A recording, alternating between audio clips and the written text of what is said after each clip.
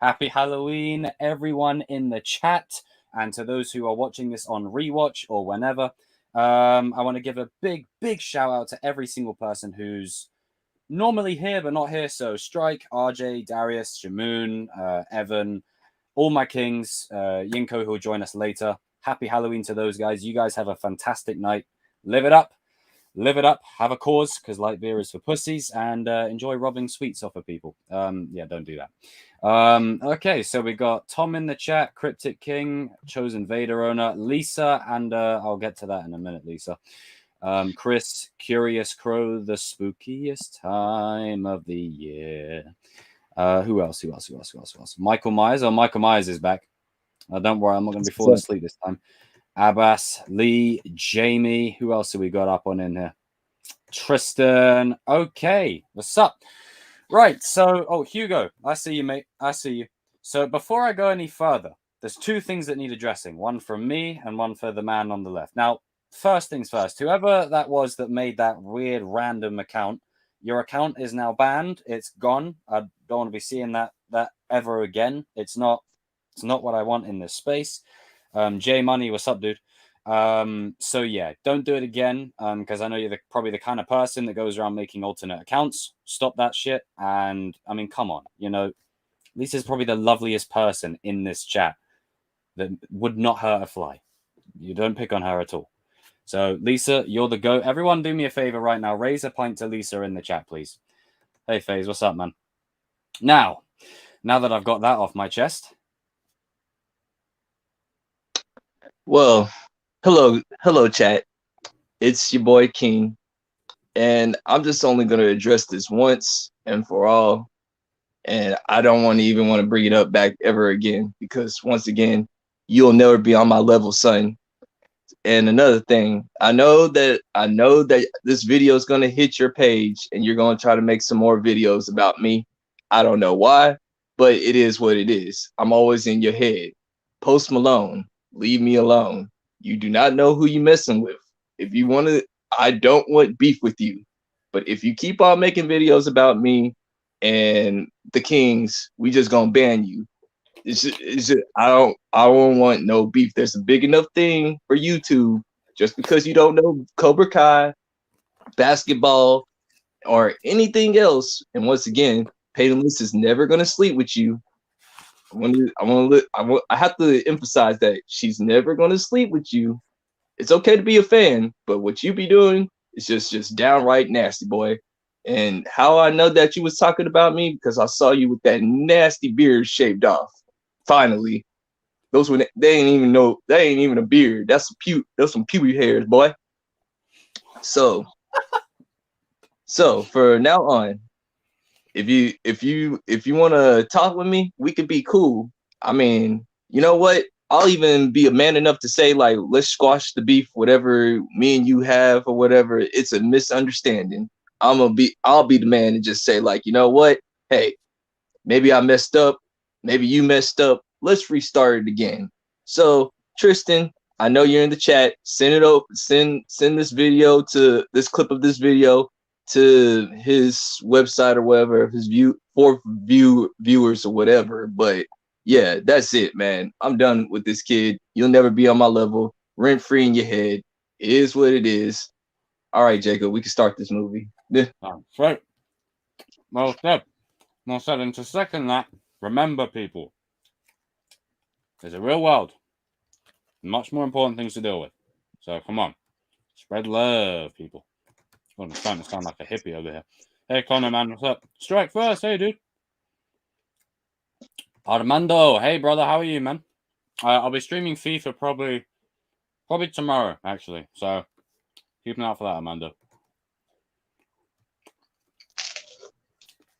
Yeah, so J Money, basically how it works is when I'm going to count us down in, and I'm going to say when we press play, and then you can watch along with us, and we give you our commentary over the movie, that kind of thing. So if you've got it loaded up.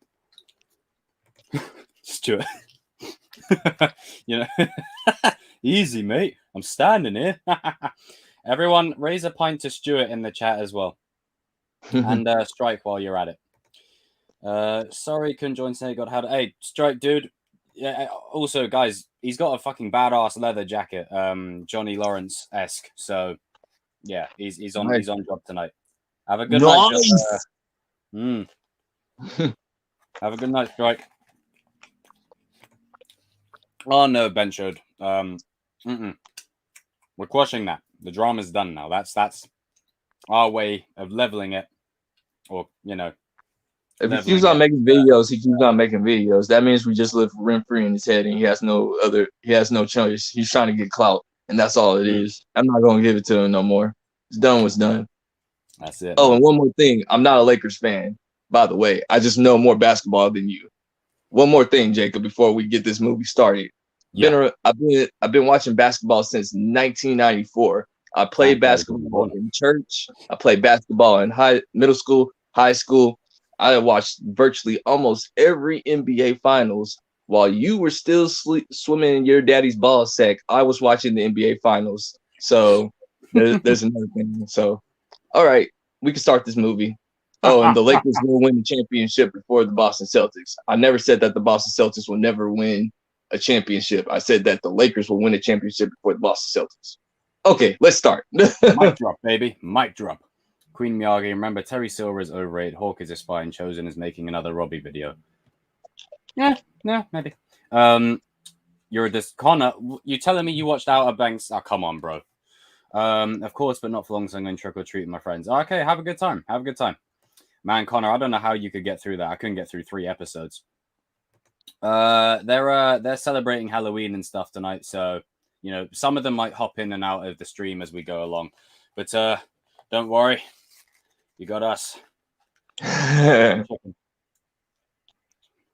you'll see them popping in and out of the stream anyway, people. Yeah. Happy Halloween, one and all. Now, King. Oh, thanks, I'm ready, Ben. man. I appreciate that. And everyone in the chat, we'll give you timestamps as we go along. In 3, 2, 1, go. And I won't be sleeping during this one as well, so yeah. Yeah. Oh man, dude, I forgot how good the soundtrack is to this opening. Yeah. Oh god, when I was with watching Halloween Kills in the cinema with Stuart, shout out to you, Stuart, by the way. The score to the Universal logo.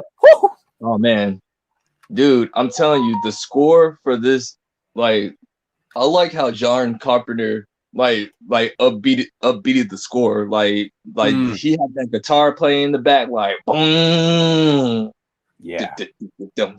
I was like, man, that's good. That's some good work right there. Yeah, it just feels like they've got the classic theme, but they've kind of given it like a modern-y, like Hans Zimmer-esque kind of beat. Yeah, see, we've started, pal. We're just at the intros of the movie, but yeah. Oh man, and then like with the way Halloween Kills opens up as well, and they've got the choir singing on the theme as well. Yeah. I know like Blumhouse, like they're showing the most respect to the fans. Like they're trying to do their best as much as they can, and I think like some of the fans are just being like Star Wars fans, and like nothing's ever good enough. Absolutely. I'm like, see that compared to all the other Halloween movies that we got, these last 2 have been good. They've been good. You don't have Busta Rhymes saying trick or treat, motherfucker. Like, don't get me Chosen Vader, and we're on the part where it's got the eyes. How many minutes is it in? I think 1 minute 54, approaching 2 minutes. Yeah. But like with Halloween Kills, like the characters do stupid they do stupid shit. Like most of them are asking to get killed. But overall, the movie itself, it was a fun watch. Like I'd say 2018 is a better movie, but Kills I enjoy watching more. Yeah. But I think Halloween fans need to take into consideration that 4 to 6 exist. I mean, yeah. Oh, that's all you got to say.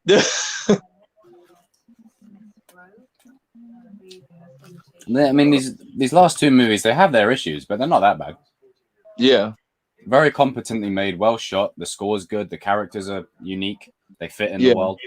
and Michael's treated with respect. Yeah. Okay. And also, what was wrong with your UK people in this movie, man? Why do they want to go meet Michael Myers? How can I I thought say you guys that were pretty smart. we're a curious bunch of people. I mean, if it was me personally, I wouldn't have gone. I wouldn't have done it. Entertainment. I wouldn't know. I would be like, if someone offered me $1 million, I still wouldn't do it. I'd be like, nah, hell no. I mean, this dude killed his sister for no reason. Oh, hey, Top Shot, what's up, my dude? Halloween 3 is on TV tonight in the UK. Oh, what Season of the Witch? Yeah, I never watched that one. Skip that one. But I think that's because they killed off Michael and their intention was to branch it out, but it yeah, they wanted to make other movies without Michael or whatever. They had their own separate monsters or whatever. I'm at 3 minutes by now. Okay, CVO, that's roughly where we're at. We're almost at 4 minutes now. 3:49. Yeah, so they're like in the yard. Just something like they're in the yard or something like Karen that. Was the worst. Oh god, yeah, I agree. Like they knew what they were doing when they called her. They called her Karen. They knew what they were doing. Oh yeah, like, they did that on purpose. Honest trailers for Halloween Kills. You know, like they give the names to characters. Yeah. Just say Karen. That's requires no creativity. Karen, and don't get me wrong, Karen, like in the first movie, she was not annoying. She was like decent. Like you didn't even remember her most of the time because she was kind of shut up. Yeah. Like, I mean, I get her point of view in Kills and stuff, but I was just like, listen, girl, like, if you don't do that, you're on the chopping block. Yeah. Like, I already knew, like, in the beginning of the movie, I just had a vibe. You know what? She's going to end up dying, bro. Like, yeah.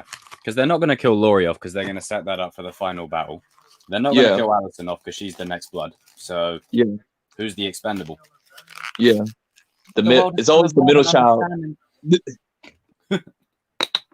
Crap. Dropping my bloody lid. Did you guys see the horror movie called Karen? Oh, is there a way? Is it? Oh, Jesus. No, it's basically just one of those movies. From the trailer, what I got is basically just one of those movies like the Friends cast is bad and the Living Single cast is good type of movies. If you catch my drift. Oh, right. Ooh. Yeah. I don't watch those type of movies. Stupid. Yeah. Me neither. I mean, I get why they come here for a podcast or something, but wouldn't they surely come here for like a TV show or a documentary or something that people could actually see? Like, yeah. But this makes me think, like, it's that mask. It's something with that mask. It has to be something with the mask that gives him his power or something. Because as soon as he saw that thing, he was like, "Yo, that's." He was standing there for how many years, and the minute that mask is there,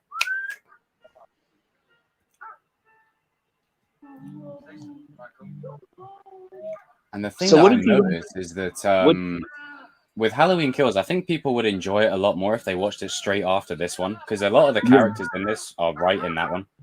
Yeah. Like a lot of the background characters, like the nurse and her husband, they're like Michael's. Like while Michael's walking around there with the kids, you got the old lady walking around. Like a lot of the characters are in this. What do you think? What do you think about them yelling in the asylum? I think it could be one of them kind of things where maybe it's for Michael's impact, or maybe it's just for the fear and trauma of they know what it is kind of thing. They probably know. They know how dangerous Michael is. And I just say I love this. Like I only binge watched the Halloween movies last year, but I think for long-time Halloween fans, this must have been so flipping sick. Like this kind of opening with the pumpkin reforming. Yeah, it's like the rebirth. Really good. Yeah. They basically just said, like, you remember 4 through 6 and H2O and Resurrections? Just forget about those. Pretend that those don't exist anymore. Yeah. And with Halloween Kills' opening, I think someone said that they counted 12 pumpkins. I think that's how many movies there are. Wow. So it's like a Myers verse kind of thing. So Yeah. if you still like them, then they're there in some way. I agree, Stuart. I think I know we were talking about it last week, but I really hope in the Halloween Ends that they both kill Go each out other. Yeah. Because like it starts to get unbelievable again if like Michael is still killing like at the age of 80. Yeah. Like, because there's going to be a 4-year jump. I think it could be one of them kind of things where he's weak. Like, maybe he's just weaker. Yeah. But I don't know. With the way he was at the end of Kills, seems like he's even stronger. So, yeah. I don't know, man. I think like when it comes down to the final battle, I think Allison like is gonna has to do the hardest role is to kill her grandma, because like she's probably gonna be holding Michael down or something like that, and she basically just said like, do it. You know what you trained for. Yep. Type of thing. I think that's how it's gonna go down. Oh, the opening title is so long, Sevio, because it's badass. That's why I love the opening. Wouldn't change it for the world. It's sick. That's how you know that you Spider-Man opening. And think about this, CVO. Like all those bad Halloween movies that Halloween fans had to go through. This was earned.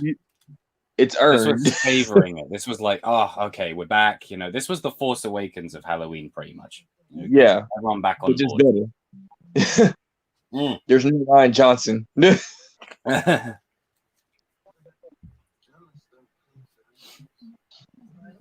Oh man. I think the correct way to watch these movies is like you watch 1978, of course, but then like with 2018, you watch Kills right after, then Ends right after. Like it's a 3-act system. Yeah. But I think people are kind of just watching it as a standard sequel. That's why people are ragging on it so much. What do you think? What do you think about Rob Zombie saying that he wants to be part of Halloween Ends? No. Mm-mm. Maybe as a cameo. Maybe as a cameo, have him get killed off by Michael or something. But other than that, because he says that he wants to help out with the creative part or something like that. Oh no, no, keep him over there. No, keep him. Listen, keep him right Jamie Lee Curtis, and what's his name? John Carpenter. They're good. They're best. They know what to do with Michael. You just stay in your lane. If it ain't broke, don't fix it. Let them finish up theirs, and then maybe John Carpenter will probably come help you with yours, because maybe you can come back for a redemption Halloween with Allison down the line or something. But just for now, let's get this 3-act play done, so that way if they butcher Michael down the line, we've got our closure. You know, we've got our closure. Yeah. That way, you've got 4 perfect Halloween movies, and Halloween 2. You've got 5 perfect Halloween movies. So if they butcher it, you've always got these 5. Yeah. And H2O has some redeeming stuff. Yeah, because that's a good point. No, Connor. Michael is not going to have a redemption arc. I do not want this guy being redeemed at all. There's nothing redemptive about him. I'm gonna redeem Laurie. I'm gonna redeem Laurie. Do you guys like Michael to speak in Halloween Ends? I hope he doesn't. Not a long sentence. Maybe a word or something, but I don't know. It's not too essential for me. I don't want him to speak at all. I feel like it's better when he doesn't speak. Yeah. I think the only time he'll probably speak is like if he gets his mask taken away from him and then he gets stabbed or something like that. Yeah. Because he doesn't speak, but you can just tell by his body language and his movements. Like they're saying more than what his words would. You know when he kills Cameron in Kills? Like after he slams him with the banisters and like he's saying to Allison, "Oh, you love this guy. Okay, I'm gonna just make you watch as I batter him incessantly." And she's like, "Leave him alone." Okay, I'll come after you. Ha! Psych. Bam. Yeah. He's He's and you know he's like got a massive grin under that mask. yeah. Basically, that's all he did was Yeah. Like someone needs to make an edit of that scene with like Cameron getting bashed around and just like. Yeah. But I kind of wish Cameron would have stayed alive because Me then too. he could get his revenge for his dad, though. They should have had Cameron survive and kill him in ends. Yeah. Not kill Michael, but Michael kill him. Yeah. Same with Tommy. Like they should have kept them two. Those are the only two that I'd say. Okay, maybe you should have. And Vicky's still alive. Yeah, maybe just like okay, they're a bit too many kills. Yeah. I hope Tommy does survive. Like, you know, Michael thinks he's dead or something like that, and he's like, well, nah, he can't survive because he like literally took that bat and smashed his head. And that's the thing, like Michael doesn't say anything, but he holds the bat above Tommy like this. He holds it like this. Like he's enjoying about to whack him with it. Yeah. My turn. Yeah, my turn. Bloody Negan's his ass. Yeah. And Sheriff Brackett gets killed. Basically all the kids from the original are dead except Lindsay. Yeah. You got what's that? Oh, Loomis's wife, she's dead. Yeah. So yeah, it's just Lindsay, Rory, and Allison left, and Hawkins. Yeah. I love what this movie did with Laurie. Like they didn't make her like a damsel in distress. They basically so it's like what they do with Sydney and Scream. They make her like a badass, but they give her all this development. Mm-hmm.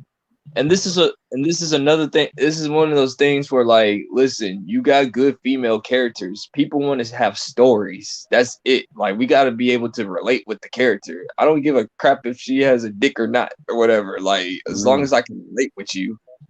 Like, Laurie, yeah, Laurie, when she dies or whatever, I mean, when she went fighting Michael Myers, that's exactly how you're supposed to be acting. You are mentally not 100%. I don't care what nobody says. Nah. I agree. I think it's because with Freddy and Jason, you kind of know what they're doing. Michael, you have no clue. Yeah, Michael is complex. Oh, thanks, Lisa. I'm sure Mark appreciated that.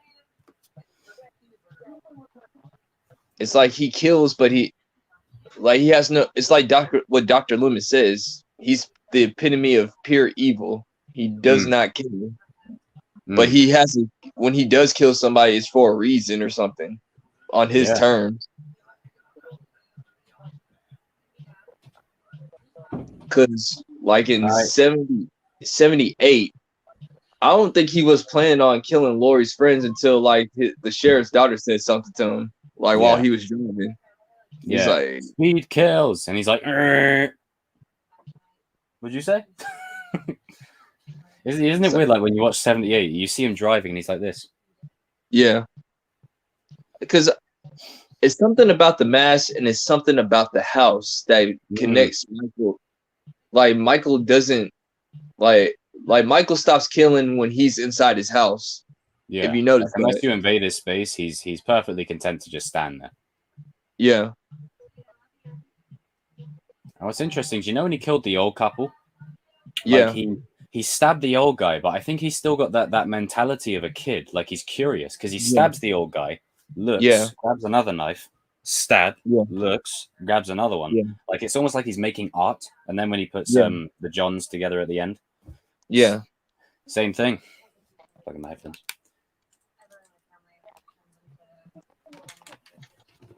I still do like how this bit kind of echoed the 78 one where they're just walking along the street.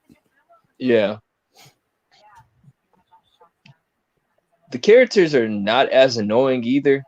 Nah. They're just kind of there. They're teenagers. Yeah. Yeah, I forgot about the dad as well. Oh yeah, the dad didn't deserve to die. Nah, he got Michael. Michael finished him off. I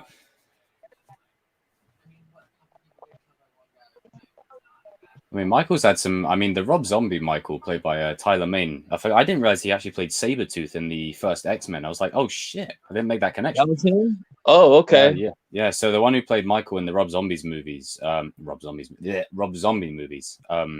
Mane, like the 7 foot guy, played Yeah, Sabretooth in the first X-Men. yeah. Yeah, That's crazy. what is that hat that he's wearing?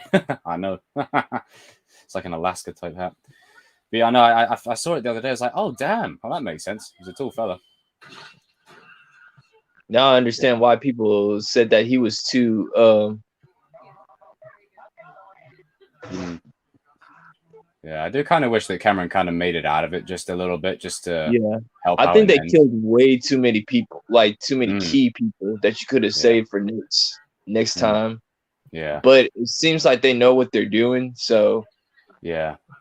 Like, because I mean, if it was me, like, I would have at least had Tommy and Cameron live, at least them two. yeah, But I think they yeah. definitely got a bit happy. Just let's kill it. Let's just kill Or everyone. like they're injured. Like they lost the battle. They know that they lost the battle against Michael. Oh, hey Evan, what's up, man? You think Michael's gonna kill the sheriff? I think if anything, it will come down to Lindsay will probably die halfway through the film. I think, I think the sheriff Hawkins. I think it's weird because Hawkins is in the 1978 film, but he's not in it. If that makes sense, like they're kind of retroactively. That's a good retcon. Yeah. So they've got him. I think him and Laurie will be like fighting Michael by themselves in like a house or something. Yeah. Hawkins will try and hold him off. He'll go down, and then it will be between Laurie and Michael, and then Allison will have to probably watch from afar. Yeah. I love that. Laurie standing there like Michael. Yeah.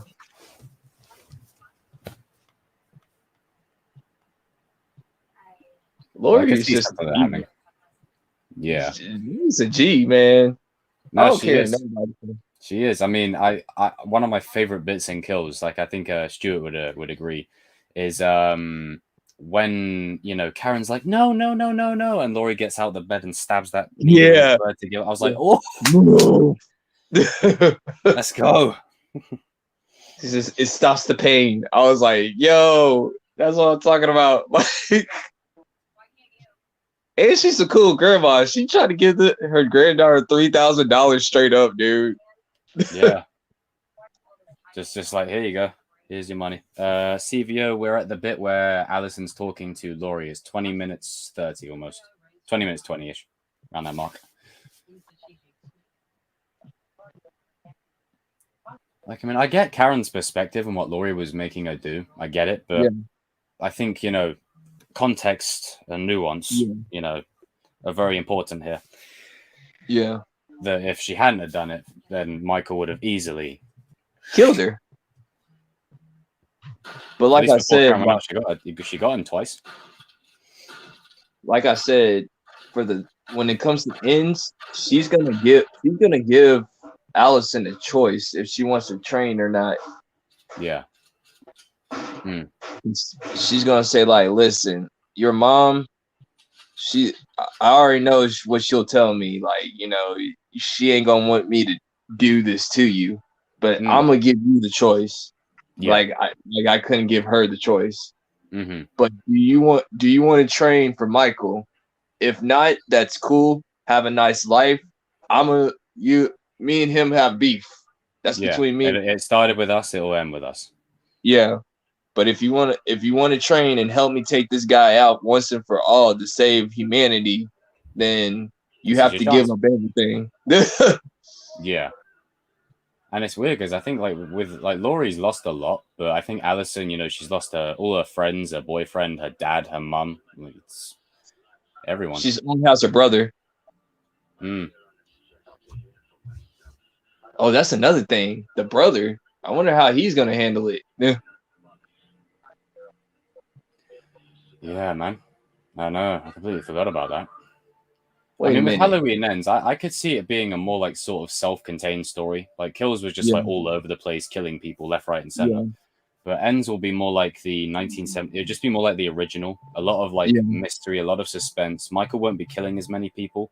There'll be a lot of like ambiguity. Hey, Yinko, what's up, man? Do you think that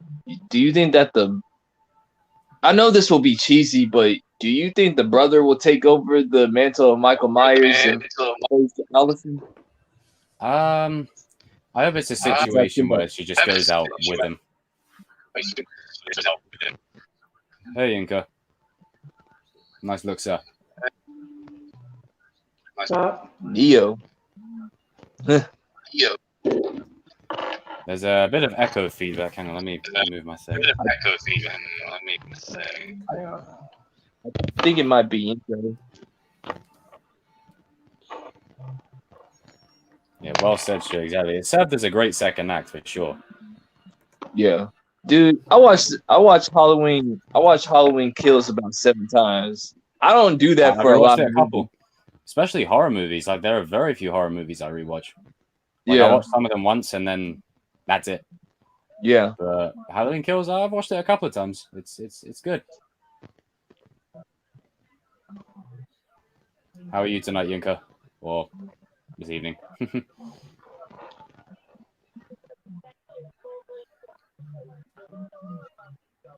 I think he's breaking up. Maybe try loading back in and load out and load back in, Yinka. Maybe it's like a StreamYard issue thing. Yeah. Sometimes it does that. Looking like an FBI agent. Thought he was Neo for a minute. Yeah, man. He's the true chosen one. Yeah. Oh man. I tell you, man, like Kills it. You know, like the minute Michael emerges, yeah, in the restaurant scene, CBO, the minute Michael emerges from the house on fire and he has the pole and he just, all right, yeah, let's go. All right, I'm hot. I've been burned to death. I've been shot. All you guys gotta die. Because I think that's the thing. Like Michael, normally he's like a shark, like he hunts and stalks his prey, but you got to take into account this guy just literally almost got burned alive, beaten the shit out of by 3 ladies. Like he's pissed. Like he's like, you know, okay, I'm pissed off. I'm just gonna go around killing everyone now. All you guys gotta die now. All of you. It was just nice to kind of see Michael just fully unload. Yeah.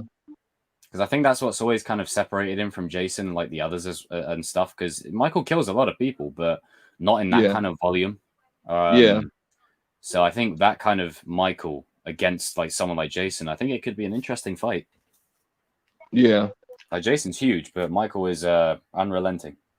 Yeah. He doesn't give up. Nope. I feel like it's one of them kind of things where physical damage isn't going to be what beats him. Yeah. I think it like we were talking about, I think if you take the mask away from Michael, that's his weakness. That's his kryptonite. Like you saw how when she took his mask, he just like started to get into panic mode. Like, yo, hey, stop playing around. Give me back my mask. Like, you know. Yeah, and he was actually walking faster when Karen had his mask as well. Like he was walking a lot faster. Yeah, he was like, "Yo, stop playing! Like, stop playing! Like, this is not no game." It's like, hey, come here, stop it! About to come kill your ass. But like when she threw the mask on the floor, and then like you know, the gang just rolled up. I was like, "Yo!" And then not to mention the bit where he looks at them, mask on, and then he's like, "Okay, who's gonna strike first?" I was like, "Yeah." You hear the theme song, boom. Soundtrack's so good in that scene. It's like, it's like, yeah, he's just like, oh yeah, yeah. Like, I saw that there'll be a time jump.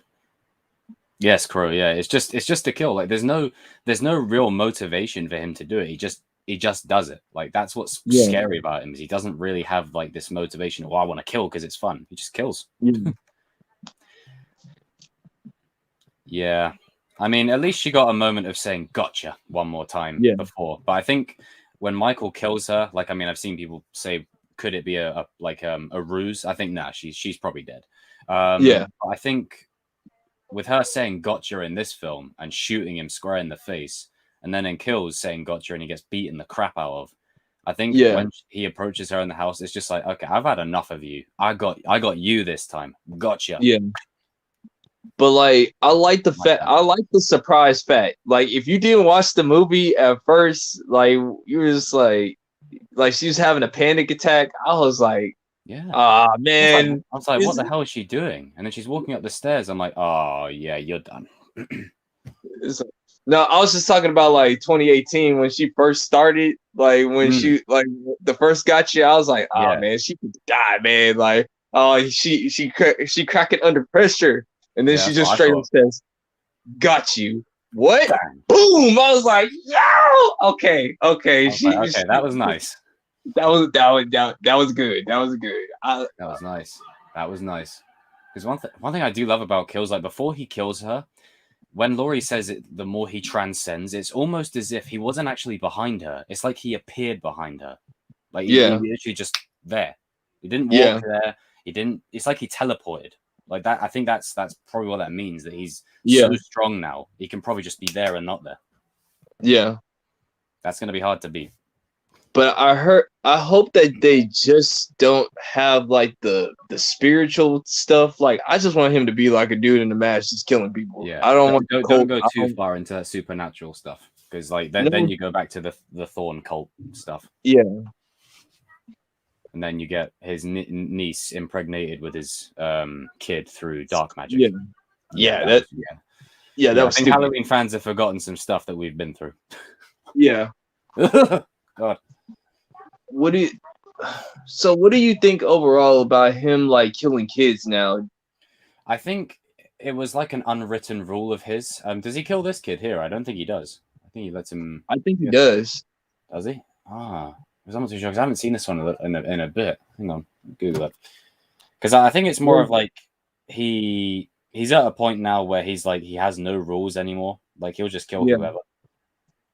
Well, he won't Um, kill babies. yeah. That's it. Hmm. Also, America ain't gonna let him to do that either. I think we got like a rule. There's like rules for American horror movies or whatever. Like you can't You like can't kill show it. children. Yeah, you can't show people killing children or whatever. You Mm, can't show people killing babies or whatever like that. yeah. Yeah, I've noticed that because I mean, when he kills that kid and kills, one of the trick or treating kids, Yeah, um, it was you off just see that screen. mask covered in blood. It's an off-screen Yeah. kill. Let's try and see if I can find whoever this kid's playing. See if I can get some context.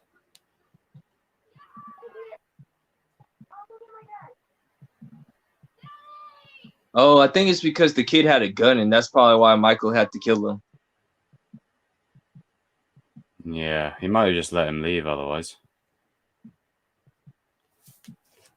Or he just happened to just stumble across him at the wrong time. Shoots Loomis, for God's sake. Well, the Loomis wannabe. Evil Loomis. That's what I call him. Evil Loomis. Evil Loomis. I mean, that's how Dr. Loomis does it, man. I mean, if Dr. Loomis was still alive, he would have killed it. He would have killed all Evil Loomis though. Oh yeah, It's he like, does you kill him, doesn't he? I moron. completely forgot. How do you have like? See, he's bashing the kid's head. Oh, Queen Miyagi in the chat says R.I.P. Dennis. Oh yeah, that's the kid with the skull mask that he kills. Yeah, he kills him. Oh damn. Okay, well, maybe his Well, his rules have gone out the window. I don't know if he kills him. I think he just knocks him out. Hmm.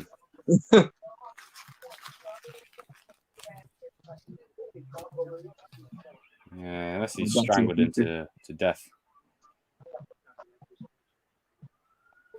Halloween 20. Unless he just knocked him out and then threw him out.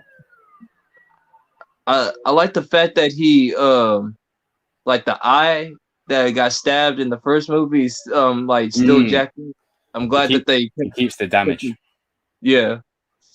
Still missing his fingers as well. Yeah. I think that maybe that's the key. Just chop all his fingers off completely and then, cut his arms off.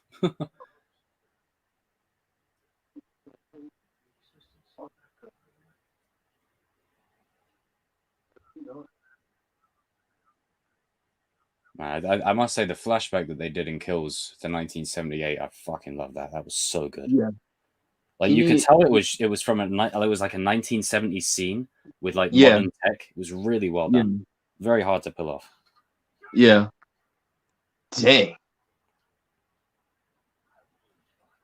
I've been shot.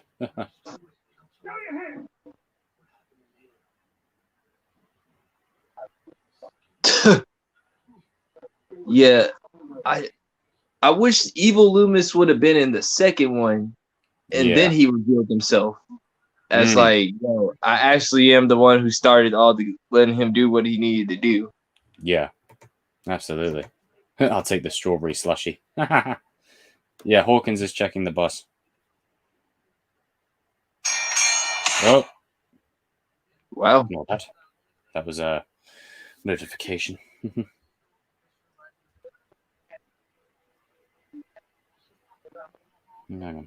Yo, I just noticed. Yeah, the kid's name was Kevin. He gets his neck broken against the car window, so yeah, he kills him. Okay. Yo, the lady that's the old woman. Lady, yeah, it's the old woman. Yep, she's here. Like I noticed that through Instagram today. Someone like made that comparison. I was like, see, like you've got to watch Kills like right after 2018. It's like because all the characters that are in the background bleed into that one. Yeah. Yeah, she's like, what the hell are you looking at? Yeah, Michael's like, yeah, I'm gonna kill you in the next movie. I'm not gonna kill you now. Yeah. And then we got this sheriff guy as well. He's still around. Yeah. I do wish with Kills that they really explored with more of the mob going after Michael just a little bit more. Yeah. And I need the sheriffs to like take it seriously because obviously he didn't. He thought it was just some dude in a mask, just like killing like a couple of people here and there. He didn't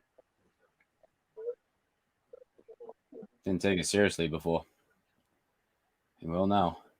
And then everybody kept on telling him, "Dude, you don't understand. You must not be around here from these parts.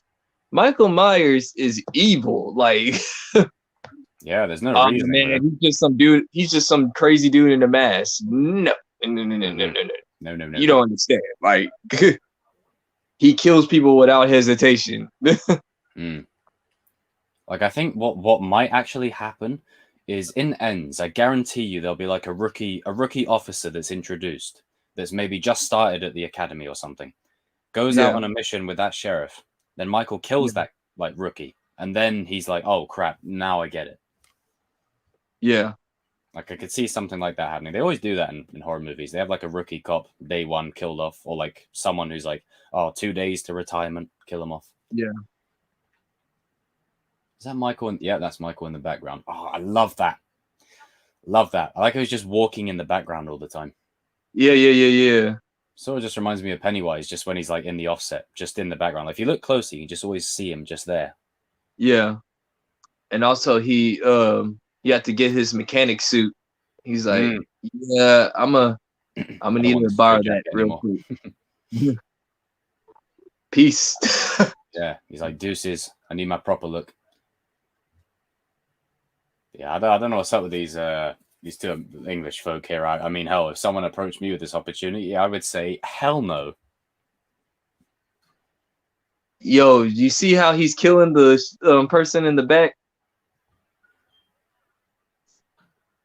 And I like that. Like it's off screen, but it's like if you really like pay attention to it, it's like, oh shit, there it is. Like it's the level of detail. Like you know, it's sometimes why I love rewatching stuff because like you don't always catch it at first glance, but sometimes you're like, oh shit, I didn't notice that before. Oh, but even the lady, the church lady was saying like, yo, you realize there's an inmate that just went inside. Like she was trying to give him the look, and he was too stupid to understand. Like too stupid to clock it. Yeah. Jesus. Fucking Michael. Hey, TCK, bro. Happy Halloween to you too, man. Have a bag of Skittles. Like, this is why films like this need to be watched in the cinema, because like stuff like that you'll pick up on because it's a bigger screen. You'll be like, oh shit, I see him in the background. Yeah. I'm not gonna Something lie. else. The first time I watched this movie, I watched it on the links or whatever. So, cause like I was just nervous about it. Like Yeah. that's basically what it was. I was like nervous about it, but then after that, I was like, oh man, this movie's good. I'm gonna get the Blu-ray to it. Mm. Yeah. Yeah. I mean, this is like where we've been at with the Halloween movies. I mean, and I'm only a newbie, so I can only imagine like 1978, and then you consecutively get a film every 2 or 3 years that is just arse. Man, his jaw is split. Damn, no wonder he's got all the teeth. You know. Oh yeah, like when he dropped the. At first, I thought those were just like pebbles, and then like I rewatched the movie again. Yo, he took the man's teeth, his whole entire jaw. Mm. I mean, I like how Michael just stands there for like a minute, just like, okay, I'm just gonna stand out here for a second. See, I wish he would have survived too. Yeah, it would have been nice to have had some of them just kind of like lead up to the main one. Yeah, she's about to get her ass killed. No worries, Yinka. All he really wanted to do was just give me the car keys. That's all he wanted. Yeah. But since he doesn't talk, Because he didn't say anything. I mean, all she had to just drop the keys. Yeah, nice, kick him, good. Get that would have been funny. Britain. That would have been funny if he would have just dropped the keys and just like, just knock her out or whatever, and then just walk off or something. Walk off, yeah. Seemed that she didn't say anything. This is like if Doctor Who was a Halloween movie. Yeah. Like I like how you see his face, but you don't see it. Yeah. Man, this guy gets the shit beaten out of him. Poor dude. Jesus. Man, if I was her, I would have got out there and got out of there by now. Do you think Michael Myers can take on any of the street level Marvel and DC characters? Like, but to be honest, Tristan, I think he could take out most of them. Like, there's how do you kill him? Like, now, if he was just like, if he didn't have the contract that he like, you can't see him die on screen, then Michael would get worked by all the heroes. But people like Superman would absolutely wax him. But yeah, Superman will just throw him in space, throw him in the sun or something. Yeah. Oh, okay. I know how to get rid of this guy. I mean, unless Michael Myers has some kryptonite knife somewhere. Yeah. Oh God, could you imagine? Oh God, he'd have like a kryptonite knife and stab Superman. Dude, like the street level ones for sure, but any of the cosmics, no. I love the fact that he just like when he got the mask and he just like looked at it for a hot minute. He was like, "I finally got you back. It's been 40 plus years." Yeah, he's just like, I've been waiting for this. Yeah, see if you're over at the same bit. No worries, Abbas. Deleted scene in 2018 where Michael hanged a dog. Jesus. Like, oh, I'll say this: the dog that speaking of dogs, the dog that he kills in the 1978 film, the one that's barking at him, and then you just see him holding the dog. You see that dog's body in Kills on the floor in the house. Yeah, he killed an animal. That's a nice thing. I felt so bad for the poor dog. But yeah, I didn't know there was a deleted scene where he killed a dog in this one. I suppose that was like a reference to the original. Yo, I just love the fact that Lori, when she found out on the news, she's like, "Oh nah, he got out just like I predicted." I've been waiting for this. Bring on the purge. I'll never forget when I saw that trailer where like that's what encouraged me to watch the movies is like she didn't strike me as the one that's like, oh, he's back. She was like, so I could kill him. Like, you know, why would you want him to be out? So I could kill him. Like, I was like, oh, nice. Hell yeah. Take the fight to the arsehole. Dude, I just love the fact that she snuck up in the house.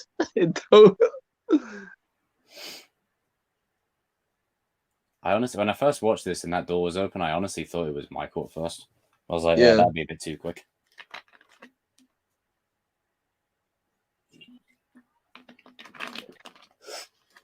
Bang. It's crazy that Laurie knows how to do Michael Myers movements. Mm, She's like the good version of Michael. yeah. Something that's like a yin and yang, a balance. Yeah. Yeah, gotcha. That was a test and she failed. Yeah. I love that. I love how she just straps up. She's just like, yeah, give me my gun. Let's go. I hope they do something similar for Scream 5. No, you gotta make it your own movie, man. Like, don't copy too much. Just the vibe. Just the vibe. Yeah. But Dewey's definitely dead in that movie for sure. Oh, sorry, Yinko.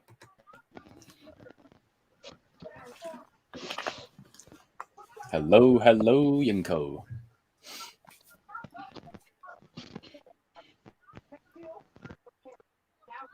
Yo, Lori was ready, man.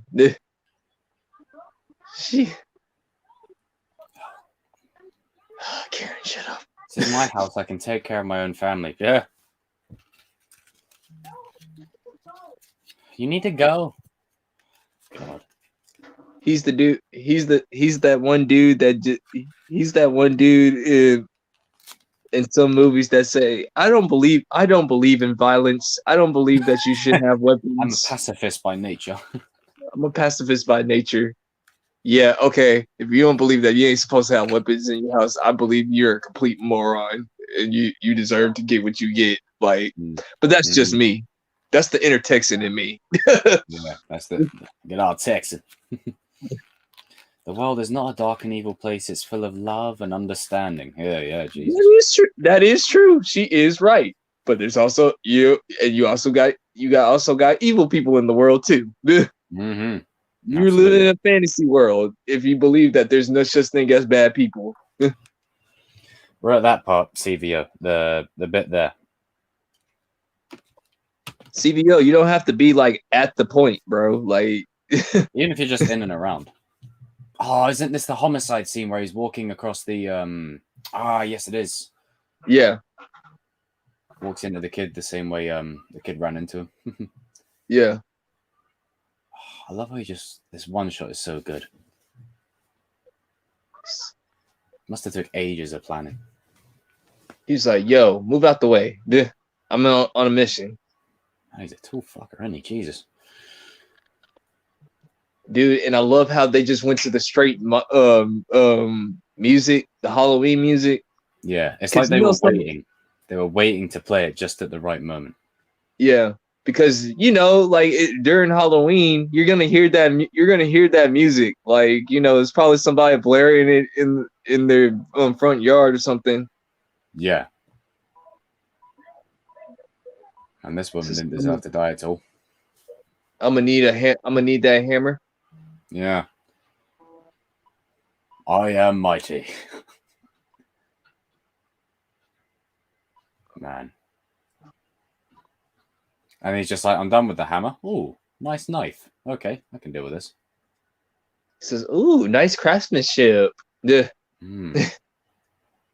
heard about these. Man, this one shot must have taken them ages. I bet they had to reshoot this multiple times.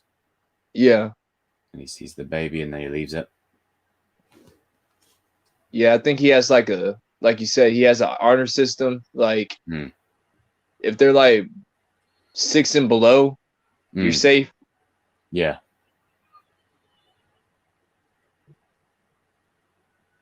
Anything other than that, you're fair game. Or if you like,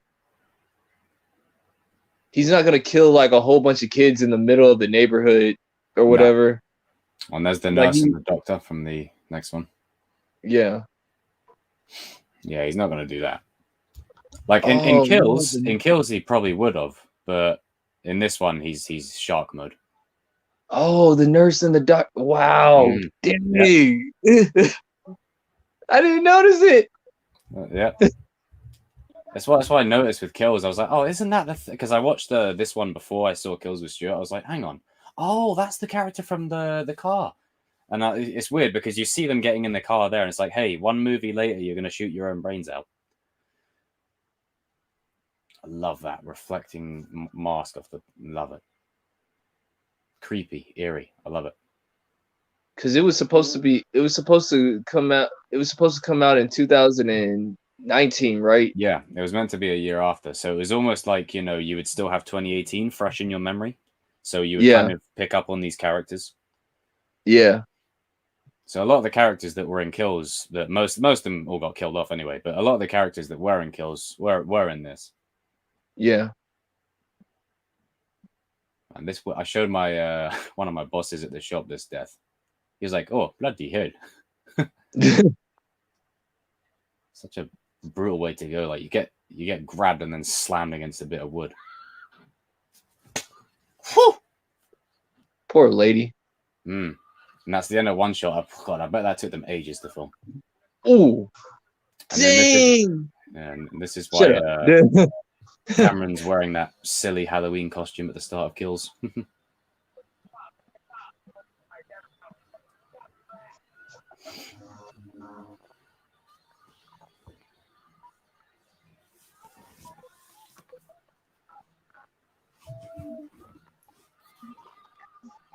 Yeah, I mean, Cameron was a jerk in this movie, but I kind of wish they did more of him. But yeah, at least he died doing something, I guess. Yeah. Because there's a deleted scene, I think, of someone getting up in his grill, one of the police officers or something. A little bit of character development. But I didn't realize till Kills that his father was Buddy Lonnie. Yeah. And that's the kid, the babysitting Oh, yeah, kid. that kid, When he was brought funny, back, you see him in Kills. He's on the TV. He's like, "Man, she was my favorite babysitter." She said, like, I know what you be looking up on your history. Man, fuck you.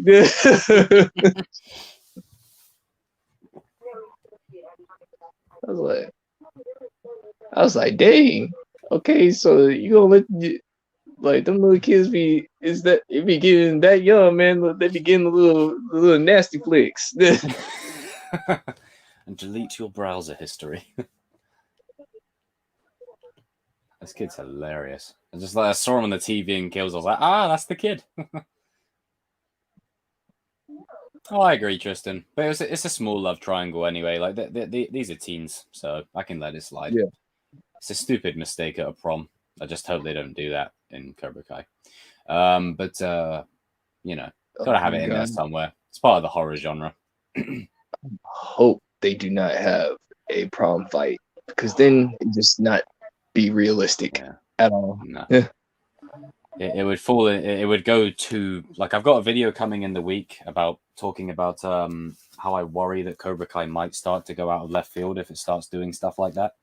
Yeah. So, I hope that that video will put some gravitas on the situation. Yeah. Yeah. Like, I hope if, like, with the All Valley, when it happens, like, have the senseis maybe fight, but maybe not the students, if you see what I mean, because we just had them fight. Maybe the senseis, but not like a all-out school fight or house brawl, because then the police aren't just trash; they're just straight up stupid. And also, like, if they do have a parking lot brawl, make sure, like, it's not like everybody fighting. Just like you said, let the senseis fight. Let the senseis. Because if you're telling me that there's not gonna be no police officers out there, and like all those cars, because it's gonna have like some damaged cars outside. Yeah, you're telling me that the police fight, like, after it, there was like serious repercussions, like for all the students involved and stuff. So you got to keep that grounded nature in it. Otherwise, it could get too much. Like, each finale will have some kind of big fight anyway. So I see the All Valley happening. That'll be where the kids get their shine. Robbie gets the dub, and then the senseis fight outside. Yeah. Cameron, you naughty bastard. Tut, tut, tut. Poor Cameron. Naughty, naughty. The wonderful thing about Tigers, Tigger is the most wonderful thing. TTFN, tata for now. Yeah.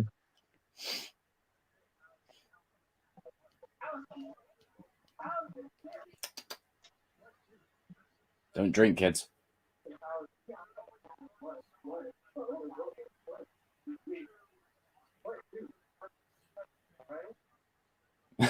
It wasn't terrible. I was like, can you go back to Lori?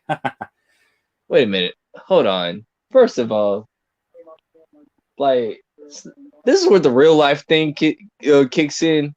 How many girls would not even care if another dude is drinking? I'm throwing it out there. Like I know there's some, but like I'm just saying, like that ain't realistic. But okay. Yeah, that one's a bit of the. You just throw the phone in the bloody.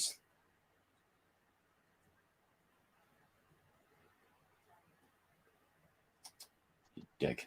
Oh, he's thinking, oh, it's my chance. No. Oh, he was trying to get some. He was trying to get some, man. Trying to move. Evan says, we know it's going to be an all-out brawl, but what is the massive cliffhanger? Kreese turns on Silver. Like, I mean, well, this is the thing. This is, season 4 is going to have an ending similar to season 2. Like, no one's going to be put in a coma, but it's going to be left on a moment where, oh man, if I tell you what, if they do this, I don't know whether I'll hate it or whether I'll love it. If like Robbie sides with the good guys again, and then it cuts to black. Because I want to know, like, because that's why I have a vibe. It's gonna be Sam and Robbie in the finals. Because why is Kreese and Johnny talking at the end? You know what I'm saying? Yeah, just lines up perfectly. Like it's too much of like when Miguel gets back to full strength, season 5 and 6, he's going to be in every major fight kicking ass because he's the main guy in it. So this is like their one chance to really do something like this, and the emotional weight of Sam and Robbie, you gotta drive it home. Yeah. Even if it's in the semis, even if it's at the semis and they have Hawk and Robbie in the finals, even that, like, that's cool with me. Yeah. But you got to have Robbie and Sam fight in some way. Yeah. Oh, got the traditional Halloween, interesting fun. He didn't get no fun that night. But Kylo Ren and Gwen Stacy over here. He crossed the multiverse. He stole Peter's girl.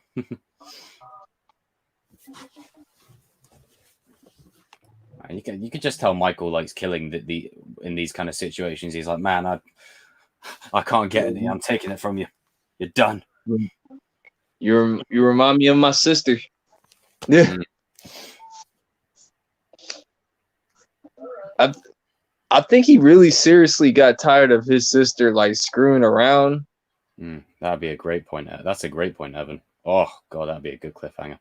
Oh, you're off, Stuart. Oh, good night, Stuart. Everyone raise a point to Stuart in the chat. Get some good rest, my brother. Stuart. Yeah, I could totally see something like that happening. Yaro says, I hope Robbie stays and tries to embrace the good of Cobra Kai. Well, this is the thing. Like, I mean, his redemption won't be necessarily him leaving Cobra Kai. It could be anything. Yeah. I think he will keep have a significant moment, though. I think he's gonna stay in Cobra Kai because like he has to protect Kenny. It's one of those type of things.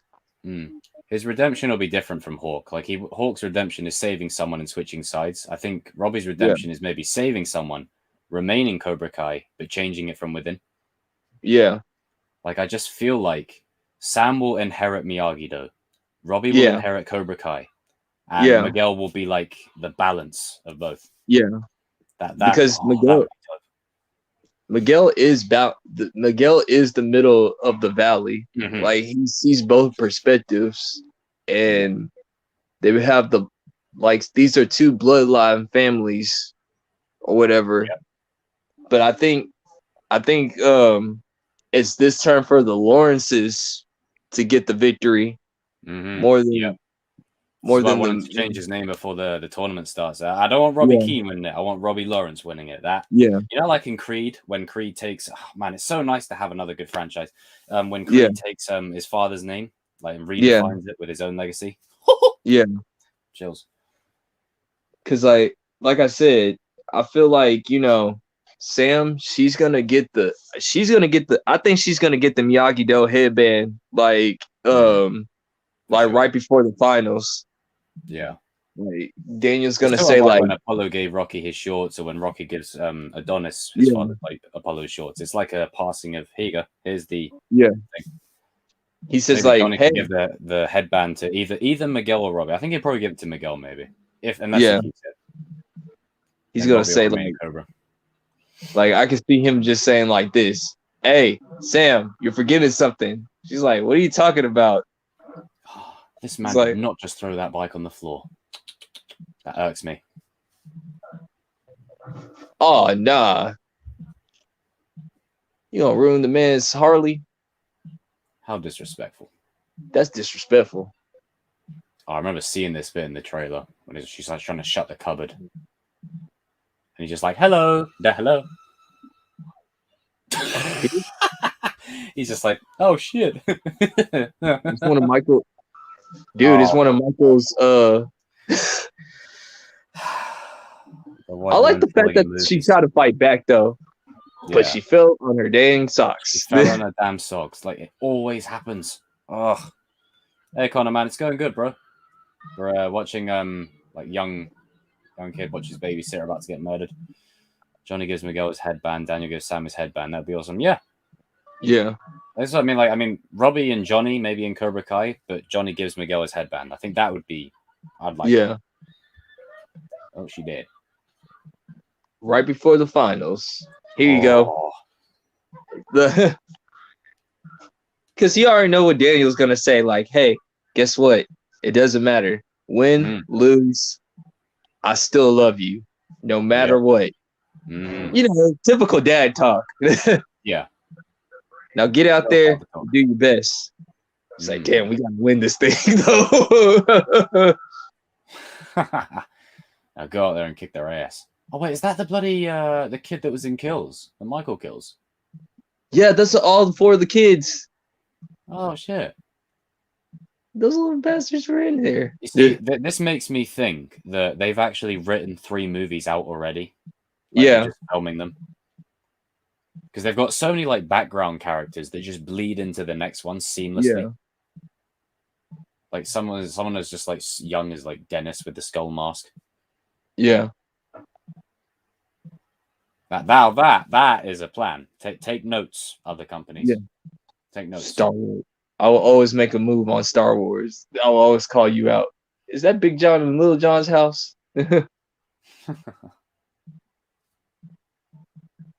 keep forgetting it still because Kills is the same night as this as well. I know. Yeah. Man, I'm tempted to watch Kills right after, man. Yeah. Yeah, sorely tempted to watch Kills right after.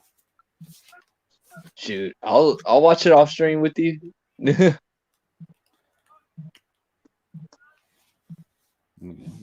Yeah, I got a couple of videos lined up this week, and I've got some Halloween Kills videos planned.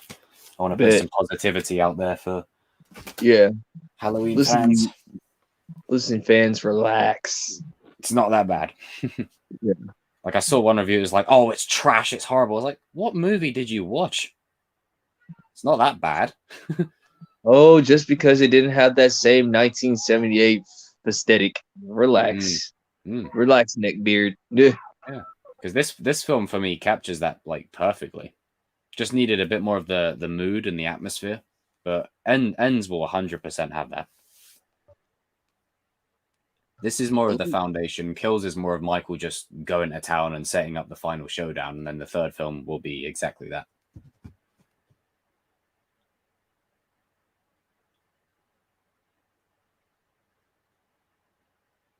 He'll even put the pumpkin in the fish tank. I love the references with the ghost thing, what he did. What he did, yeah. Oh, hey, Mustang, what's up? How are you?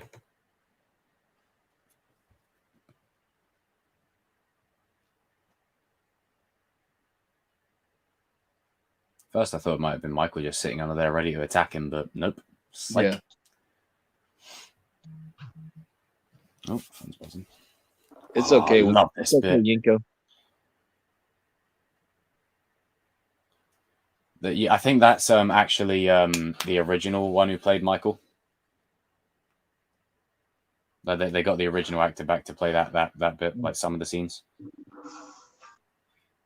Like for most of the physical work, they have James Jude Courtney do it, but for Dude, I love the fact that I like the fact that they redid the same scene in Halloween Kills. He's like, Michael, doom, doom, doom. Mm-hmm. Yeah. Oh, got a shot on him. Boom.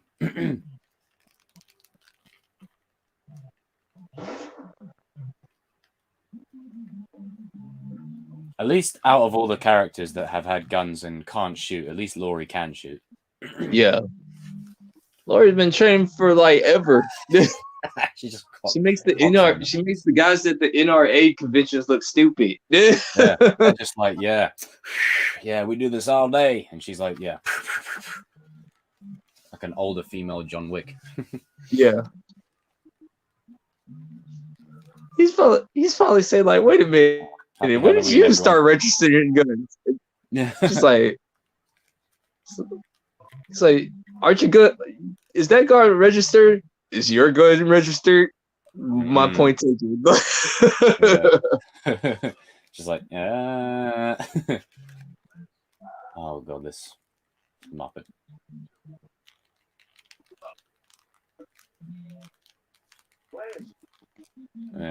You're good, but you're not quite Loomis. Evil Loomis. Evil Loomis. Literally looks like he's out of Frankenstein or something. Yeah.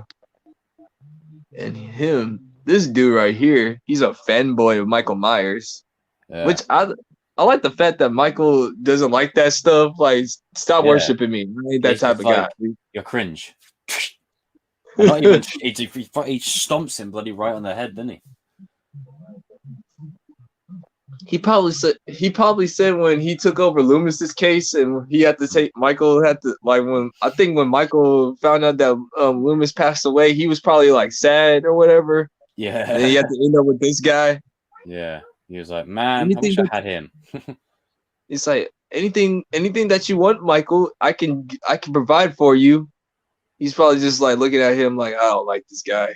But if I ever manage to break out of this thing, I promise I'm gonna kill him first. Like, yeah, I'm probably gonna kill him. Yeah. Just annoying as hell. Like, is it like we aren't at that bit yet? But when he's in the car and he could go after Allison, she's right there. He's like, yeah, you know what? You may be the daughter of her, but I like her more than this guy. Yeah. Because I will kind of love if they flash back on what this guy was doing in the asylum while Michael was in there. Because I think it went Dom or Michael. Oh, that'd be Dom easy. You just drive his Charger into him. Carry on. No, I was just saying, like, if because Michael will probably like when Michael was hanging with Loomis, I think Michael actually liked those sessions with Loomis, I believe. Yeah. Loomis didn't like him, but he didn't like Loomis, but I don't know. It's a weird relationship.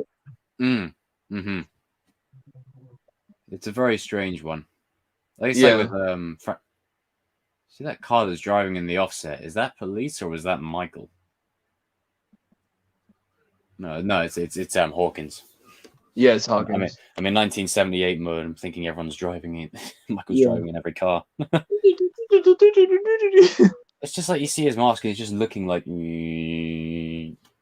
Just ignore the man with the white William Shatner mask. Yeah, just ignore him. This dude literally looks like he could be in a Frankenstein movie. Yeah. But yeah, this dude, he was probably messing with Michael a lot in the asylum. It's like, Michael, are you hungry? It's like, dude, leave me alone. Like, I do not like you. Where's Loomis at? Where's Loomis? He was more understanding. He's just like, ooh, you want some food?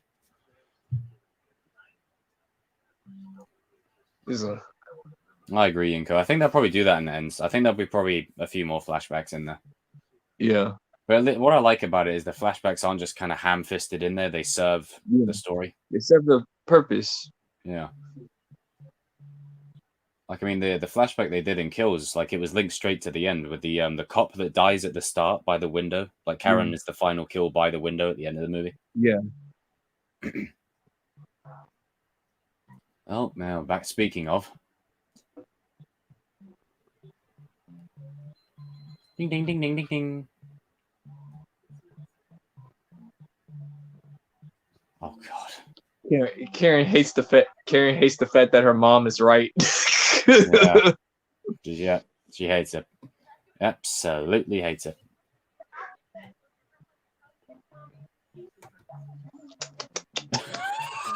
Look at this comment.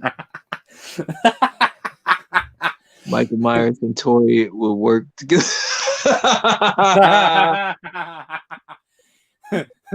I mean, this ends tonight. He's not much of the "this ends tonight" kind of person, but he's more of "I'll show you it ends tonight." Yeah. This dude right here. Yeah, he's like, "Oh, I've got my opening. I'm gonna try and yeah." He's a scumbag, bro. It was like he's one of those dudes that, like, when you try to go in for it, but she don't like you back. Yeah. Friend zone. Seems like such a lovely dude as well, but he's just like, I'm abiding my time. I'm gonna wait here. I'm gonna make my move. Friend zone.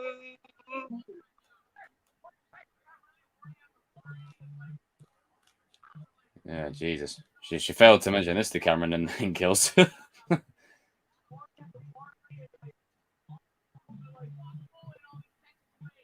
And then Michael just in the background there. That was sick. That was funny that Michael was like saying like you. He says like he was like in the back saying like dude. He was thinking, you got blue ball badly. This is sad. He's like, I'm gonna just stand here and listen to what you have to say first, and then I'm gonna put you out your misery. Just stands there looking at him for like a good few minutes. He's probably saying like, huh. That's what I love about Michael. Like, he doesn't run, but he'll catch you eventually. Yeah.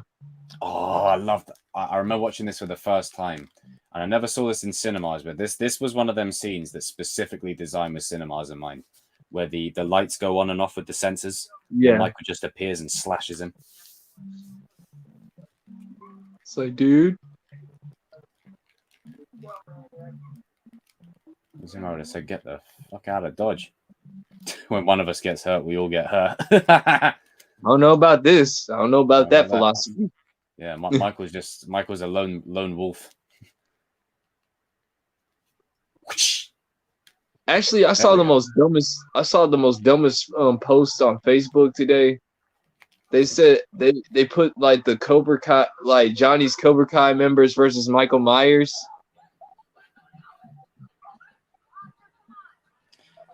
Yeah, they're all gonna die. Yeah. I don't care how much karate that you know. Like, unless you're Busta Rhymes, you ain't making out of it. Yeah, that's what I'm saying. Busta Rhymes is the only one that could take on Michael Myers. Trick or treat, motherfucker. Why? Just the sound that he makes. Oh, yeah, and it would be a brutal death at first, but I think like he should thank Michael for stabbing him first, put him out of his misery before he put him on the gate. Yeah. That would be painful as hell.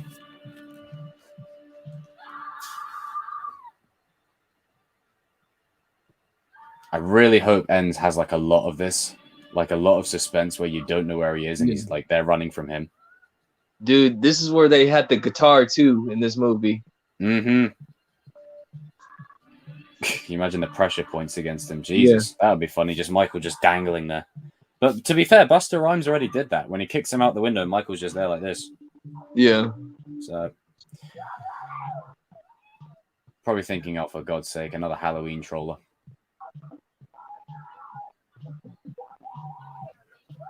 Oh, God, Karen, for God's You sake. see the back. You see the back. You see, like, if Lori was around, she's like, See, your mama failed you. Yeah. Oh my God, Karen. Damn straight, Lori. Tell her to shut up. They knew exactly what they were doing. They called her Karen. They knew. Yeah. Karen. She told Karen basically to shut the hell up. Yeah. Gotta clip that.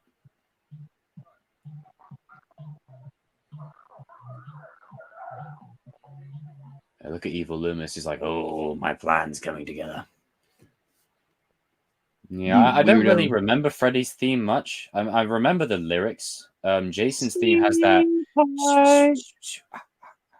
But I think Michael's theme is more Halloween. Michael is the reason why all those guys actually got movies. Let's be honest. He's the original slasher. He's not the original slasher. The original, but he's the reason why you got a lot of slasher movies that you have today. Yeah. Because they're literally copying the blueprint from Halloween. Majority of them. There's a theory that Michael likes Allison. What? Oh God! Yeah, get that? You see, this is what I mean when bad movies start happening, like Halloween 4 to 6. No, we don't need that stuff here. No, leave that over there. Her husband is like, what's going on? She's like, this is my house. This is my childhood. Yeah, they think they got a tin of oatmeal just in the corner.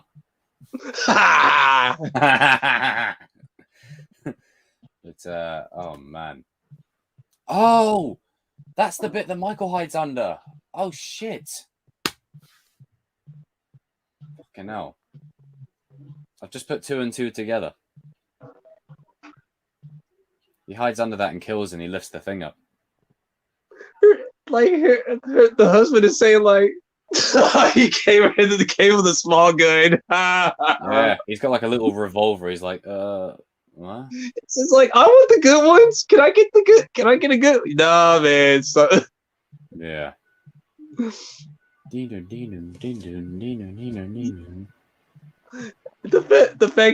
fact that Karen know, like, he was probably saying, like, you never told me about this part, like. Yeah. You never told me about this little bit. He's like, you told me that your house was you told me that your childhood was just like a little difficult. You didn't tell me that you were a trained assassin. Like, so run the bastard over. Run him over. Ugh. It would be nice if the mob could have done that, just driving some pickup trucks into him. But like, I love how kills actually picked up from this moment with when Cameron finds Hawkins. I didn't think they killed him off. I thought, nah, he was only hurt. Move out the way! I'm about to bust a cap in his ass. His mother breaks out. Oh, Leon, Supreme Son, bang, my brother. Cheers, sir. See, I did not like this alternate in Dr. Evil Loomis. It's like, it's out of nowhere. I'm like, wait a minute. No, okay. Stop. Like, well, you screwed Hawkins over bloody really well there, you bastard. But, I think Michael's like, you know what? I'm going to hunt you lot. But I agree with you lot. This guy's a real prick.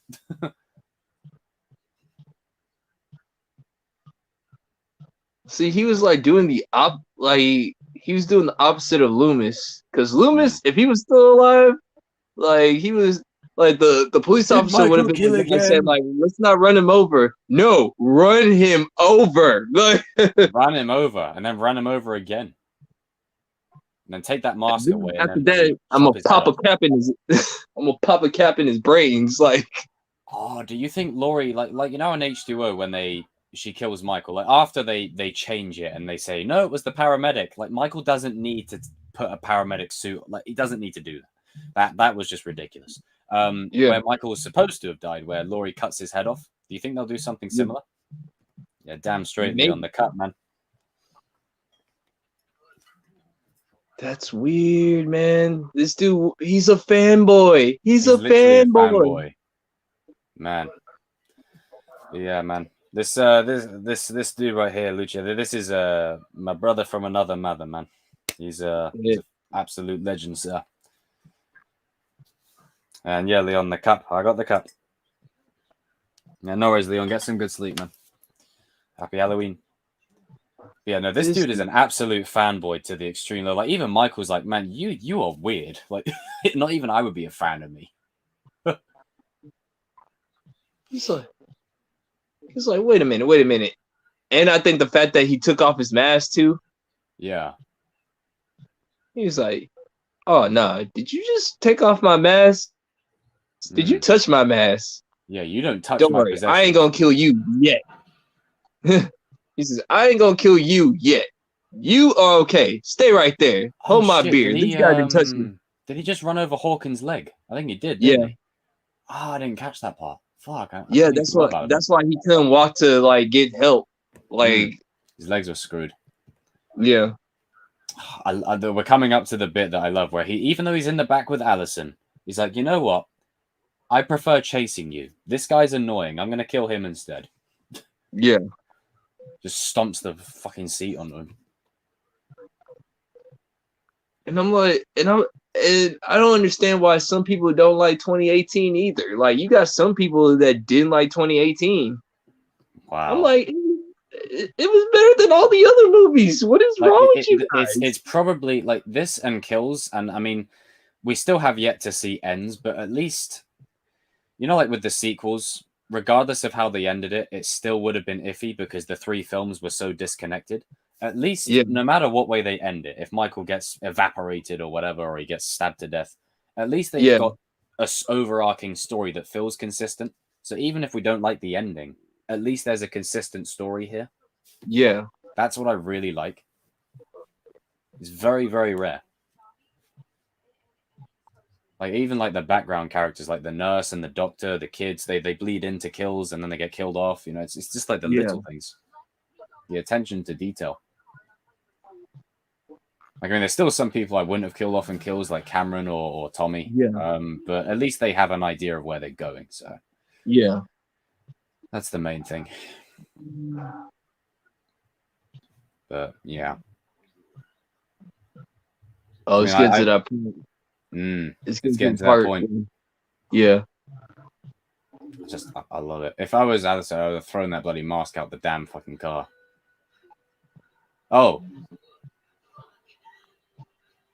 He's starting to regain his consciousness. He's like, it's that mask. It's like Dom's like Toretto necklace. It's like it's just got like imbued with like talisman power. It's to that part now. Yeah. He's like, you know what? I mean, Allison, you know, I want to kill you, but I want to kill this guy first. He touched my shit. He took my stuff. Don't take my stuff.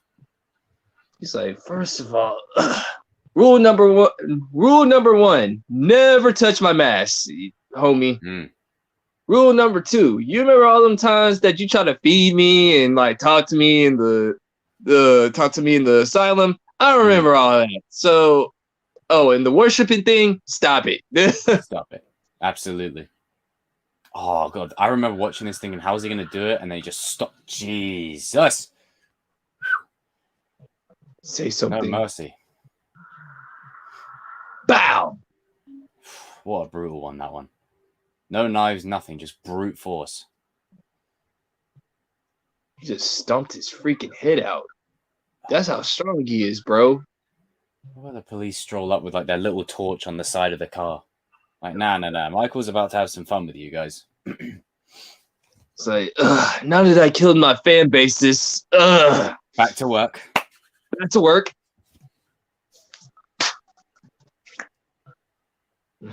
I've killed the Stan. Now it's time to go and finish what I started. Yeah. Back to work. Business as usual. Yeah, man. Jesus.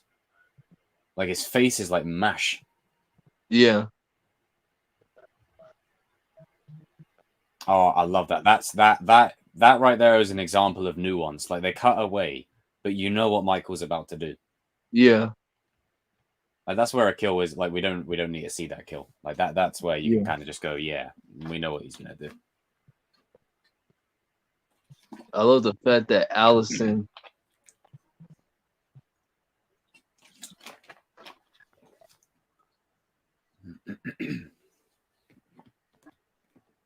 Because this is the thing, like Michael, I don't think was gunning for Laurie. I think it's because he was following Allison, and then it just kind of naturally fell into place. Yeah, he's probably saying like I said, it's one of those. I just want to go back to my house. Like, yeah. Hey, have you noticed that dollhouse is the same house as Same Michael's house, yeah, house? because the camera just lingered on that. I was like, oh, that's the Myers house. It's the same one. Like, there's something between the house and the mask. There's some kind of thing between it. Because you notice how he kills Little John? Like, he leaves Big John. Like, Big John's just walking around. It's like, Michael, you've come home. And then he kills him. Like, I think if John was smart, he could have probably just buggered off. Yeah. But, you know, he had to make his presence known. Oh, yeah, the dad gets absolutely brutalized, doesn't he? Such a shame. He's like, I didn't sign up for this when I married your ass. Yeah. He went outside, dumbass. That's what Laurie's probably saying. That's what Laurie was saying in the back of her head, like, you dumbass. You dumbass. Oh, I love the pumpkin in there. Yep, just play. Fuck. Man, look at he's turned his head into a lantern. Like how do you do that? That's Carnage level shit right there. Yeah. And this is what Carnage should have been, people. Yeah. Like, we've got to be scared of Carnage. Sorry, man. I don't think he didn't even know that this was Laurie's house, like you said. He just like it was just coincidence for him. Yeah. But Laurie's like, oh shit, he's come back. But you know, it just lines up perfectly. She's like, oh, hello, welcome to my neighborhood. Oh, that eye lock. Old friend. He's like, wait a minute. I recognize that voice.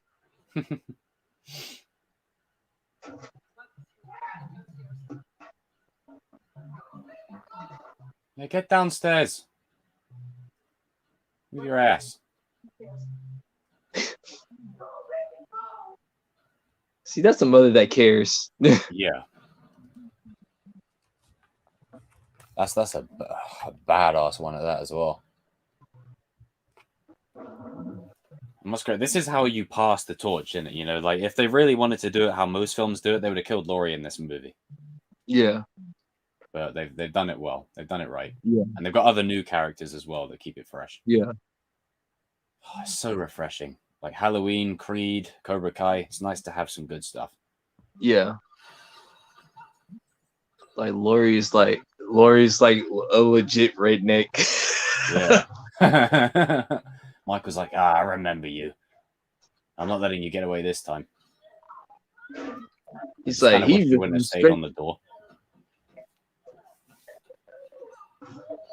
Oh yeah, don't she? Isn't this the bit where she blows his fingers off? Yeah. Oh, that shotgun is dope. Shoot that sucker. Bang. Woo-hoo! I was like, that's what's up. Yeah, this is what was so interesting is like, you know, when I saw Let There Be Carnage, like I just wanted more. So when I was watching Halloween Kills, I was like living vicariously through Michael, pretending that was Carnage. The Venom comic writers want any symbiote that Cletus wears is considered to be a Carnage symbiote. Oh, sick. Makes sense. Dude, the fact that she made her whole entire house like a fortress. A fortress. Yeah, built specifically with Michael in mind. Yeah. And even then, like this is what I love. Even though she's like, you know what, I want to kill him, she's still like afraid. Rightly so, because you know.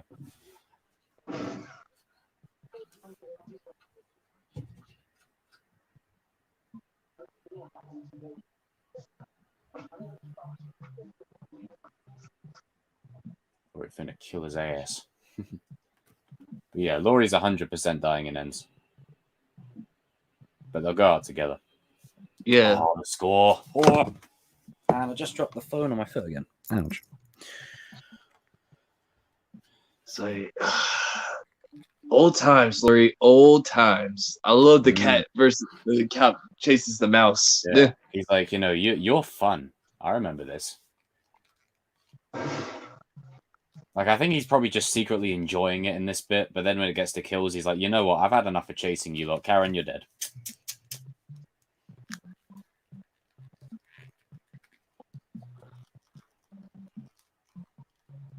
I'm glad that she uses the right kind of guns, not just pistols. Like, shotguns are the way forward.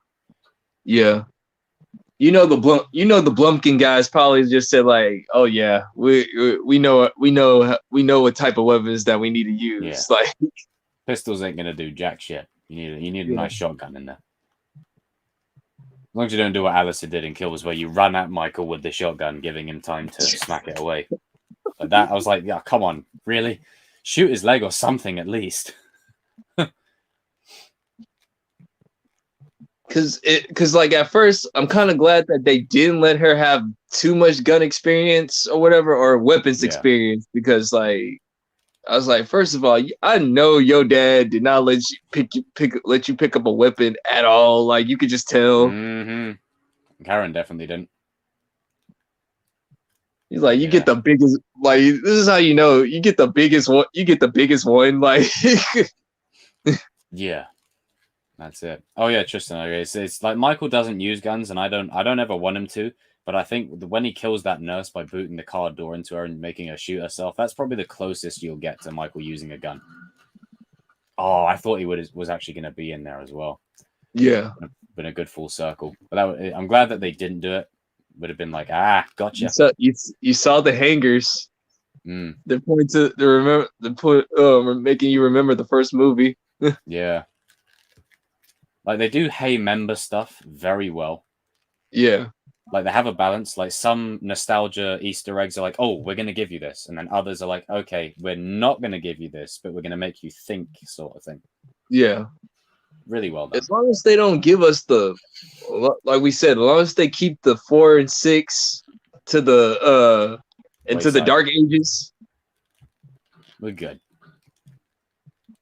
Yeah, those were what they'll probably do is, if they have to include 4 through 6, they'll probably have like people that walk around with the Michael Myers mask or something. Like, he has like a following or something like that. I could see that. Which, if you in real life, there are weirdos that worship serial killers. Yeah. Believe it or not. We just saw a Stan earlier on as well. Like, it's definitely in the realm of possibility that there would be like a cult follow. Oh, that would be sick. Like, because there's a 4-year time jump. Maybe there's worshippers, people who are like, oh, Michael's the man. Yeah. And it's also a good reflection on our society of, people standing ridiculous things. Yeah. Which people do. Because Alice is like running away from him, but she's not. She's running towards him. Yeah. And like with Halloween Kills, like they were showing so much symbolism in the movie. Like, if you don't catch it, like, if you really don't catch it, it goes by you real quick. Like, goes by you quick. Because when old boy didn't kill Michael because he felt like, I felt sorry for this guy. Like, this guy needs to be protected. Like, he's still a person. No, that dude needs to get his head blown out. He needs to get his head cut off, frozen, cut into pieces, and then shipped out to the North Pole. Like, there's no negotiation. Yeah. Oh, I love how, like, she's checking each room and pulling a shutter down to each room. Yeah. Like breach and clear. Love it. Oh, he's in this room, isn't he? I think so. Oh yeah, there's blood on the dummies. Yeah, that's true, Tristan. Oh, blood trail. He's hiding in the closet. But don't go right up to the closet. That stuff really annoys me. Yeah. Come on, Laurie. Don't go right up to the damn thing.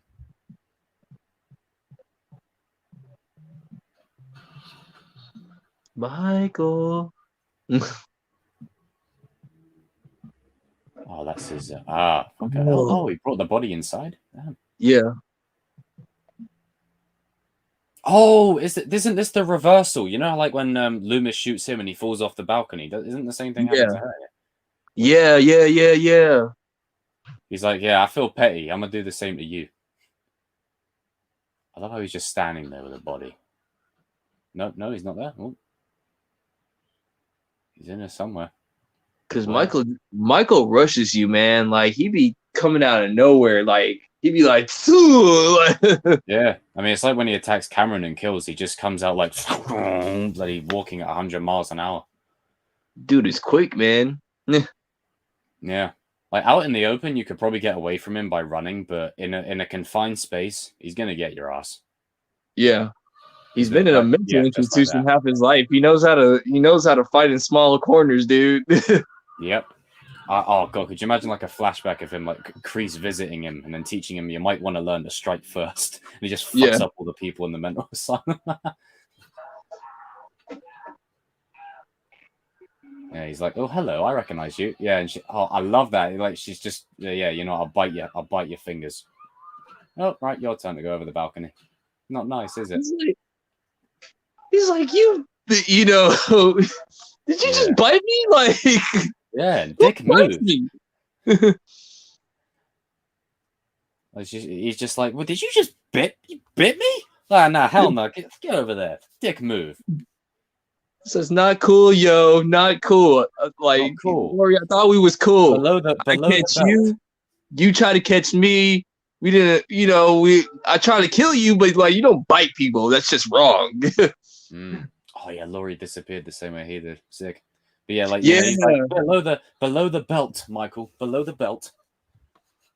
I mean, I just love how she tried to run away from Michael, but in essence actually ran towards him. Yeah. If Tristan says, if Michael Myers ever redeemed, he would apologize for... No, there's no redemption. We do not redeem people like Michael.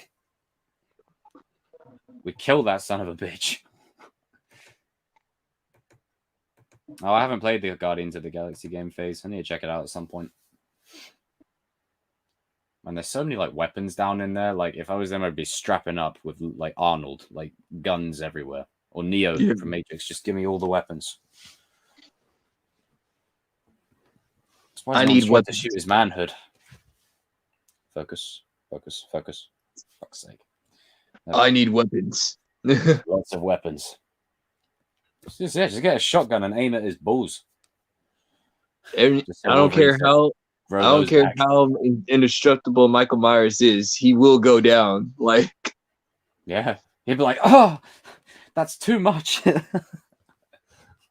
Low blow, girls. Low blow. Is he like talking? Wolverine on the TV, just going, "Throw those back."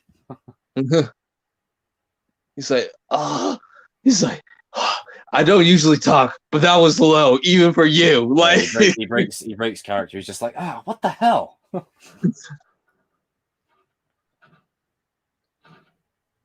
He's like, there was a nice person in the mental asylum called Doris.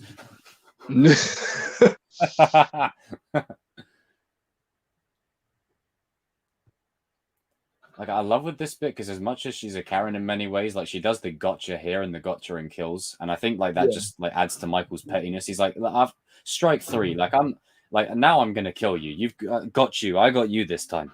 Down. Yeah. Go. Like I've had enough of your shit. And he keeps on getting KS, her weapon, her chosen weapon of choice. Yeah. Alice is saying, like, Mom, wait a minute. You didn't tell me that you know how you shoot like that. Like, It's like her husband is finding out about this. Her daughter is finding out about this. Like, yeah, like what the hell is going on with this? I remember watching this for the first time and I was actually angry. I was like, oh, come on. Shoot him, for God's sake. Just shoot him, please. And she's like, gotcha. I was like, ooh. That was clean, because it reverses the stereotype of the girl like running away in fear. Yeah. Just like gotcha, bang. This is how. This is how. Once again, this is how you make your female have a strong female character without saying it. Why is Laurie standing in the dark going Happy Halloween, Michael? I always found that weird. I was just like, just stab him or hit him or something. What are you doing? Gotcha. Bam.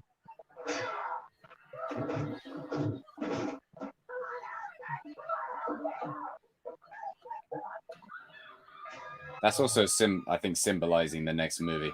For them two make it and she doesn't. Yeah.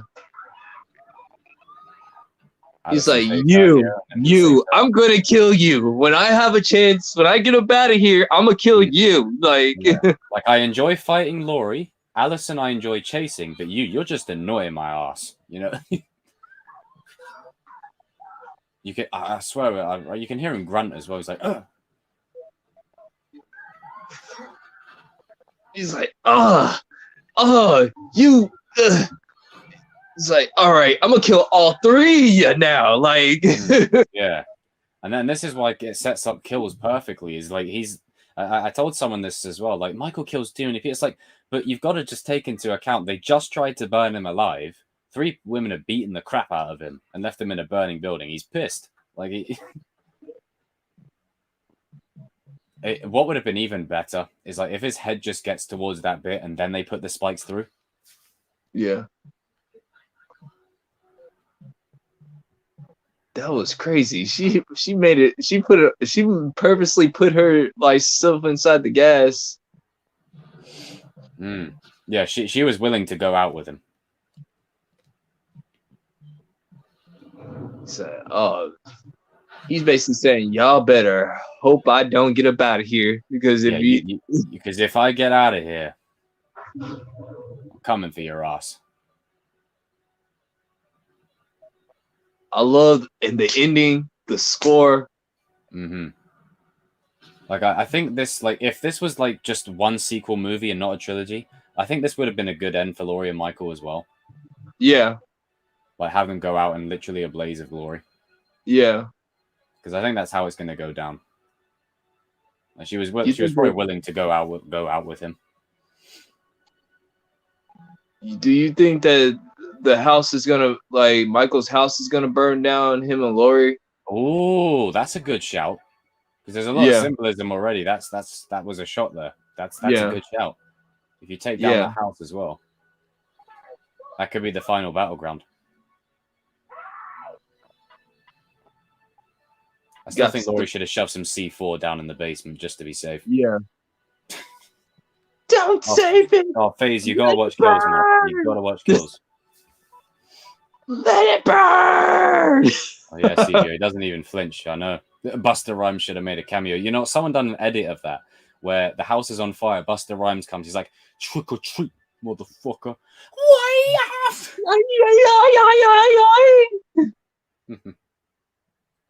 Solid movie. Yeah.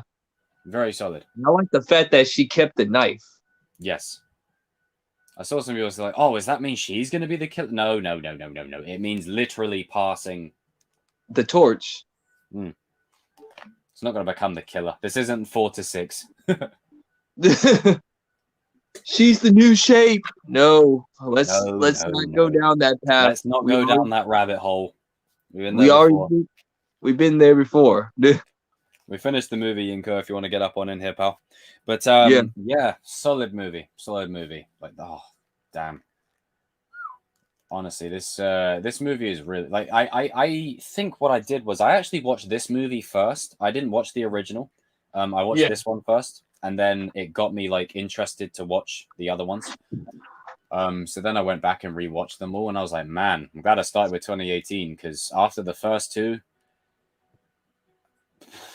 it got depressing, didn't it? It's a chore, and I see why Halloween fans were pissed. And I got to the bit where Jamie was like pregnant with Michael's kid. I'm like, but their family, what? Ugh, God. Sweet home Alabama. Oh man. Oh, they're living it up on Halloween. So we carrying, man. Yeah. Just finished watching Halloween. Yeah, man. Yeah. Man. I feel like watching Halloween Kills though, man. Yeah. Oh, I'm tempted to fire it up. Double billing. What we got next on the watch party? It's gonna be Karate Kid next month. Oh, yes, we're starting with Karate Kid, isn't it? Because Cobra Kai's around the corner. Yeah. Oh, I'm we tempted to do a still double got another billing. hour to kill. We got we got a whole, but dude, it's your show. I don't mind rewatching Halloween Kills again, dude. I mean, I'm game if you are. I don't mind. I'm good either way. See if the chat wants to do it. Ask them if they can buy it. You guys in the chat want us to watch Halloween Kills as well, along with? Up to you guys in the chat. Up to you guys. Let me know. Let me know. Because I don't mind. Like, I'm good either way. Because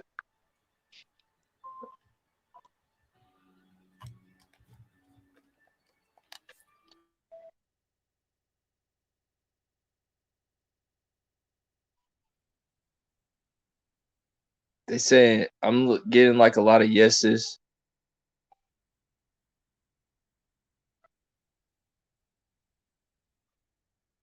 Some people are saying that they don't got Peacock. You think we could say that? If you want. What's up, Yinko, man? Hey, Yinko, bro. You. How are you this evening, man? Happy Halloween, sir. Oh, not too bad, not too bad. Yeah, man. So, Yinko, me and King have been chatting for like the last nearly 2 hours of Halloween. What did you think of 2018, man? I actually got to see it in the cinema. Oh shit! Hang on. Yeah, I saw 2018 in the cinema, so that was like pre-COVID, I think. Mm-hmm. Yeah. Man, what a weird time that was. Yeah, it was. It definitely brought him back to life for sure. Erased all those bad movies. Yeah. God. Seemed like he had a pretty bad run there for a while, right? Yeah. Because Yeah, man. it's just like some people just at like, y'all guys. Some people just act like the Halloween franchise was like good. Like, Yeah, I'm like fucking hell. These are like I mean, it may be because I'm a newer fan, but I think some Halloween folks, you gotta understand, these are good. These are good, especially compared to like they're not perfect. Like they got characters doing stupid shit, but for the most part, compared to the other ones, much better. Yeah, and very few horror movies are actually good. So that's another thing. Yeah. It's like all the horror movies that I thought I was scared of when I was a kid. Yeah. Like when I actually rewatched them this October, and I'm like saying like, oh man, these things are horrible. These are cheesy. Like, yeah, I'll take it back. Scary. I'll take it back. The one that kind of got me a little, was Texas Chainsaw Massacre. Oh yeah, that one is good. It's not really that it's scary. It's just the kills are so brutal, man. Like, it's horrible. The kills in that movie, very excessive. Yeah, I'm like, oh my goodness. Okay, like, wow. Yeah,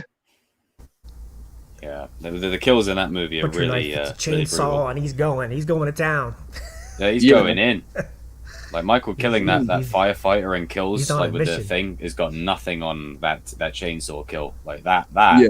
Jesus, that was but you got to give Jessica Biel her character. She was smart. She cut off his arm. She's like, listen, you can't use the chainsaw if you only got one arm. Ha.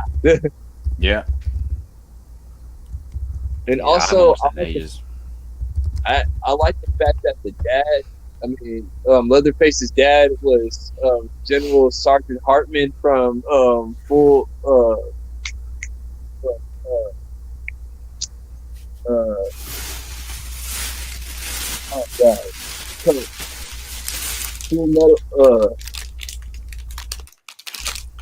It'll come to you. It will come to me because it's gonna annoy me. Cause like the guy, Full Metal Jacket. Mm. My You're name screaming and is swearing, eh? Oh, My name is Gunnery Sergeant Jacob, Hardman. have you seen the movie Jacob's Ladder? Uh-uh. Heard of it, but never watched it. Oh, Jacob's Ladder, I think it came out in like '91. It's like a mythological movie. It's pretty good. It's like what is it like? Having it like a lot of like kills, or just kind of like horror movie-ish? Like this guy is in the army and he thinks he's alive, but he's not. Yeah. Yeah. Okay. Also, in the movie, the guy that played the guy that plays the Kingpin, he's in there. Like that was like one of his favorite first roles. Oh wow! Oh, the Played guy Private from. Pile. Yeah. I see, yeah. What's wrong, Private Pile? Get up there, Private Pile. What's going on, Private Pile? I love that movie. Oh yeah, Full Metal Jacket. Whew. Yinko, you seen Full Metal Jacket, right? Oh yeah. Oh my God. Especially never the watched the part full movie. where that guy, he Go ahead, Yinko. Dude, like, blows if Full Metal his head off, Jacket, right? if Full Metal Jacket came out today, that movie would be canceled. Like, I mean, I've never seen the full movie, but I've seen like clips where basically Darth Vader was telling off people, and they put the audio of Full Metal Jacket over it. He's like, "Get the fuck out of here!" it's just like, And then the first scene is the most legendary scene ever, where the Colonel just insults everybody. Like, I don't care if you're an N-word. I don't care if you're the S-word. All that, dude. Like, he named off every racial slur that you could think of, and then he says, "All of you guys are equal pieces of shit." Also, that drill sergeant plays another drill sergeant in a movie called The Frighteners with Michael J. Fox. Have you seen that? Yeah. Before he passed away, he was an actual real drill sergeant. Oh, really? Oh, wow. I didn't know that. He also played the drill sergeant, the little army guy. You are a worthless piece of shit, pile! Get out with me! he played the army man in Toy Story. I thought the voice sounded familiar. Huh. Oh shit! Yeah, that's him. Anything military role, he was gonna play it. Well, Curious Crow says I'm still traumatized by that one niche, getting his balls absolutely destroyed. Oh god, I forgot about that one. Oof. Have we seen the Don't Breathe movies? No, I haven't watched them. Like, I'm not a big horror guy. I just like my certain like niche films. Yeah, I'm not a big horror guy myself, but I do like the Halloween franchise, whatever. Especially like these new ones, because they're like, once again, I watched Halloween Kills like about 7 times. I do that. I barely do that. I'm in the same boat as you. Kills is actually really fucking fun. It really flows. It's something about that, the way it was cut. It flows really well together. Yeah. Like, I saw some people say dragged in the middle of the movie. I said, well, I think it needed to, because like for a good hour, Michael's just killing people. Yeah. Like we just needed about 10 minutes just to go. Yeah. Okay. It's just like with Superman fighting General Zod and his minions for like 30 minutes straight in Man of Steel. Like, you need a break. Like, come on, in there. Like, otherwise, like you have too much of a good thing. Like, it's it's fun seeing Michael go around just murdering everyone, but you need that kind of balance of, okay, let's have a breather now. And what's good about it is it shows the real world ramifications of Michael being one thing. It's almost like that thing with Pennywise, where Pennywise is one thing, but the town is another. So it's sort of like that, where Michael may kill people, but the fear of him is what's going to Yeah. make people become just as bad as him that forced a guy Yeah. to basically commit suicide. And I think that might actually carry over into Ends, where Yeah. you were saying about people worshipping him. I think that might be true. I think there'll be people that Yeah. actually like, hang on, you know what? I really like this guy. Ooh, serial killer. You know, worshippers. Because if I you stand. don't, a lot of people don't understand. If you don't catch the symbolism, you'll miss it real quick. You think you're watching an actual Halloween movie, but you're really not. I mean, I can just see it. Like, I know what the creators are saying, like on the screen, without saying it on the screen. Like it's building, and like with the way that they've integrated, like, you know, like as I was saying, the background characters, like you got the nurse, the doctor, Yeah. the kids. They're just randomly in the background of 2018. You wouldn't think they mean any consequence to the story other than Yeah. maybe a kill. But then you get to Halloween Kills, and you're like, oh, this is the couple that were getting into the car. Oh, this is the old woman that was at the cemetery. Oh, these are the Yeah. kids that were going around trick or treating, and now they're Michael's victims. Like it's that kind of Yeah. detail which I love, because then when it gets to Halloween Ends, although they've killed Cameron and Tommy off, which I would have probably saved for that film, Yeah. you know, it makes me more at ease, because okay, not only do they know where they're going, they know how this whole thing's going to end anyway.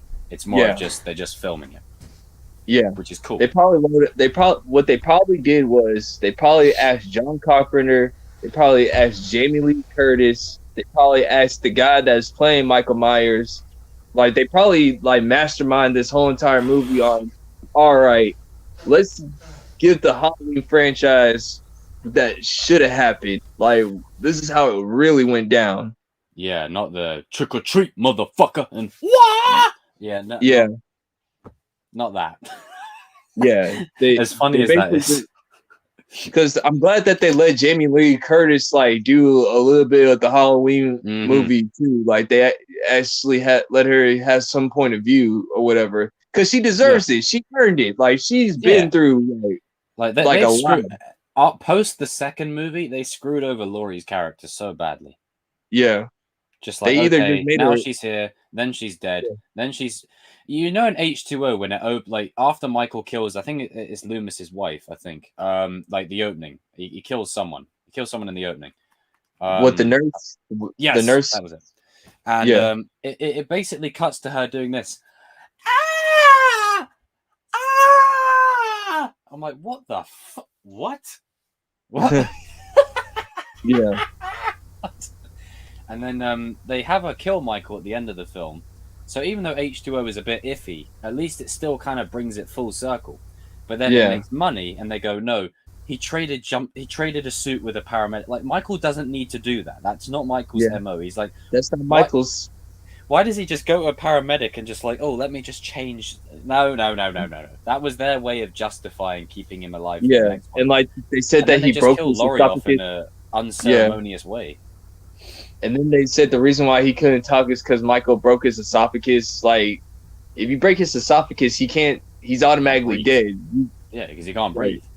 He can't breathe. That's stupid. Like, And then not to mention, right after that, he gives the knife to the guy that's doing the security stuff.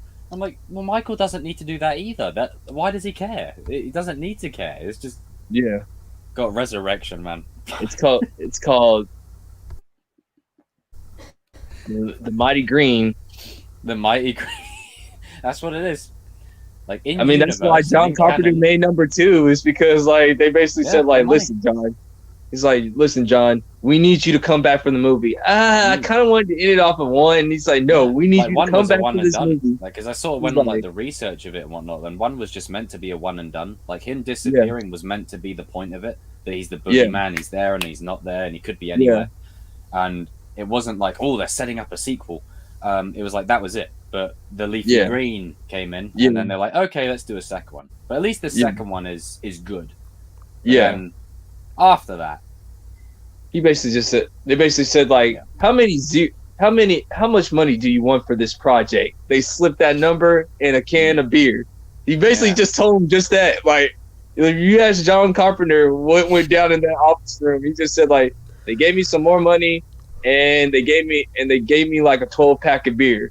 And then I Yeah. just started to write the script. Like, Yeah. that's what that's essentially what it is. That's essentially what it is. just like leafy green. Like this is what I say to like people with like we can put all the nerd reasons in as much as we want, but the real truth, It's the That's- money. it's the money. That's why Michael was brought back after he was beheaded. That's why there was a second one. That's why they didn't even resolve the Thorn cult stuff, did they? They just kind of they kind of just left it. So Yeah, this isn't the first Dr. time they Loomis- rebooted it. I think it Like, was they on just its kind own. of It was, yeah. Dr. Yeah. Loomis ended up being part of the Thorn cult. Like Yeah. him and Michael were connected or something. It was weird. Oh no! Stop it. Michael was just a mental kid in an asylum that Dr. Loomis looked over and saw. He was like, he had Yeah. the devil's eyes. That was it. But there was no cult. Now, But they had like a weird friendship. It's weird. Like they hated each other, but they liked each other. Like I I think can't Michael stand just you. liked the fact that someone was always after him. Yeah. He's like, I can't stand you, Michael. you You ain't guys, fooling me. You're evil. did you guys Go ahead, check Yinko. out the Rob Zombie stuff? Oh I God. watched the first one. I wish I didn't. And I saw I don't know if you guys have seen Dave McRae, but he spoke on this, and I couldn't stop laughing. He took his I think it was his mum or his grandma, one of the two, to see the Rob Zombie remake. She was a fan of the original, and little did she know she was in for a scene that said, "I'll skull fuck you, bitch." Yeah. Like the two movies, they're okay. But I said to King earlier, the guy who plays Michael in the Rob Zombie been a ones, while. he's Tyler Mane, but he played Sabretooth in the first X-Men film as well. Oh, No, I didn't realize that. Like, I was only on a Sure. Google, and I was like, oh, that's sick. So Wolverine Hey. took on Michael Myers and lived? Oh, there you go. But Hey, like, the kills in the second one, though. hey, Yinko. How do you feel about like Rob Zombie trying to get on Halloween Ends? Like he says he wants to help with the project. ugh.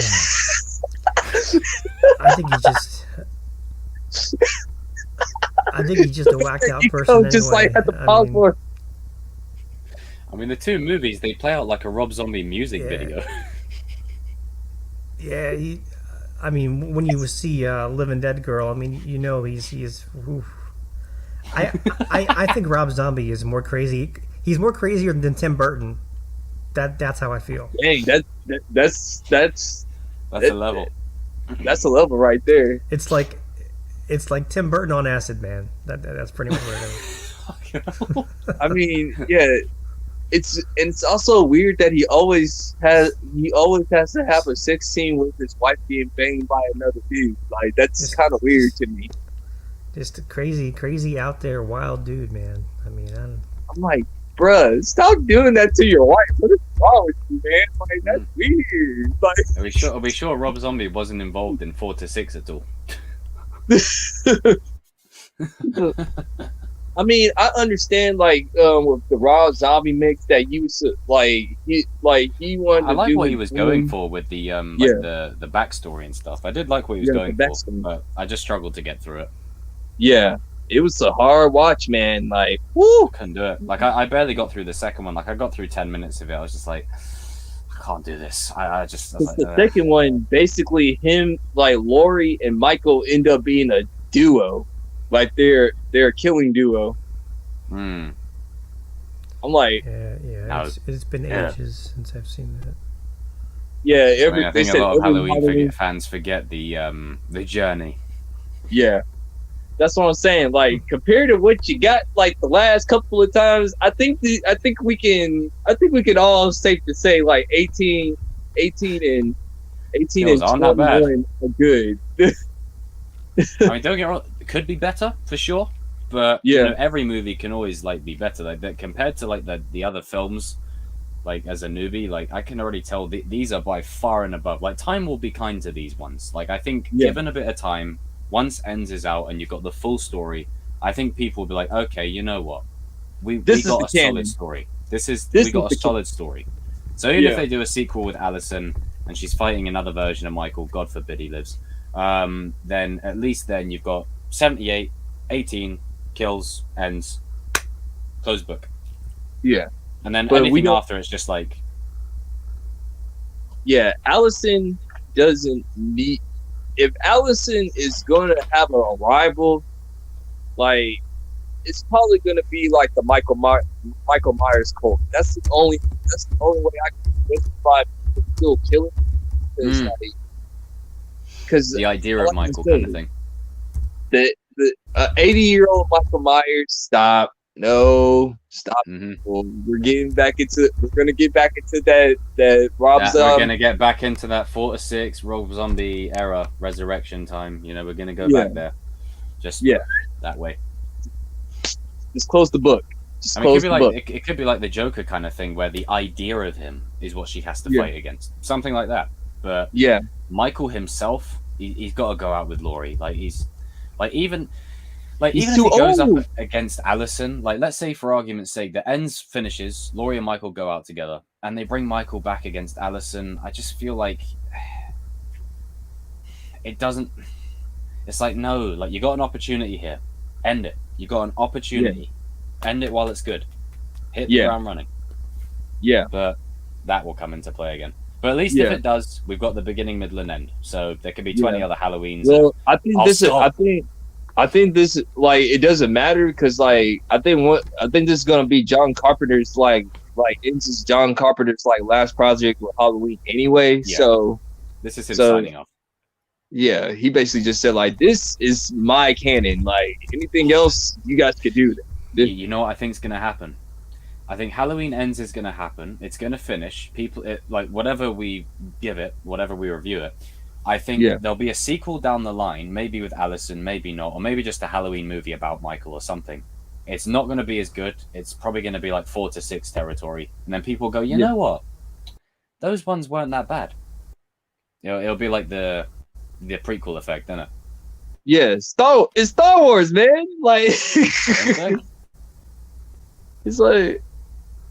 But I mean, just going based off of franchises, man, it's hard. It's hard to do a franchise, man, and please everybody. I mean, yeah, it really is. Because that's what I like about these two movies is they. Go ahead, Yinka. I was say when you got the old school people and you got the new school people and you're trying to blend them together. I mean, you just can't please. You can't please everybody. No. Yeah. That's where I think Halloween, these Halloween movies in particular, Rocky, Creed, Karate Kid, Cobra Kai really excels at that. It's got the good balance. There's still people that are I'm not really sure, but I'd say about 70 to 80% is satisfied, which is good. Yeah. That's good. Yeah. You'll never get 100. Because the thing is, and people got to understand this, when you're a fan and you guys like movies too or whatever, you can't please everybody, and you're honestly with most movies, you're going to make it for the normies. It's just the way it is. I mean, it's not about us fans. It really isn't. It really isn't. If you buy the merch, that's cool. You buy the book, that's cool. But they know you're going to be there anyway. Yeah, they know that you're going to be there. They're trying to expand. They're trying to make money. They're trying to get a new audience in. Like myself. Yeah. I mean, what I love about it is it's still if I was a longtime fan, I think I'd love it even more because there's so many not just callbacks to the 78 version, but it feels so well integrated that for the longtime fans you can go yeah. And so, that's what. But that's what I like. There's a lot of long-term fans that like them, and then you just got the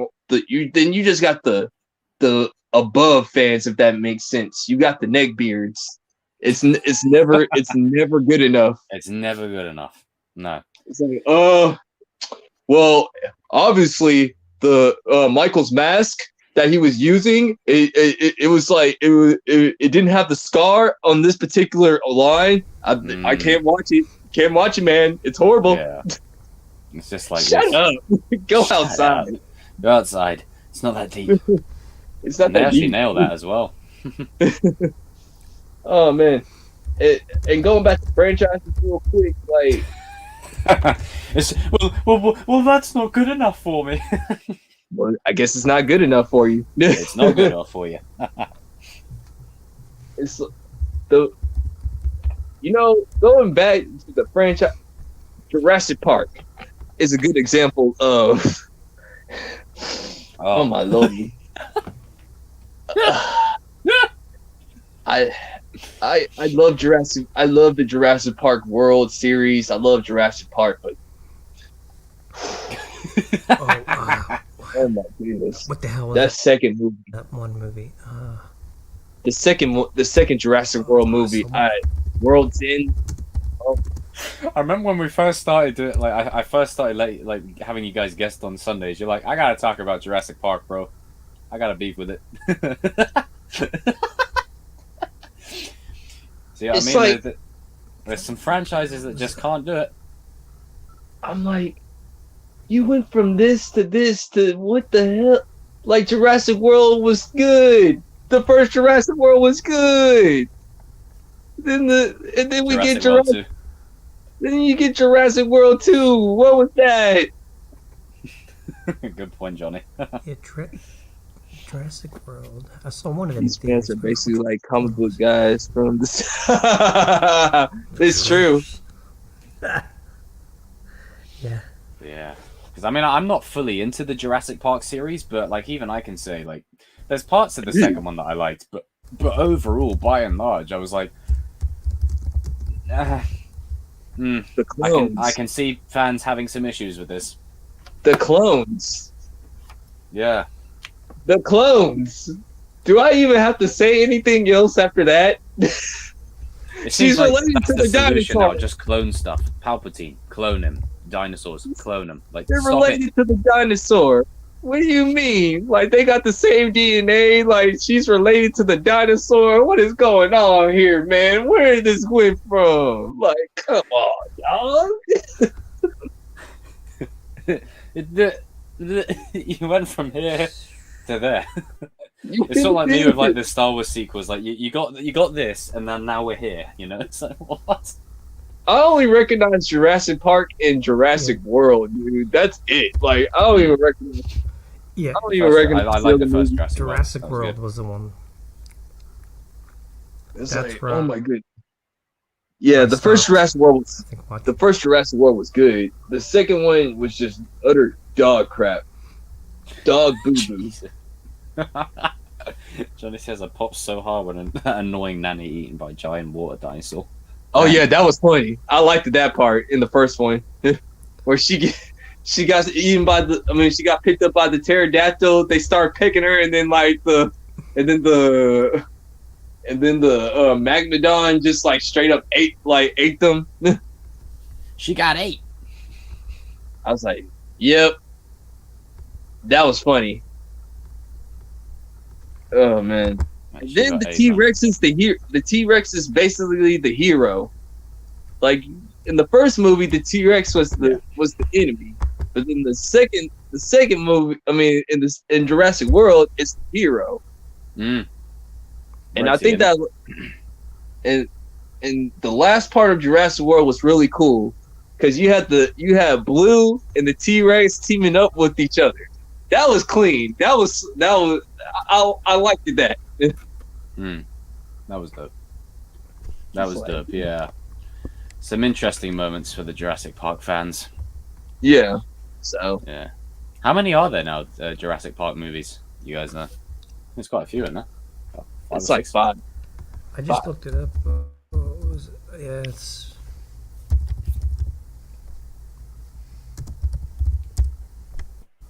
I think it was five. And that music, baby. It's like, yeah, the first 3. Yeah, it's 5. 5. Yeah, I mean, I'm sure Dominion will probably be a bit better. yeah, yeah. I mean, to close it out, Mm. then we're gonna get dinosaurs teaming up with Fast and the Furious. I really don't like as Oh, much goodness. as like it's funny on paper. I really don't want like that's too much. Like no, come on. Space is my Yeah. limit, and maybe underwater. Not times like people have said. Dom's gonna start time traveling, riding dinosaurs. Like imagine a NOS fueled Velociraptor. Like no, like Dom's like I got family. Like, no, stop. Like And quarter mile would be like quarter 10 him and miles. Blue are gonna team. Him, Chris Pratt and Blue are gonna team up with each other riding the motorcycle. No, not that. Please, anything but that. No. That Pontiac Fiero in space with duct tape, man. That I was like, wow, that's where this is going. Yeah. It's Like, like, I mean- no, stop it, stop! It's too much. It's way too much. Like the absurdity of those movies now, like, is crazy. Like I pop them in regularly. Like I got Fast 9 on Blu-ray just because it's fun to just throw on while I'm working on some stuff. Yeah. And Tristan, don't get me wrong. In a what if universe, a Fast and Furious and Jurassic Park crossover, maybe, but not for real. Like not actually. But I worry because the whole space thing was a joke that maybe we'd see The Rock clotheslining a flipping meteor or something. But now they've done it. And we were just like, well, we were joking. We didn't actually mean go to space. We were just joking. Like, they've done It's all all of it's owned by Universal. You got to remember, Steven Spielberg is friends with George Lucas and all the. You're going to have the T-Rex, you're going to have Dom Toretto, and then you're going to have buddy Michael Myers just in a three-way triple threat. Oh yeah, wouldn't that be funny if they like actually cross worlds in that? He's like, I don't have knives. I got a family. Just runs over him. You see Michael Myers in Dom's car, and he says like, "Oh hell no!" Like, Yeah. God. Like Dom gets killed maybe. Because what's interesting is, you know, like how a cat has 9 lives. Fast Yeah. and Furious is on 9 movies if you're not counting Hobbs and Shaw. So Dom's 9 lives are up. So Michael Yeah. gets killed. Michael kills him, takes the Charger, and there's just just driving that fucking 100 miles an hour. and then he plays his country music song. Yeah. Oh god. That oh man. At that point you bring Busta Rhymes back. Yeah. I'm just saying, Michael Myers likes country music. It has been proven because that was not the same record. Yeah, Go rewatch that's the movie. weird. Like that's like it's still weird to me. Like he perfectly places them as the picture, like Big John and Little John, and then he's just like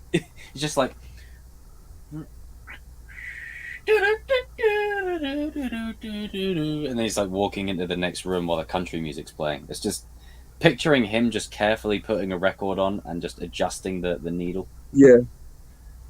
It's like, He's wait like- a minute. He actually Karen's listens in to there, music? and he's like, shut up. Like all of you, Karen, Lonnie, Cameron, Alison, I'm trying to listen to the music and enjoy my space. Get out of here. Leave me alone. What if that's the plot twist? He's just like, leave me alone. Yeah. Let me go home. That's basically what it is. I think that's what it is. I think Michael actually misses his house. He doesn't miss his family. He just misses his house.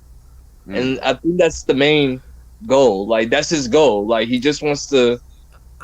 I think he wants to always die thought in it his would be house. cool. I always thought it would be cool if he like protected the people that were inside the house. You know, that like live there, and kill everybody that. Mm. Yeah, I mean, I think that's why he showed respect to Big John, Little John, once he killed them, because like they took care of his home, you know. So he's just like, okay, I'm gonna kill you because I'm still Michael, Yeah. but I'm gonna put you neatly in this space and let you listen to your music. Yeah.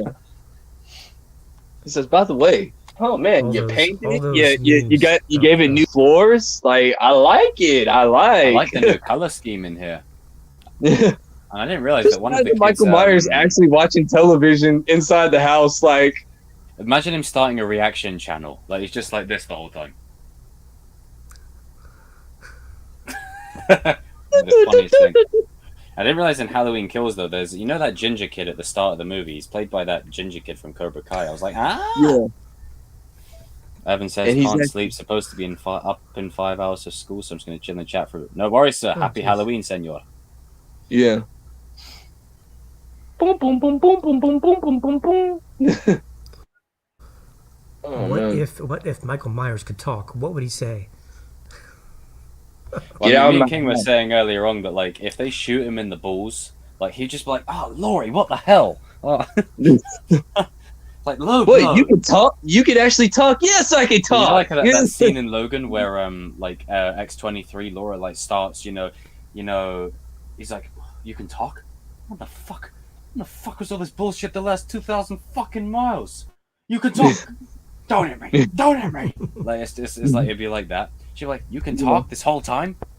Oh yeah, you just low, very low. Dick move, Laurie.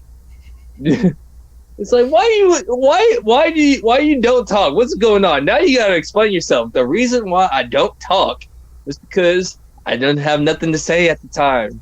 But now I have something to say. You You ain't worth my breath. Then why'd you kill my friends? Because your friend was being a smartass. He's like, why'd you kill? Like he had, like, wouldn't that be great? Like he has a reason for each person he's killed. Oh, this person threw stuff at me in the asylum. This person stole my candy. Like he has an actual reason for the people he's killed. He says like, why'd you stop the dude's head off? Because he was being a fanboy and being weird, and like he talked to me weird, while yeah. I was eating. And they're like, why'd you kill that old couple? Because they stole my drone. Just Michael sitting there playing with the drone. They come along and steal it. It's like, why'd you kill the dog? I mean, I was trying to pet it, but like it started to growl at me, and I didn't know what else to do. So, I mean, I actually do love it.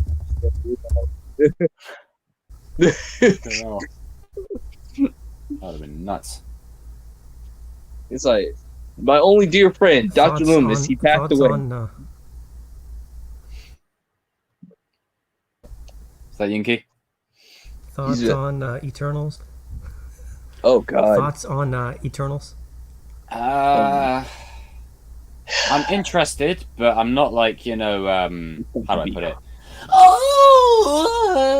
I'm more like, I think it's going to be horrible. I it's think this is gonna going to be like the L. This is going to be Marvel's Gonna L, bomb. like legit L. Like Kevin Feige can't save it. Rotten Tomatoes can't save it. Michael Myers just says, quiet! Not yet, damn it. But no, it's the Eternals is just like, I'm not overly hyped for it, but I'm interested. But I'm not like, hyped. Because they even said that this is going to be the first MCU movie that actually fails worldwide. Yeah.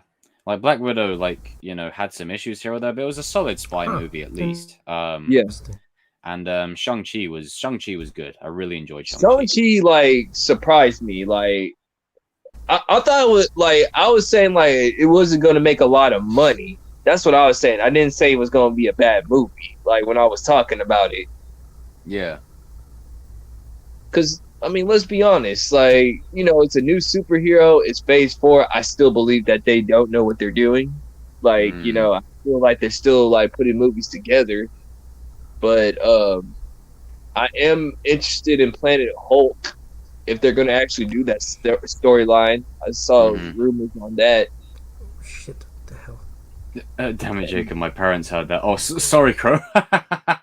Wait, what would be like doing the screaming bit? Well, we were saying earlier, like with Laurie and H2O going, ah, ah. Oh, God. Let's carry on. Yeah. I mean, the way that the MCU is shaping up, like for the how many Avenger movies are there? 5 of them? 4? Okay, Avengers 5. I'm really not even enthusiastically ready for it. Yeah. I mean, I'm intrigued and interested, but I'm not too hyped. I mean, okay. The members of the Avengers that's going to because of Civil War. Yeah. It's going to be Sam's Captain America. You're going to have Bucky as White Wolf. He's basically taking the Black Panther. He's basically taking the Black Panther spot. Since Black Panther ain't there. You're going to have what's her name? So yeah, you're going to have Bucky, Sam, Captain Marvel, Shang-Chi probably. You might have Hawkeye and Thor in there, maybe as like their final swan song or something. Maybe not Hawkeye, but you might have Thor in there. Then you'll have the other Thor as well. You'll have Yelena, Yeah. And maybe at a stretch, War Spider-Man Machine. and Doctor Strange and War Machine. You Mhm. gotta have Yeah. War Machine in there. Yeah. Put some respect on Rhodey. Yeah.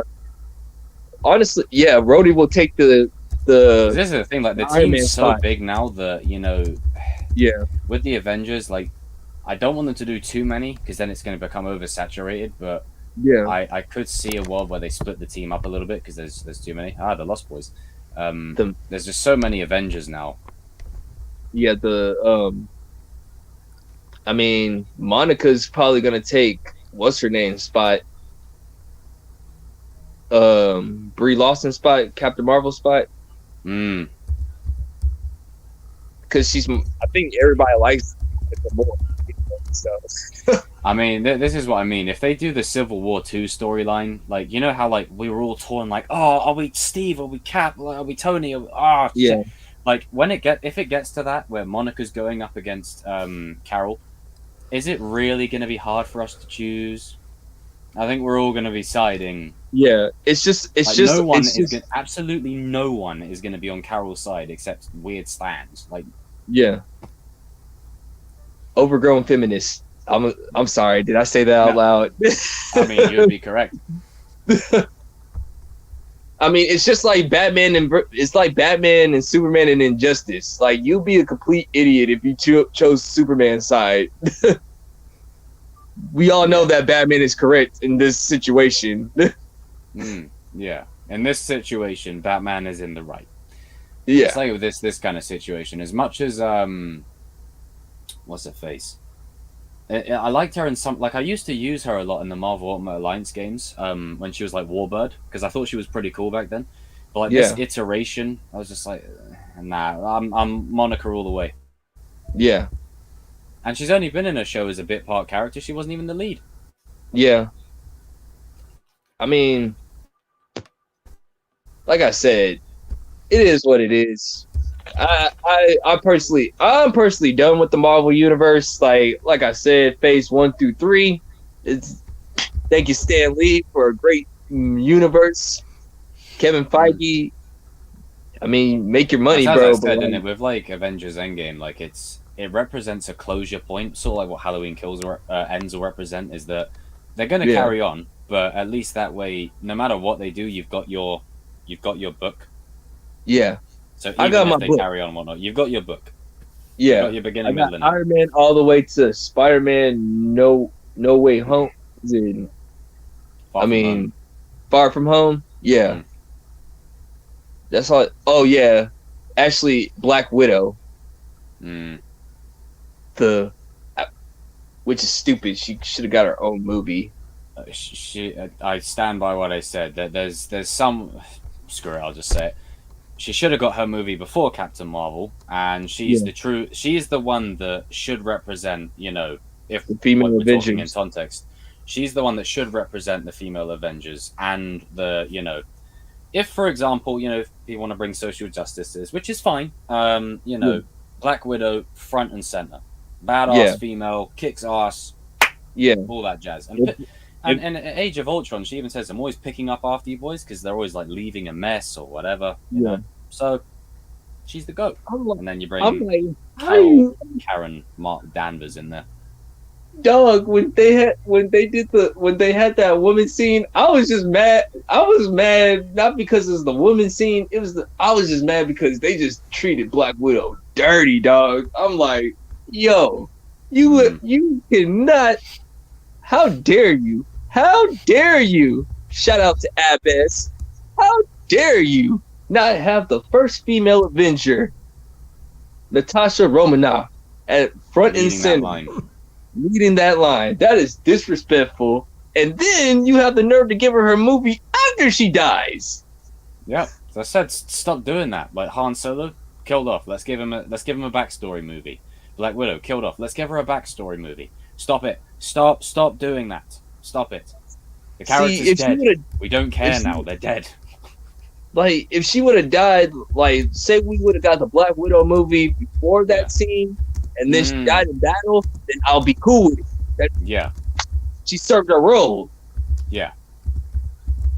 But it feels like it's all like after the fact, you know, and it's just like it's cool to learn a bit of her backstory and whatnot. But the only problem I have with it is it's shoehorning and retconning detail in between like Civil War and Infinity War that wasn't there before, but now is because it's in the story, but it wasn't there before.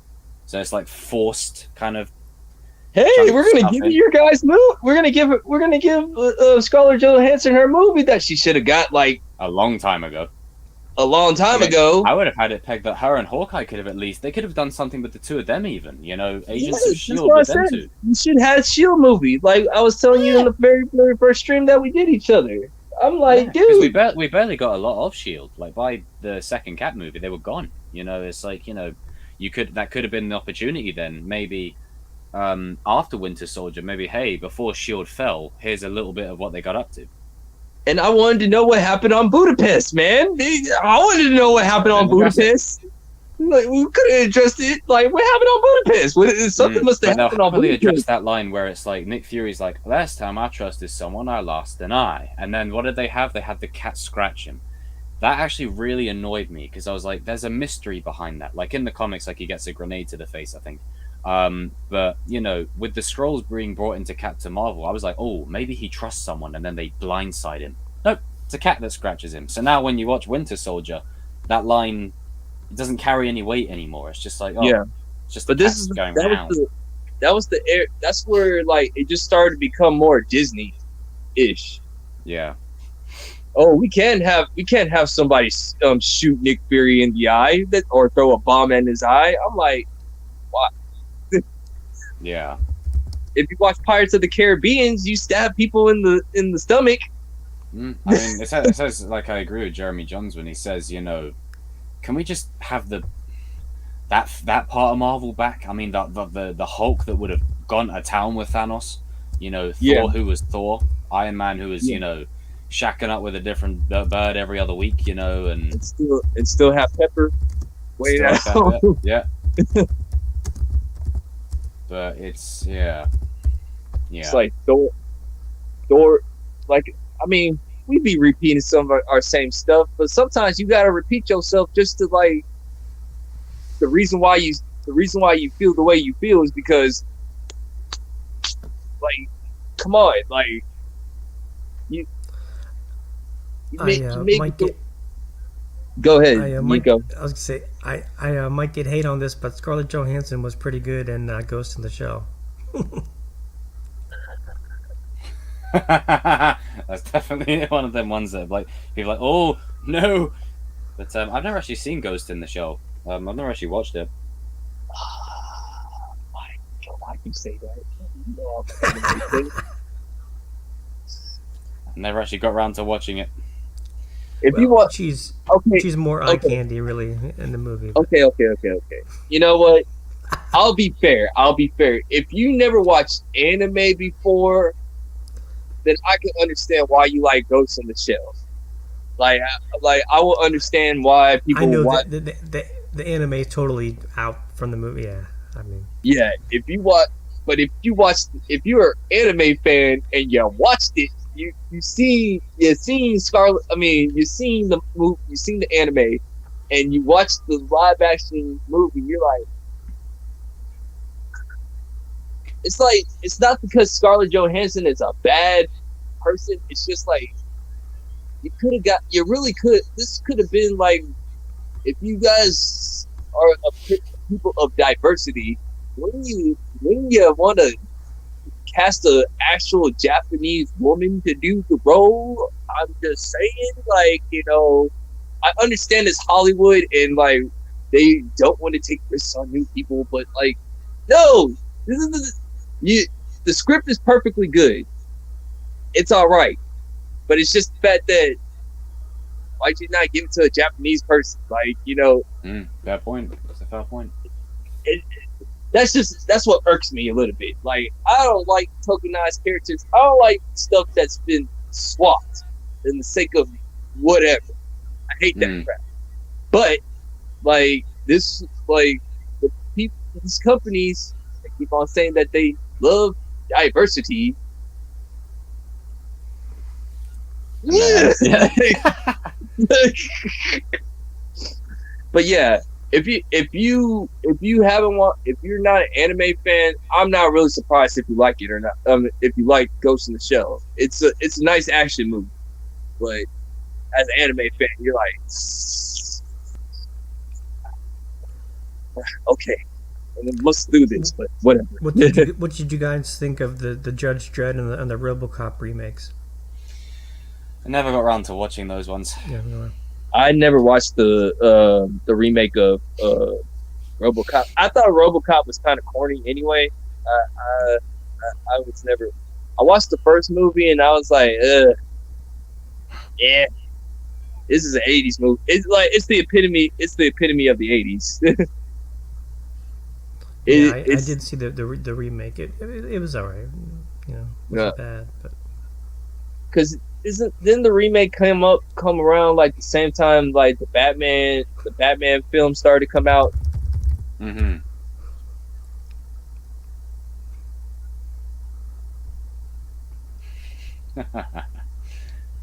But yeah, franchises, sequels, and remakes and reboots, Yeah, the whole 9 yards.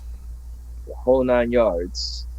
I mean, like I said, we still got good ones. Like you said, RoboCop franchise. It's like Johnny says Jacob needs to watch The Boys. Yes, I really do. I was just thinking, if Creed was to like actually have like a series, like would you watch it Oh, like a TV show? like a TV show? Oh, a Creed. Yeah. I could be inclined. I mean, I think they're working on a third one. Yeah. But I don't know. I think I'd prefer them as movies, like with like Oh, 'cause okay. it's like a cinematic thing, like with Rocky. Yeah. But then depends on where the next one goes. Like I'm really uncertain about it though, because what Creed 1 and 2, like I think Creed 1 is a very solid one, but I really enjoy the second one more just because of the Drago thing. Yeah. But now that they've done that whatever they do from here just won't compare unless they have like a brother kind of subplot or something. Yeah. So I just I hope keep that on they're hearing careful with it. I keep on hearing that Mr. T wants to come back and like he wants to be like a manager and like he wants to He's got like he an wants up and coming fighter or something. Yeah, he puts his like he's managing a different fighter or whatever that can Maybe if they do a Creed 3, I want them to bring Drago. I want them to bring Drago's son back in it. Have them train together like Apollo and Rocky. Like cheesy, but I'd love it. Like I mean, I think them two can get along really well. Like what's it called? This is how the script could probably go. It's like Clubber Lang's fighter is like knocking out everybody. He's basically like the Deontay Wilder of that division or whatever. Like everybody's getting knocked out, and like and now he's calling out Creed or whatever. Yeah, just, and then like Victor comes in to like help him. So like you know how like in Rocky 3, how where like I was watching it the other day, I started crying with laughter. I had to pause it when Apollo walks in the ring, right, and he shakes he goes to shake Mr. T's hand. He's like, "Don't put your hand," and then Apollo's just like looking at him like the inner fighter in him. His like inner 5 fighter minutes. came out. He's like looking at him like, "Man, I will bust your head open." And he's like, "Do us all a favor and knock this guy out." I don't want that failure on me. And then by the time the fight rolls around, he's like, "Hey boy," he's like, "Just stay out of my face, chump." Oh, and you just see like Rocky just like, "What are you doing? What are you doing?" Ding ding ding ding ding ding ding. I love the fact that he pushed him. He says, just take your back on me. Apollo in his prime, man, I think he would have had him. Oh man, that's hilarious. The Rocky movies are funny, but man, I know that director's cut for Rocky 4. Mm-hmm. If it comes out on Blu-ray, man, I'm tempted. I'm tempted because I mean, usually it's try not not to to a lot like, more of the guilt of Rocky over Apollo's death and stuff. Like, there's a lot of much more detailed. because I'm like, I don't usually try to buy doubles of stuff, but like, depending on the situation, because I got. I mean, it is Rocky 4. You know, it's up the. So Yeah, it's the best American movie of all time. I mean, come on. Yeah. King, have you seen the movie called The Fighter? The Fighter. Mhm. I think I have. Mark Wahlberg. I think I watched that one.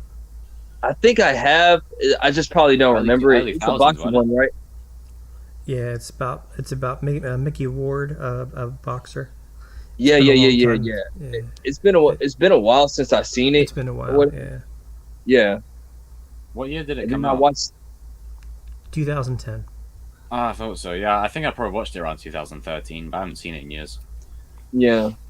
Same thing. Like I know I watched Cinderella Man, aka Julie Pierce. Shout out to her. Mhm.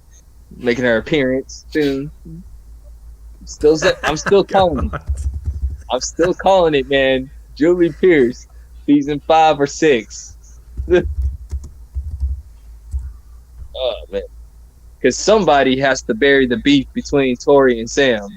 It's gonna have to be a girl that does it. Yeah, it can't be one of the dudes. Because Johnny and Daniel are gonna say like, "How come you guys can't shake it out? Shut up!" Like, we're getting along. Hell, can't you see what we're doing? No, this ends tonight. You know where to find me. And it's like, oh, Jesus. It's like, all right, Crazy Bones, Princess, relax. What's going on here? And you just see Kreese. If Kreese, I'm just saying, if my theory is correct, and Kreese is like the helping Johnny and Daniel train the students too, you just see Kreese just in the back, just like smoking up, just saying like, I say you let them fight. I say you have at it. If the place gets in a mess, maybe you could clean it, as your wife pays the bills. Oh yeah, that's something that he would say, man. Like, first of all, you stay out. You know Daniel. He's gonna say, yeah, no one didn't ask you. You stay right there. God, Jesus Christ. Yeah, he's like,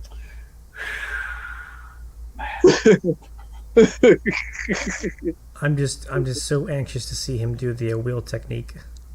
Oh yeah. That's that'd still be sick. That's still of Johnny Oh trying to yeah. do that The on real that. technique with Johnny, man. Oh my goodness, dude. That's gonna be lit. Dude, what if, like, and this is just what if, like, Kreese's Cobra Kai teams up with Eagle Fang and Miyagi-Do, and they got to take on all the dojos of Silver.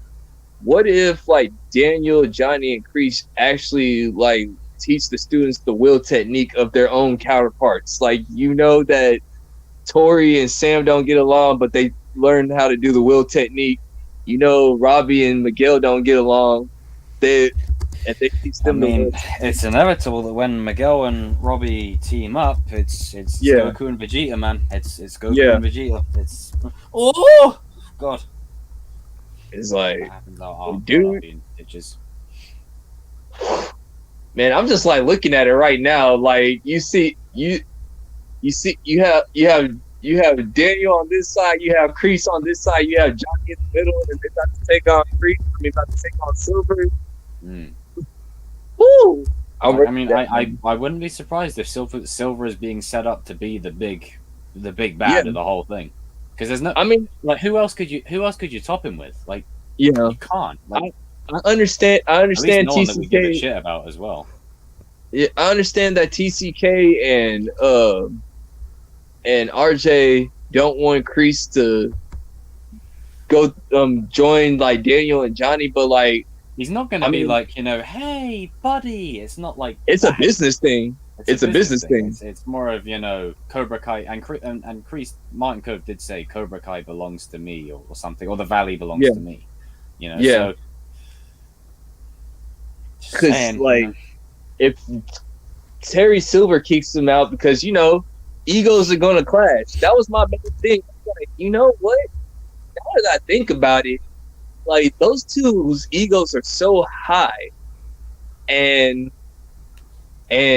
Johnny, like John Kreese, actually gets more manipulated by Terry Silver than John Kreese manipulates Johnny. Like Yeah. he'd be like Terry just be like telling him, Johnny, you need to go ahead and take a vacation. Like, go ahead, Yeah. I got That's why I agree with Ken Cole's video that it could be a double-edged sword. I think he's calling it early, just as you said as well. I think it's likely. Like, it's not like Kreese is going to be redeeming and be like, I'm going to redeem Rhea. It's not like he's going to be like, hey, I'm a good guy. Like, no. Kreese is still like, he still tried to kill them. Yeah. It's just more of a thing of, hey, I've brought this guy back, but I want my dojo back. I want what belongs to me back. Like, I think in the flashbacks towards Vietnam, Kreese was superior, but now the dynamics shifted. Like, I think Silver is like it'll be like this.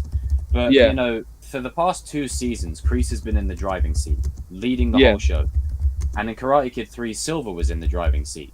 But the way Kreese is at the moment, they'll be buddy, but I can see them having an ego thing of like, hang on, who's more in charge here, me or you? Yeah. Because what's gonna happen is it's like Kreese is gonna probably try to pull that same thing like Johnny did with Kreese, like this ain't gonna work, and like Terry's gonna be saying like, well, John, he starts pulling the Daniel thing. You know how he gives Daniel the speech like, well, John, I've been using you all the time. Like, I'm like, oh, if that happens, like. Remember who funded Cobra Kai while you were still poor and like you were like on the streets. I can honestly see it. Cobra Kai Civil War. I can see it happening. Yeah, because like it's you need like I wouldn't have said it if they didn't bring Silver back. Kreese would be the villain for the whole thing for sure. Yeah, but also the nuance that they've given him with Betsy and him wanting to go and be a hero. It's that kind of identity which is true to Darth Vader's character. Yeah, he wanted to be a hero, and then he fell from grace, and he redeems with death, saving his son's life. So just saying, they've already had Star Wars parallels in here already with Robbie and Anakin. Yeah. What if Kreese? Why would anybody be surprised if it does happen? Like, I wouldn't be shocked. Like, he's not going to redeem and live. He's going to die. Yeah. But, him and Silver are the only two I would say that are likely to die. No one else is dead. Yeah. No one else. It's not that kind of stuff. Because I could just see him like this. He said, like, who funny, do the funny Cobra guy. While you were poor, you needed a job. I gave you what you got. So how about this? Hand me back my keys. And you could just see Silver, like Kreese's face, like, wait a minute. Oh, this like this kind of looks familiar. Like this has happened. Like, it puts Kreese in the same position that Johnny was in, but worse. Yeah, it's like, and there's nothing he literally starts opening multiple dojos. Like it makes it even more possible that everyone that we've been with since season 1 will, like, if they say that they have an end game in mind, it's most likely going to be all the kids that we've been with since the beginning coming together to fight the ultimate evil, which is Silver. Yeah, it makes sense. Like, it makes sense. Like, where else can you go? Like, I said this to the guys the other day. I said, where else can you go? If you keep Kreese and Silver together, who's the final villain? I mean, like, you could still have both of them, but it doesn't. It's not going to be. It's kind of like lazy if you have both of them. You want. Yeah. I kind of want Silver just to be. I mean, I want Kreese to be the anti-villain and go join Daniel and Johnny, not because like he wants to be good. It's this went too far. He took my dojo away from me, and now he gotta pay. Like.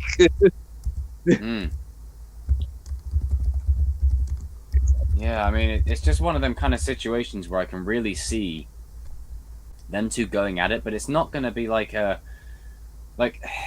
it's hard to explain. It's not going to be one. I get why like people want Kreese to be a villain through and through because he's good. He's good as a villain. But I just feel like it's the Kylo Ren effect. If you want Kylo Ren to be the final villain, you don't make him more conflicted. You don't give us nuance that makes us question whether he's light or dark. You make him go all in. Yeah. And he didn't. And he redeemed, unsurprisingly. Yeah. Even in the Duel of the Fates script, he redeems. So it honestly wouldn't surprise me if Kreese redeems in some way. You know, Yeah. it's And they already and hinted he's it in linked to season. Johnny, They already Robbie, and hinted Tori it in now. season 2. They hinted Yeah. it in season 2. Like people want to ignore it. Like he hinted Yeah, it in it's season there. 2. Like if they don't redeem him and they have him stay a villain, you know, all the way to the end, I could see it. But Yeah. I can also see him redeeming. I can see it. Oh, hey, Yeah. Darius, fellow king. What's up, bro? Happy Halloween, sir. What's up, man? But yeah, The Mambo's in the that's chat. all I want to see. Because my like the way I see that happening is like Daniel and Johnny are talking on how to stop Cobra Kai or whatever. Robbie comes into Miyagi-Do first and like literally tells them this, like, yo, Oh, you know, I apologize, you know what I'm saying? Like, you know, I'm sorry it went down. Can you guys come take me back in? And then like oh my god! Could you imagine if Kyler goes with them? Like you got Kyler Yeah. in there as well. Oh god, that'd be Yeah. nuts. like because you know you gotta set it up though. Like Yeah, it's gotta be set up.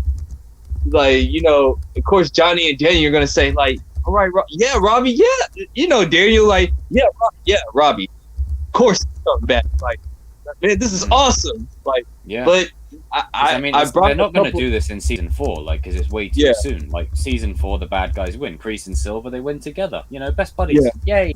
But then Yeah. season 5 sets in, and then Yeah. as time progresses, you know, who's the leader? Like, Yeah, you can't have two alphas of the pack. You know what I mean? Yeah. Like, sometimes you can if they're friends, but in this context, Silver is at a point now where he's a businessman. He's an entrepreneur. He likes to be in Yeah. control, in charge, always Yeah. leading the line. he's the one that's taking the big risks all the time. Yeah. And Kreese is like, well, I don't want to be a big shot company guy, but I like to be in charge too. And with That Karate doesn't Kid 3, it doesn't work Kreese like that. was out of the picture, so Silver could lead the line. But because Kreese has led the line for the past 2 seasons, I just don't see a world where Silver and Kreese get along all the time. Yeah.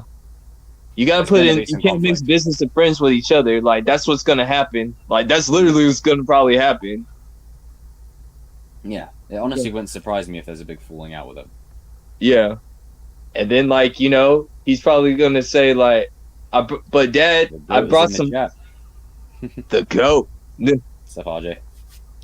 He's gonna say, Dad, but I brought some friends. And then like I said, you see Kreese, and then you see Kyler, and then you see Tori, then you see Mhm. potentially Sean, and then the rest of the Cobra Kai Oh dojo. my god. Come in and you see, you know, Kreese is gonna come in with that stogie and he gonna be saying like, It's just because of the detail that they gave him in season 2. You know, like where they're sat Yeah. in the homeless shelter after he threatens the guy for busting his thing. Yeah.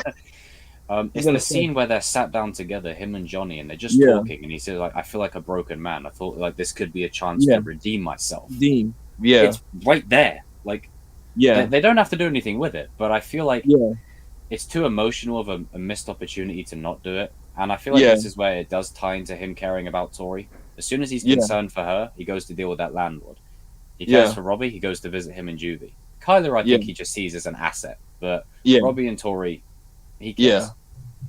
Sweet.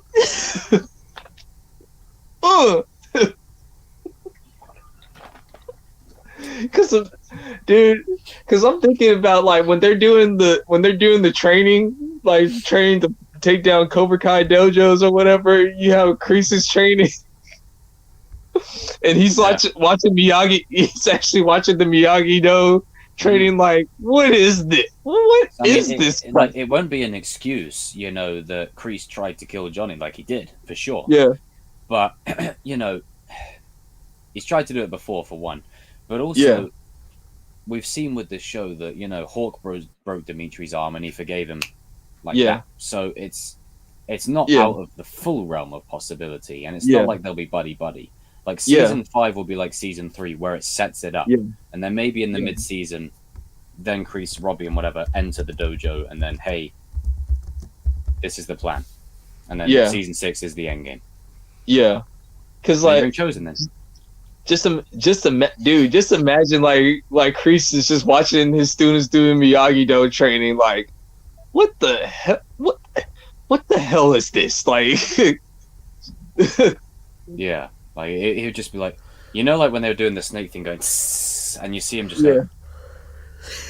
like, Oh my gosh, Jesus Christ! because I mean, I don't see Kreese as the kind of guy who would be apologizing profusely, but it could be a spate of where maybe he starts to feel guilty for trying to kill Johnny's ass, and then that links to Robbie for nearly killing Miguel's ass. He probably. This is what Kreese would probably do. Like how Kreese is. You know how Kreese it is. Probably says like, "Well, it was just at that time in the moment, Johnny. It is what it is. This is strictly business. He has to go down." Like, Yeah. Because it all Like, depends on how season 4 plays out. Like, if Kreese is to work with them, Kreese will have to do something to make them think, okay, maybe. And I think that's where the season 4 finale comes in. Something between Kreese and Silver. There's just something. I can see the two senseis going at each other, party time, and then maybe Silver oversteps it. Maybe he starts strangling Robbie or whatever, and then Johnny's like, oh, hell nah. And then maybe starts strangling Johnny or something. Like, not a direct, like, in that vein. Well, because that'd be too similar. But like from what Martin Cove and Billy Zabka was talking about, like they're having a conversation like in the final scene of episode 10. That's what they said. So because like Martin Cove said he didn't really like the part, he asked the guys to like change the script, but like they rejected it or something like that. But it's supposed to be like an emotional moment or something. Oh god. So now I'm just saying, like, why are those two talking? Like, what are they doing? What are they doing? Something happens post the All Valley. Yeah. Something happens. Like something game changing happens. Yeah. Because like we all know, like for example, let's say, just for instance, Robbie wins that All Valley. Okay, so we know that for instance, like Miguel could still win it, but just for instance, Robbie wins it. That's the whole season of build up, like built to that moment. Okay, cool. How do you set up season 5 from that? Where do you go from here? Open up multiple dojos, but then maybe Kreese is like, yeah, I think I've fucked up here. Yeah, because he's starting to see the writing on the wall. It's like, I've got all these multiple dojos, and like he's like literally building an army. What does he need my for? Yeah. Then maybe Silver in that essence starts to try and control Kreese, and then with that Kreese is like, hang on, you remember who saved your scrawny ass in Vietnam while you were pussying in the corner of the cage? That was me. Like, you see what I mean? There's it's there. If they don't do it, then cool, but I don't have a vibe that's gonna happen because like the show brings in real life situations. You can't mix friendship with money. Like, you gotta separate the two or whatever. Yeah. Or at least have a mutual understanding. But with Silver and Kreese, they're both war veterans that are still fighting the war. So you got a multi-millionaire, billionaire Terry Silver. You got a war veteran, crazy coach, karate teacher, and John Kreese. Like, all Kreese wants to do is just train kids. Oh, see you later, but Silver is looking at the future. He's like, okay, I got to expand my company as far as I can. Like, I want to build these dojos around the area. That's a good point. Like, if Mike Barnes comes into play, like, he could definitely be a contributing factor too. Yeah. Like, I mean, there could even be a world where I don't think Mike would be like, hey, let's work together, Silver, because we don't know what happened after that. But it could be a case of maybe Barnes might be a third faction or something. Maybe another, or maybe he's just there for a couple episodes. I think Mike Barnes. It's tough because with Chosen and other characters, you can kind of like even before they brought them in, you kind of knew what they were going to do with them, like Ali or Chosen or whoever. But with Mike, it's so difficult because it hasn't been. I feel that hasn't been set up yet. He has to be, he can only be in the series for 2 episodes. Like yeah, I maybe think a 2-episode run. he has to. It's just like how I said with Julie.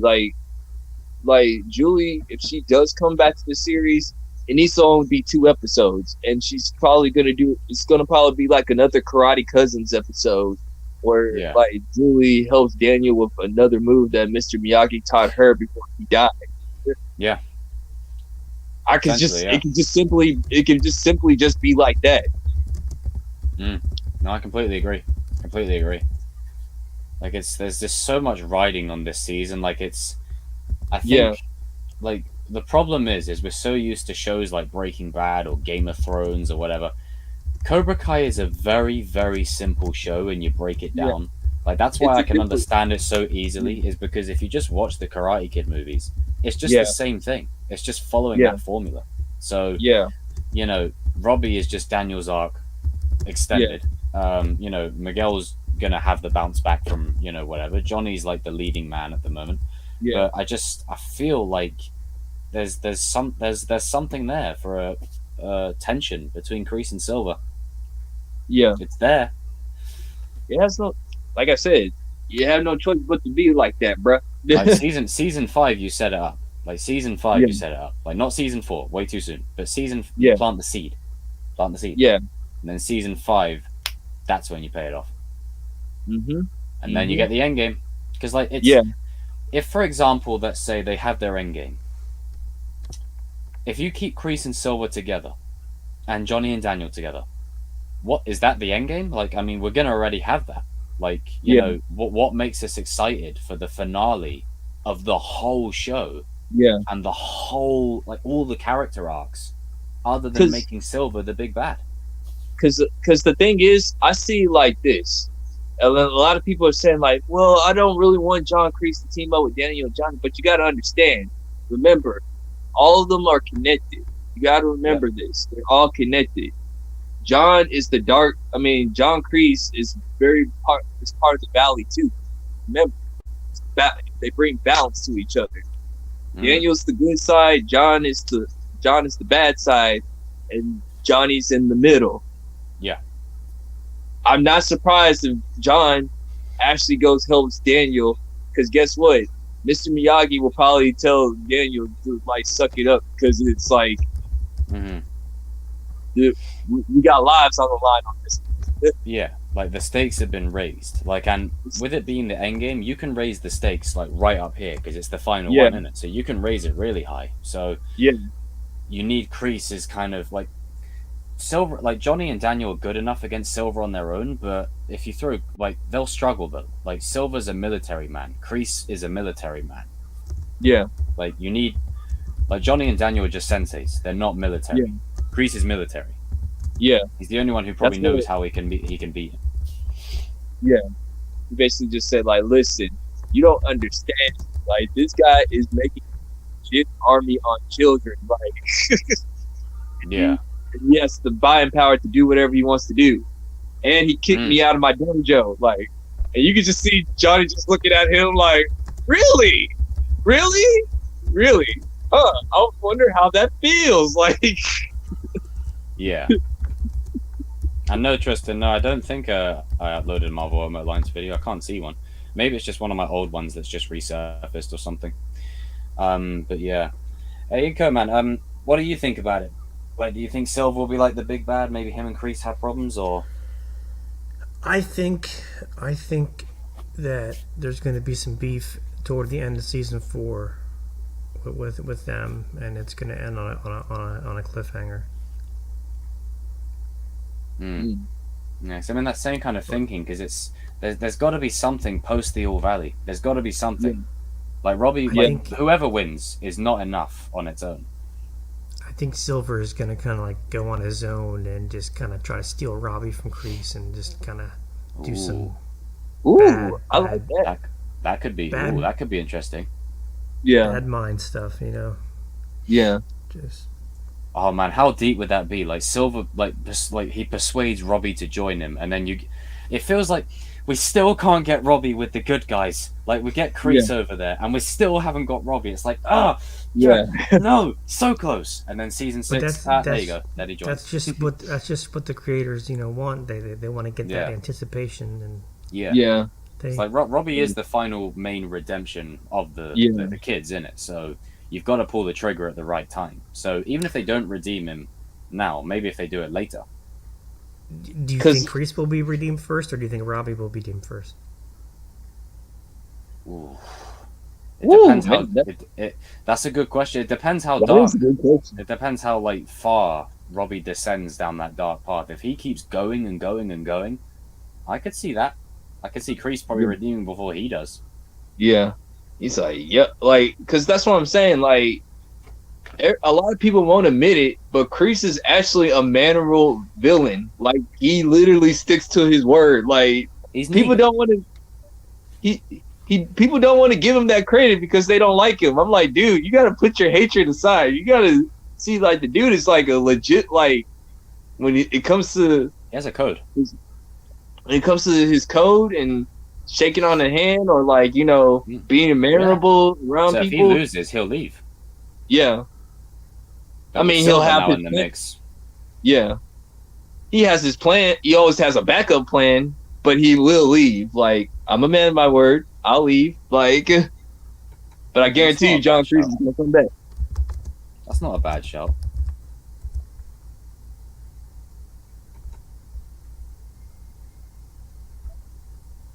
That's not a bad shout at all. That would really put some conflict in there. Yeah.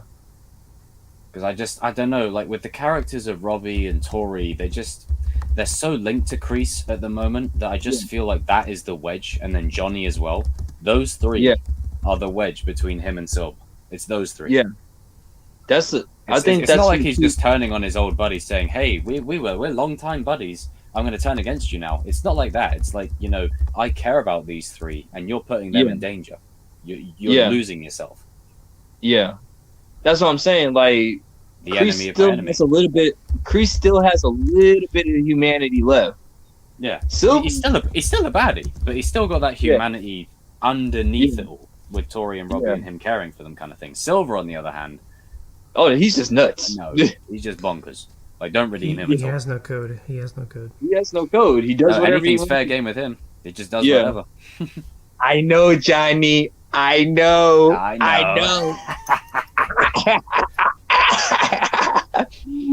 No, and that's a good point. That's where I agree with you, Cobra Kai Wild. That if Kreese goes, Robbie and Tori will most likely go with him. Yeah, definitely. Because then imagine Kyler just stays in the dojo. He's like, "Sue," and just stays with Silver. Yeah. Kyler's the big bad. Dude, wouldn't it be weird? Wouldn't it be weird if Kyler actually joins like Miguel and that would Dimitri? be nuts. Oh god, you know how like the dojos are going to be arguing this season? Imagine that times 10. You've got like Robbie and Miguel and Kyler and Hawk and Sam and Tori. And like I could just see Daniel. Like it was like last week when I was talking about. It's like, all right, guys, we're gonna sit down, and we're actually gonna talk about our feelings. Oh, like yeah, I could see. And then they all have like their real moments or whatever, and then like it gets to the mix. He'll go where Robbie goes. Yeah, it goes, and then Kyler just says like. He's apologizing to everybody, but he won't say the apology to Sam because he's looking at Daniel like, I ain't gonna say that because he'll kill me. Like, yeah, exactly. Like, there's so many different ways they could go with it, but I really feel like this is the route they. Like, I think that the problem why people might not accept it is because it's too obvious. But I just feel like, what else can you do? Like, I mean, if we were on season 3, then I would say, okay, maybe Kreese won't do that, and him and Silver will be baddies to the end or whatever. Because then maybe you could bring in a common enemy for them. But by the end of season 4, someone's going to win the All Valley. It's probably going to be Cobra Kai. You only have 2 seasons left. In that time, you don't have enough time to set up the next big villain that unites the whole thing. You don't have enough time. or a villain that we care about or are emotionally invested in. So Silver makes the most logical choice to be the final big boss. Yeah, It just makes because sense. he's gonna say like once again it's gonna go back to, well, Johnny, well, you mean, so you're saying that you have a problem with my leadership? You know what I'm saying? Like, Yeah. Like how it you think? switches. Like Kreese was in the leading position in the flashbacks, and now Silver is. Yeah, Switches. because like what's gonna happen is like Silver, like Kreese is gonna notice that the same techniques that he taught Silver. Silver's gotten really better at him to where he doesn't even recognize him anymore. Like Yeah. he manipulated Kreese so badly to where like he's like, what just wait a minute, Yeah. hold on, what happened? Like I'm the one that usually does the manipulation around here. I Yeah. created a monster. I could see it playing out that way. Like it's just, I just feel like if you do Johnny and Daniel versus Kreese and Silver, like It's basic. after season 4, it's basic, and it will get boring. Like it will get really repetitive. Like they win the All Yeah. Valley, okay, cool. So we're gonna have that same thing play out again. No. Yeah. You got like, what are we building to? There's got to be a big something that's really big. You know, go hard, and that's how you do it. Like you don't have Kreese be a good guy. You don't have him be like, "Oh, Yeah. hey, buddy." Like none of that. No. Not He redeeming needs to that be way. like he needs He'll to be still like be himself, but basically the opposite Miyagi. he needs to be like blood. He needs to be like Bloodsport, like on the Yes. Suicide Squad. Like Yeah. I like no. I don't care about these people on this island. I'm still a bad guy. I don't give two craps about them being tortured. I think it's rather funny that they I care got about, tortured. you know, Robbie and Tori My over daughter. here. The rest of you, Yeah. lot, I don't care about. You're soldiers to me. Like that's Yeah. how he'll redeem. He won't redeem like, you know, oh Miguel, I always knew there was something about you. No. That's not him. That's how I tell people. Like you have to see see Kreese as Magneto. Like when he joins up with the X-Men, he's not cool with everybody like that. He No. like Charles knows. Yeah, I tried to kill you and Charles before. Yeah. Actually, I like Charles more than all of you. That's the only thing. That's the only reason why I don't kill him, because we got mutual respect for one another. Yeah. And he doesn't try to kill I me. work with you guys because I love Charles as a brother, but you guys, I don't give a fuck about you lot. I could give a fog's fat. Frog's fat ass. It's like I couldn't give a frog's fat ass. Yeah, I mean that's how he That's was with honestly what- Wolverine. Like him and Wolverine couldn't stand each other. But Yeah, they hate each like, other. Even in Days like of in- Future Past, they didn't like each other. yeah, in X-Men 2, but in X-Men 2, X-Men 2. they sucked it up and they got the enemy. job done. Yeah. Yeah. Like it's been done a million times before. It's just, you know, like I think the Warriors, like, I mean, I see people like, I get it. People want Kreese to be like the final villain of the whole thing, and I get it. But I just feel like Kreese now still that you've gets got good. Silver in, it's tough. It's tough because Silver just for me is more villain. Kreese has a lot of conflicted nature. His whole point Yeah. of wanting to join the military was to be a hero. And in the Yeah. flashback, you see him get bullied like most of the students did. Yeah. And that's why he wants to strike first. And he puts his own ass on the line to save Silver. Silver, Yeah. on the other hand, goes the opposite way and just basically Hawk on steroids and goes completely berserk and just fucking Yeah. nuts. So it's just Because then we can really confirm that Silver is gonna kill somebody in season 4. Like it's like they basically gave it away. Like with they the said there's GI going to be an Joe. emotional scene or something. Yeah. Now I'm talking about with the GI Joe picture where the guy's getting choked. Oh, his first kill will probably be in Vietnam. Yeah. That'll be It's his like- first kill. Yeah. It's like, you know, like everybody's making fun of like Terry, like, oh man, you haven't killed nobody or whatever. You know, 'Cause I like, don't you think know. the Vietnam flashbacks are fully done. I think there'll be one more Yeah. where maybe they survive, like after they've dealt with Captain Turner, and Yeah. they're making fun of Silver for being the bitch boy that pussied out in the corner, Yeah. and Kreese is still stepping in, and maybe that, you know, like Hawk's Yeah. face when he's about to go to town on Brooks, maybe Yeah. something like that, and that's where Silver They get- starts to really descend and kill the other person. Yeah, that's what I'm saying. Like, say they knock out Kreese or whatever, Kreese is out of commission, so he Yeah. can't protect Terry. So Terry's put in a situation of, oh crap, I Terry have starts to. to have like a mental kind of like thing in his head of like all the things that people have said to him, you know, and he's just becoming more unhinged, Yeah, and then he's just like, you know what? yeah. Like just beats the. I can see it. And like you just see like this, like he's just like laughing, like you know, that's how he gets his evil laugh, like you know, like Yeah, that's that's how. when the laugh comes in. Yeah, he's like, What the flashbacks were to Kreese in 3 is what the yeah, flashbacks will be for Silver this season. And it wouldn't he's like, surprise me if he starts to enjoy beating someone up. And you know, yeah, like when in Karate Kid 3, he's showing Daniel how to break the boards and stuff, and he's like yeah, smiling like that. yeah, Like that's why he does it, because he remembers yeah, beating the shit out of people and smiling yeah. while doing it. He's like, He's the Joker with a ponytail. yeah. And then you see Kreese just waking up. He's like you see the blood. He sees the blood on Terry's hands or whatever, and he's like, Yeah. "What happened?" He's like, "Oh, don't worry, Johnny. I took care of him, Johnny. It's all good. Hey, how about we go into that village and like you know take out some more of the people? Like, so you know what I I'm mean, saying? maybe Like, we see the origin of the Quicksilver method. yeah, We see him doing it like yeah, properly in yeah. Vietnam to someone. Yeah, that's what I'm saying. Like he once he gets that first kill, he just like he gets He's gonna high kill off of it. someone in the flashback for sure. And I wouldn't be surprised if he was like one of those Vietnam veterans that were like torturing like people that had no like connection with the war. It was just innocent civilians. Like I can see John Kreese not John Kreese, Silver. Terry Silver like having his own group of men, but he Ooh. doesn't. But he What's that doesn't for? let John Kreese know. He doesn't know that John Kreese. He doesn't let John Kreese know that he has his own squad.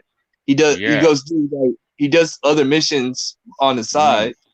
I mean, maybe there could be a situation where maybe Silver gets a bit too erratic, you know, and this could be just breaching into that left field bit, but because it's in Vietnam in the war, you can kind of Well, that's what I'm saying. Like it's history. It's been noted. Like everybody knows what happened. Like you know, there were some American definitely soldiers. that kind of situation where I could see him maybe killing someone like who maybe didn't deserve to die. Maybe they you know were a prisoner of war or something. Maybe he kills them.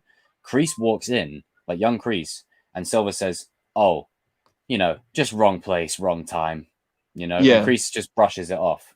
But then you know maybe that's paid off in present day. He thinks back to that and it's like, did you kill that guy intentionally?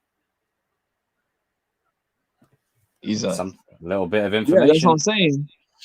Yeah, and that's what I'm saying. Like, I wouldn't be surprised if if Terry Silver, like, got a group of his own guys that were like psycho, like warmongers, like psychos or whatever, and like you know, his version of the Suicide Squad.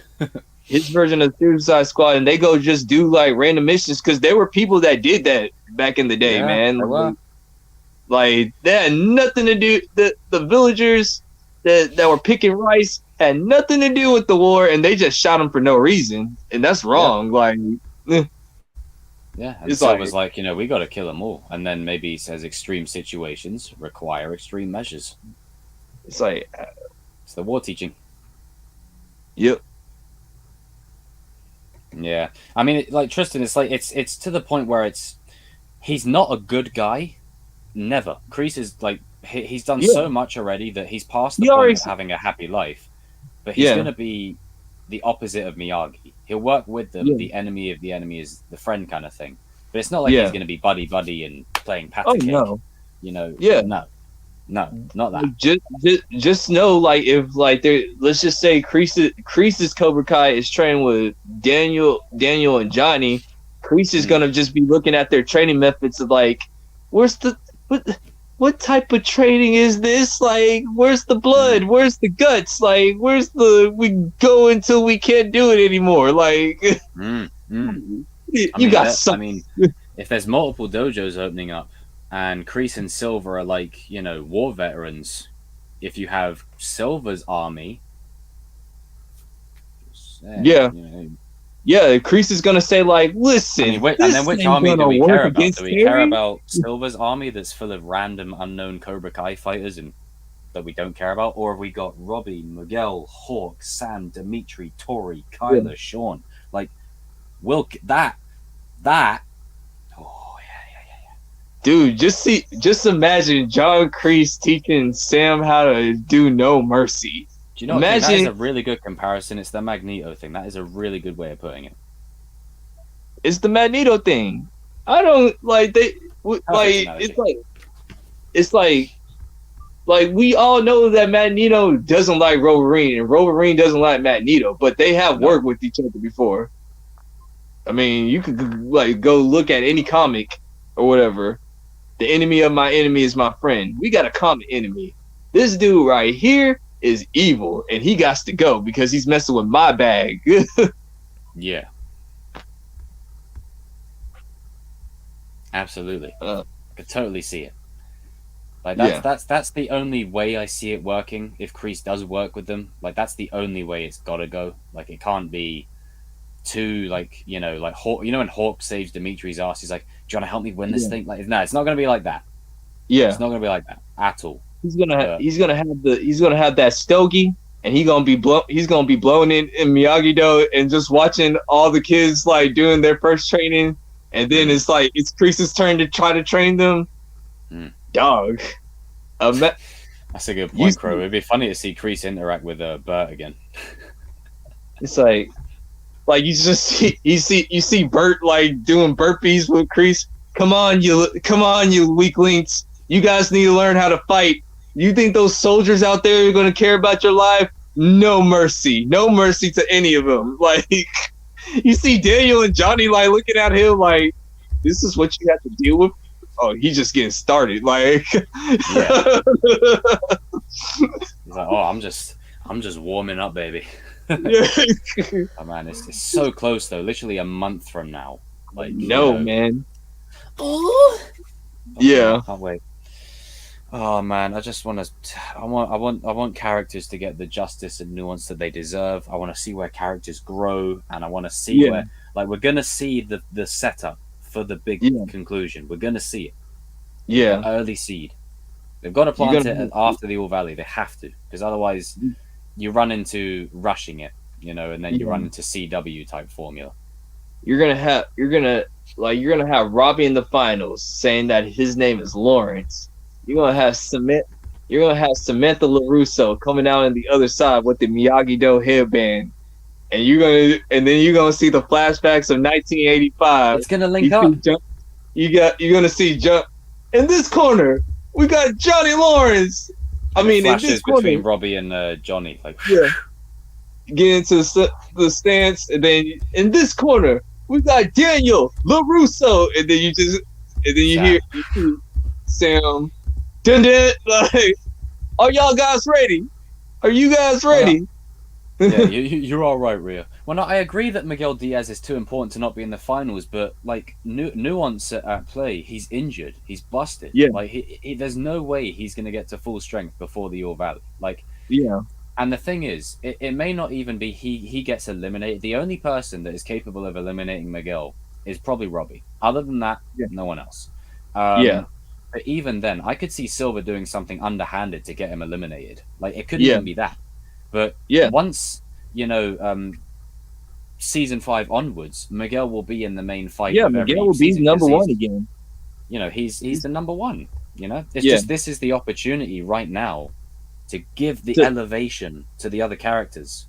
And also, guys, this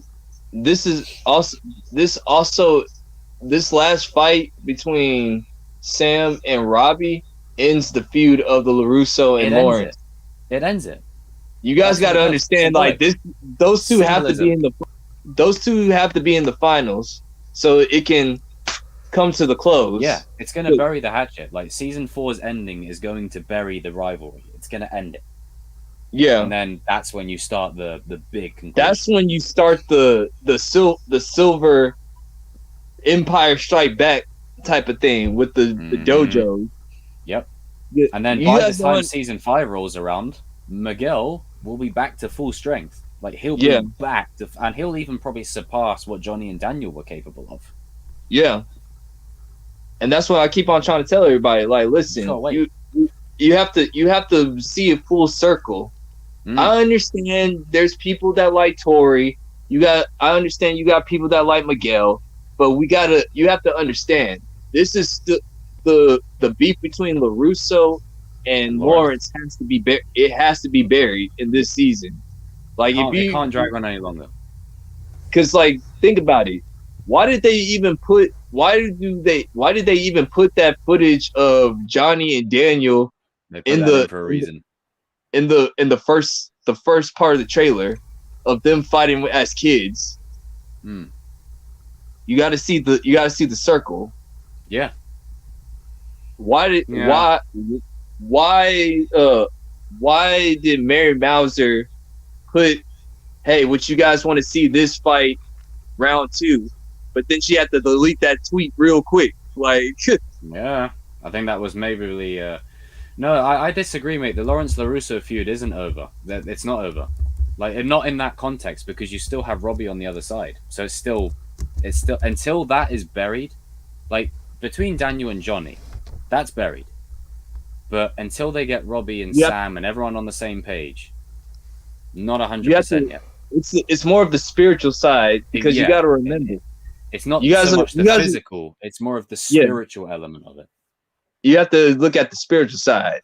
Like Robbie is symbolically, you got Robbie in the darkness, you got Sam in the light, you got Miguel in the balance. He's the middle where he should be. It's like he's the mixture. And Miguel balances both families. He's connected to both of them. He's the bridge. Those two have to settle, like I said, those two have to settle like the family beef forever, because they're not going to be able to compete anymore. No, it's that story of the sins of our fathers kind of thing, isn't it? Daniel and Johnny may bury it, but the whole feud of the theirs that started this show has now fed into their kids, and until their kids bury it, it's still going to keep going. So they have to bury it fully, all generations. Yeah. For the generations of the generations. Like I said, do we want other fighters to make it to the finals? Of course. I mean, but for story-wise, it makes sense that those two face each other. Mm-hmm. We ain't doing no female brackets and I understand that you guys love your 1980s, the comeback kid, Miguel. I understand. I like Miguel. He's cool. I think he's all right or whatever. But we've seen that way too many times. It's predictable. And you got the two most hated characters actually fighting against each other. Makes sense to me. Yeah. And then, as I said, once like season 4 is done, you plant the seed for the end game. By that time, time will have passed. Miguel will be at full strength. He'll be back to his season 2 prime. He'll probably be the best of the kids. Like, Bridge. Yeah. And but the people that makes it even better. It makes it sweeter that Miguel is the best kid around, because we've had time with the other characters to elevate them. Yeah. Now we can focus back on Miguel. Yeah. Because I know why people don't want to see, oh man, no one doesn't want to see LaRusso and Lawrence again in the final. Well, story-wise, it does make sense that those two have to. You have to make the story make sense. Yeah, I mean, it's not what even I personally would have done or come around to. Like I was an advocate for like Miguel and Robbie rematching in the finals, but after hearing your guys' takes on Sam and Robbie, it just makes sense. Like emotionally, it works. Because if you try to do a semifinals with Sam and Robbie, it's not gonna it doesn't hit as much. It doesn't hit as much. It's not epic at all. And if you try to do a semifinals with like Robbie and Tori, or Tori and Miguel, like.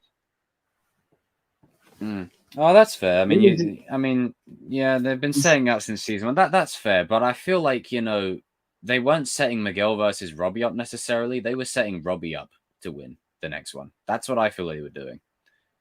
It feels like it would be such a missed opportunity for them to not do it, because when you get season 5, you're not going to have Sam versus Robbie or Hawk versus Robbie, because Miguel will be back in the main. Yeah, because and think timeline about wise, it'll be better. And think about this. Like, I know Miguel fans. And I love my Miggy. Miguel fans, relax. Take a seat. Listen, your boy was losing to a dude that only had like 3 weeks worth of training. Like, yeah, you think he's not going to last Robbie 2 seconds caught up against real Robbie. quick. Robbie cut up real quick, and if he didn't have his busted arm, and I'm gonna bring the 1980s plot of the comeback, Robbie would have won the tournament. Yeah, going based off of 1980s. Besides, I think Miguel's arc it's not intrinsically linked to whether he wins silverware or not. Like, I think that's going to be the arc of all the characters. Like, even like Miguel and Johnny won the tournament, but at what cost? Miguel lost Sam. Yeah.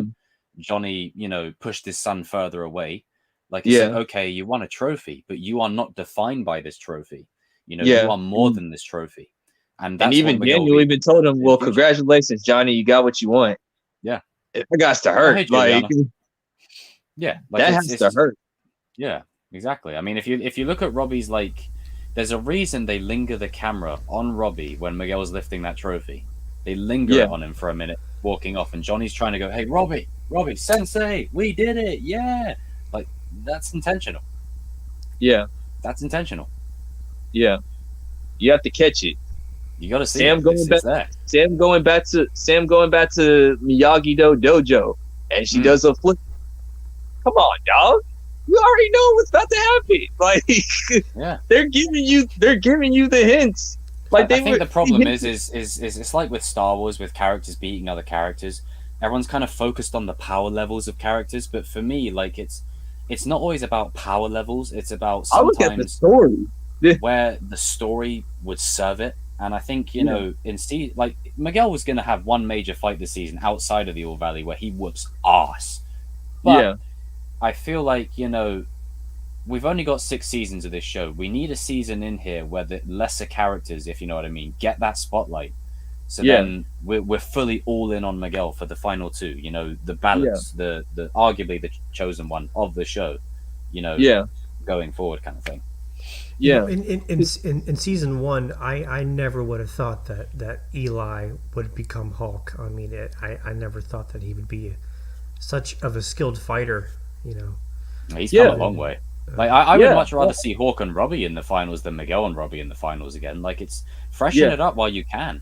Like, this is the only chance to do it. Like, that's what I'm saying, Cobra Kai. Well, this is the only chance they have to do it, because the next 2 seasons we're going to go back to formula. So but this is just to close the book on the family rivalry. Like, it has to end. Daniel and Johnny. If this was a movie, it would be Miguel and Robbie in the finals for sure. But it's a show, so you can kind of stretch out the storytelling a little bit. Because Daniel and Johnny are actually, like, literally saying, like, dog, look what we have done. Look how bad this has gotten. It's gone all the way to the next generation. They're taking responsibility on what's going on. A beef that happened in 1985 came all the way back in 2000, and it takes place in 18. Because it's the show, the opportunity. Exactly. Do more. Well said, Thank Juliana. You. Good job, Juliana. She gets it. She gets it. She knows good storytelling. Yeah. It's not about favorites or Team Robbie. I mean, it's not like Miguel's going to have it easy in the All Valley. He's probably going to have to go. Like, if Sean is in the mix, I could see him eliminating Sean. Like, he's going to go against some tough opposition. But I just feel like it's too. The way this show is set up right now, that there is stakes. Injuries stick, like Dimitri's arm, Robbie's shoulder, Miguel's like crippling injury that he, miraculously got back from. Like, to have him win, like, I mean, I wouldn't mind if he does win. He's got the champion rising again arc, which is fine. I don't mind if he does win. I just feel like there's so much more emotional weight for all the characters involved, like Amanda, Yeah. Daniel, Robbie's mum, Johnny. Yeah. If it's Sam and Robbie in the final, it Because fits. that's the thing that I like about Cobra Kai. They actually bring like real life situations to the actual fantasy world. Like, let's be honest. If Robbie, like, if this was the 1980s movie, Robbie would have won the tournament off of that kick or whatever, like where he like does that skateboard kick and he kicks Miguel on his butt. Mm-hmm. That would have been the game point, and he would have won. Let's be honest. But I'm glad that Robbie didn't win it like that way. They took the fantasy element about, okay, this is real. This is a real life tournament. Miguel Robbie ain't winning that. I don't care. Like, Miguel needed to win that one. Yeah, and also they didn't have the LaRusso plot. Which, come on, let's be honest, people. Daniel fans, relax. Take a seat. Take a seat. Relax. Daniel is an average fighter at best. When it comes to like in terms of going up against the kid fighters of this show, because he's OG, we've got to give him that level above them. But in terms of if it was all the same time, most of these kids would have him. He would get destroyed. Yeah, or Hawk would have him for breakfast. Yeah, I'm just saying. I think Tori could get a decent whack in or two. Or let's take it even further. Chosen in real life would have killed Daniel by now. Oh yeah, for sure. Oh damn straight, Juliana. What does it say? The things in real life. Mm-hmm. Yeah. Yeah, for real. It's more realistic. What she said. Yeah. It's like, you guys are. I don't think Miguel's and Robbie's problems are necessarily with each other directly. It's just everything that surrounds them. Yeah, we've got to bury that rivalry at the end of this season. Bury it. Yeah, just like Daniel and Johnny buried their rivalry this season. Like they said, like how you do it is when Robbie offered his hand before, and Miguel pulled him down. Either Robbie or Miguel reaches out. That. Yeah, I think it's gonna be Robbie again. Yeah, maybe he reaches out. Maybe they shake hands at the end of it. Like that. That brings it full circle. Yeah. That brings it full circle. That's what I'm saying. Oh, fuck Robbie. What's going on? What's up? Sam. The GOAT has arrived, got some free ladies time. and gentlemen. I'm out of town, so I got some time to come on the stream. What's going on? That's what's up, bro. That's what's you up. Arrived at the perfect time. We were just talking about the GOAT, and there's also this GOAT here. Oh, RJ jump scare. Ah, Halloween. There you go. But, no, we were just. No, we were just talking about how, like, like the LaRusso and Lawrence rivalry has to end this season, so it makes sense that both of those guys are in the finals. Yeah, I agree because, like, let's look at it. Jacob brought up how, like, you and Jacob brought up about how they plant the seeds in a way, and I always bring it back to that season 1 where, like, the end, where Sam is, like, getting back into the dojo and stuff. And, you also have to mention that she's Daniel's kid. You don't have Daniel's kid. Like, I'm talking like Sam, like whoever. Like, if it was, like, reverse, you don't have Daniel's kid. You don't set her up to not compete in the finals. Like, let's say, like, and Johnny's she makes it to the, like, she's in the All Valley. Oh, fuck, it's a full house. Let's go. She has to make it to the finals. She has to make it to the finals. Like, it just makes sense. Like, I'm not saying she's going to win. I think Robbie's going to win because he deserves to win. But we need that LaRusso versus Lawrence All Valley fight for the one, like, the family dynamic of it. For, like, that one last time. It's the one chance that you have to do it. It's the final chance. Yeah, like, it has to end. You can't do it because Miguel is the man. Like, it's so you got to do it now, like, while his injury is still there. Yeah, to bump it off. That's why I just keep on saying, guys. Sit back, relax. Toy fans, Miguel fans. We're trying to finish up a story. Also, There you go. you have to mention it like this though. Mary Mauser put that on her story, like who would win that fight, and she had to delete it. If they made her delete it, why do you think they made her delete it? Why do you think? It's for reason. Like when an actor in Hollywood posts something on their Instagram or social media, And they that's delete it straight potential after. spoilers, Like that's because the studio said, could you Mary, take take down that because thing you're kinda off. What's spoiling wrong it." with you? Like, yeah, You kind of spoil it. Like that's the fancy That's why. PR way of saying it, but internally they're thinking, take that fucking thing down now. You. exactly. Like It's that's like- that's it's why. It's like I was like, cause like when I showed that to RJ, like it got deleted quick, bro. Like it got Quick, Gosh. It got quick.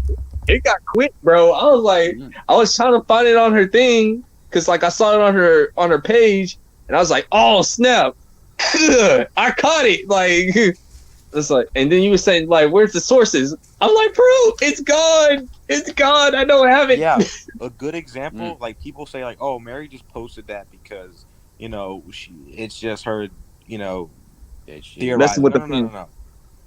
You don't. That's the key word. The key thing is if it's deleted. Look at all the Spider-Verse when all like the Spider-Verse debacle was happening, and actors were deleting stuff, and Sony was like deleting stuff in marketing. Why were they deleting it? Because There's it's a going reason. to happen. That's why. It That's makes too much sense, people. It just makes saying. sense. That's all. And the thing is, it's not like it's removing Miguel from the picture. It's still his story as well. But like while he's on his injury and he's getting back to full health, this is the one chance you have to do something like this, because then when he gets back to full strength, he's going to be the dude. He's going to be the man. Like he's the new Karate Kid in essence. So he's going to be front and center, as he should be, leading the line. Being the badass that we all know, El Serpiente to be. So Yeah. you got to pull the trigger while you can. Yeah. Yeah. It's like that's why I just say I happily disagree with Watch Party on having a all-female tournament. Nah, I it's just not feel necessary. like sorry to cut you off, but I just feel like people just don't want Sam in the Final finals. versus chosen final. That's what I feel like. Well, it is. this is what it is they don't want her in the finals. And again, if let's say for instance, if she was to win this, just for instance, it would have to be earned, because out of all the fighters, for me, she hasn't earned it as much as they have. If you know what I mean. But her in the finals against Robbie makes sense. Yeah, It makes sense. because once again, she won't win, the but it makes sense. family beef has to end. It has to And end it's got to some be a type of Lawrence. way. It has to be a Lawrence that brings it full circle. That brings it full circle, ends it, and squashes it. Because although Daniel and Johnny are ending the beef, their kids have beef, so it's still going to carry on. So you need to end it with them. Then you plant the seed for 5 and 6. You do what season 3 did. Change it up. The end game has to happen. End game. Like, I'm going to 'cause, like, real. Because once again, you got egos going on. You have to put real life into the fantasy. Once again, that's why I just keep on telling a lot of people, y'all don't know Cobra Kai. You guys are looking too much into the fantasy and not focusing on the reality. Yeah, this isn't like, Avengers. Be right back.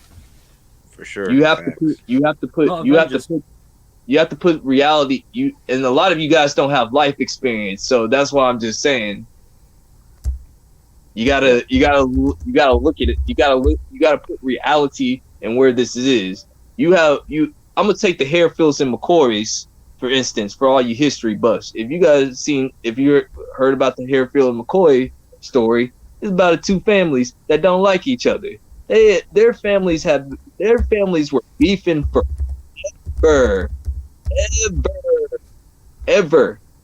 It took them about a couple of generations, and you could probably look this up for me. Am I right? Like, it took them a couple of generations for both of the families just to tell them, like, listen, we gotta stop this. Like, our children don't even remember how this beef even started, and that's a real life beef, and you can go look it up. Yep. Harefields and McCoys. Good TV show movie too. I love it. Kevin Conroy. I mean, Kevin Costner did good. But Oh, I do you know, also actually, want to like I love you. Shout out to Shout Down out to Under. It's not about about how well the teens fight, not who's a guy and who's a girl. They all have a chance. I Damn also want straight. to point out this Yeah. though, like if you had to, like I don't listen, Miguel's my dude, but listen, it like even if this was real life, he wouldn't even be fighting. Let's be No. real. Let's put that out And there. you've got to go Number based two, off of what they've done before. You know, the injuries stick, like Robbie's shoulder, you know, Miguel's back, you know, Dimitri's arm. So his injury is going to stick till the tournament. But then post that, Yeah. by the time season 5 rolls around, Miguel is going to be fucking. I'll tell you what, the videos I've made on Robbie for season 4, I'll be making them on Miguel for season 5. Like, he's going to be fucking up here. Like, yeah. oh, Because I keep on trying to tell everybody, like, listen, when you fall down and mess up your back, or if you strain your back and you start having back spasms, I don't know if you guys ever had a back spasm, but them mugs hurt. They like it just comes at the pain just comes at the pain just sparks, man. I don't believe if we let's put this in real life. Take your fantasy thing out. You guys gotta look at real life, people. Miguel cannot actually compete. Like real talk. Like real talk. like, although he beat I don't Kyler, care- and I don't it's care- also, you know, a fun thing at Kyler where Kyler couldn't even beat up a guy who was just, you know, crippled. Yeah. But he still in struggled. real Like, life, Kyler would have tossing him destroyed Miguel. But like around. You know, that's if what the Kyler's fantasy. tossing him around. People Yeah. like Sean or Hawk or Robbie, they're gonna Sam. They're gonna cream him. You know, Yeah. he's not at that level yet. He's got to build Yeah. himself back up, Yeah. and that's what's exciting about his arc. When season 5 Yeah. rolls around, he'll probably be the best of the lot. Yeah. And then they'll probably drop the beat of Miguel getting the best around music. You never know, man. I mean, that might be Dimitri's or whatever, but like, shine I'm in the just saying. tournament anyway, for sure. Yeah. But I mean, Yeah, Dimitri. you know what, TCK, you get it. You get it. You get it. Yeah. He'll go out Basically. with dignity. He's not going to lose like, oh, damn it, Miguel lost. Oh, he's trash. No, he's going to lose like with honor. Like, Yeah. he's going to lose. Okay. Either you he's know gonna what? get either he loses or Terry Silver pulls some shenanigans. Yeah, like It's- that is also possible too. That Terry's like, you know what? Hey, ref, come here. Do something against that guy, will you?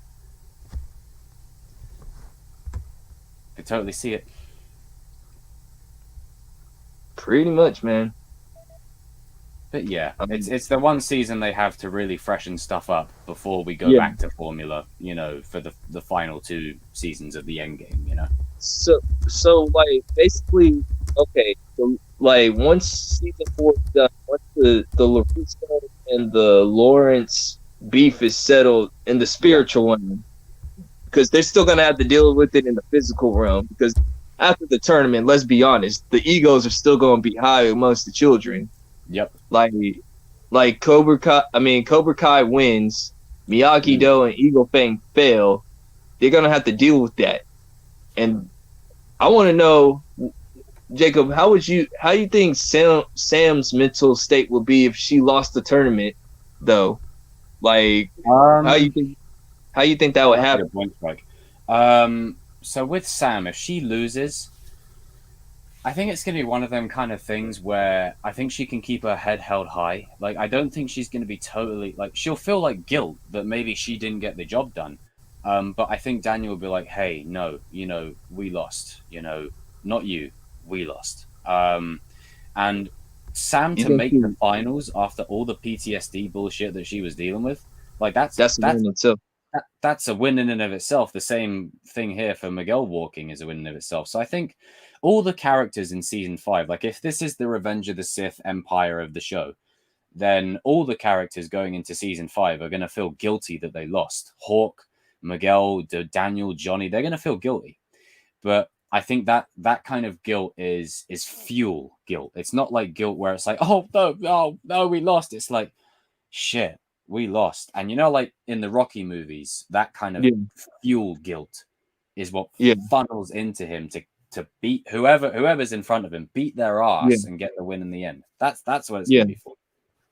And like, dude, imagine Rob, because like imagine Robbie holding up the trophy, but he won cleanly though. He won Yeah. cleanly to where Daniel and Johnny can't say anything. Like, you Yeah. know, because think about it, if Robbie was to do something dirty to like Sam or think he anybody who's will. on the other, like they're gonna be saying like, well, he didn't necessarily win, but if he does it cleanly, I think he will.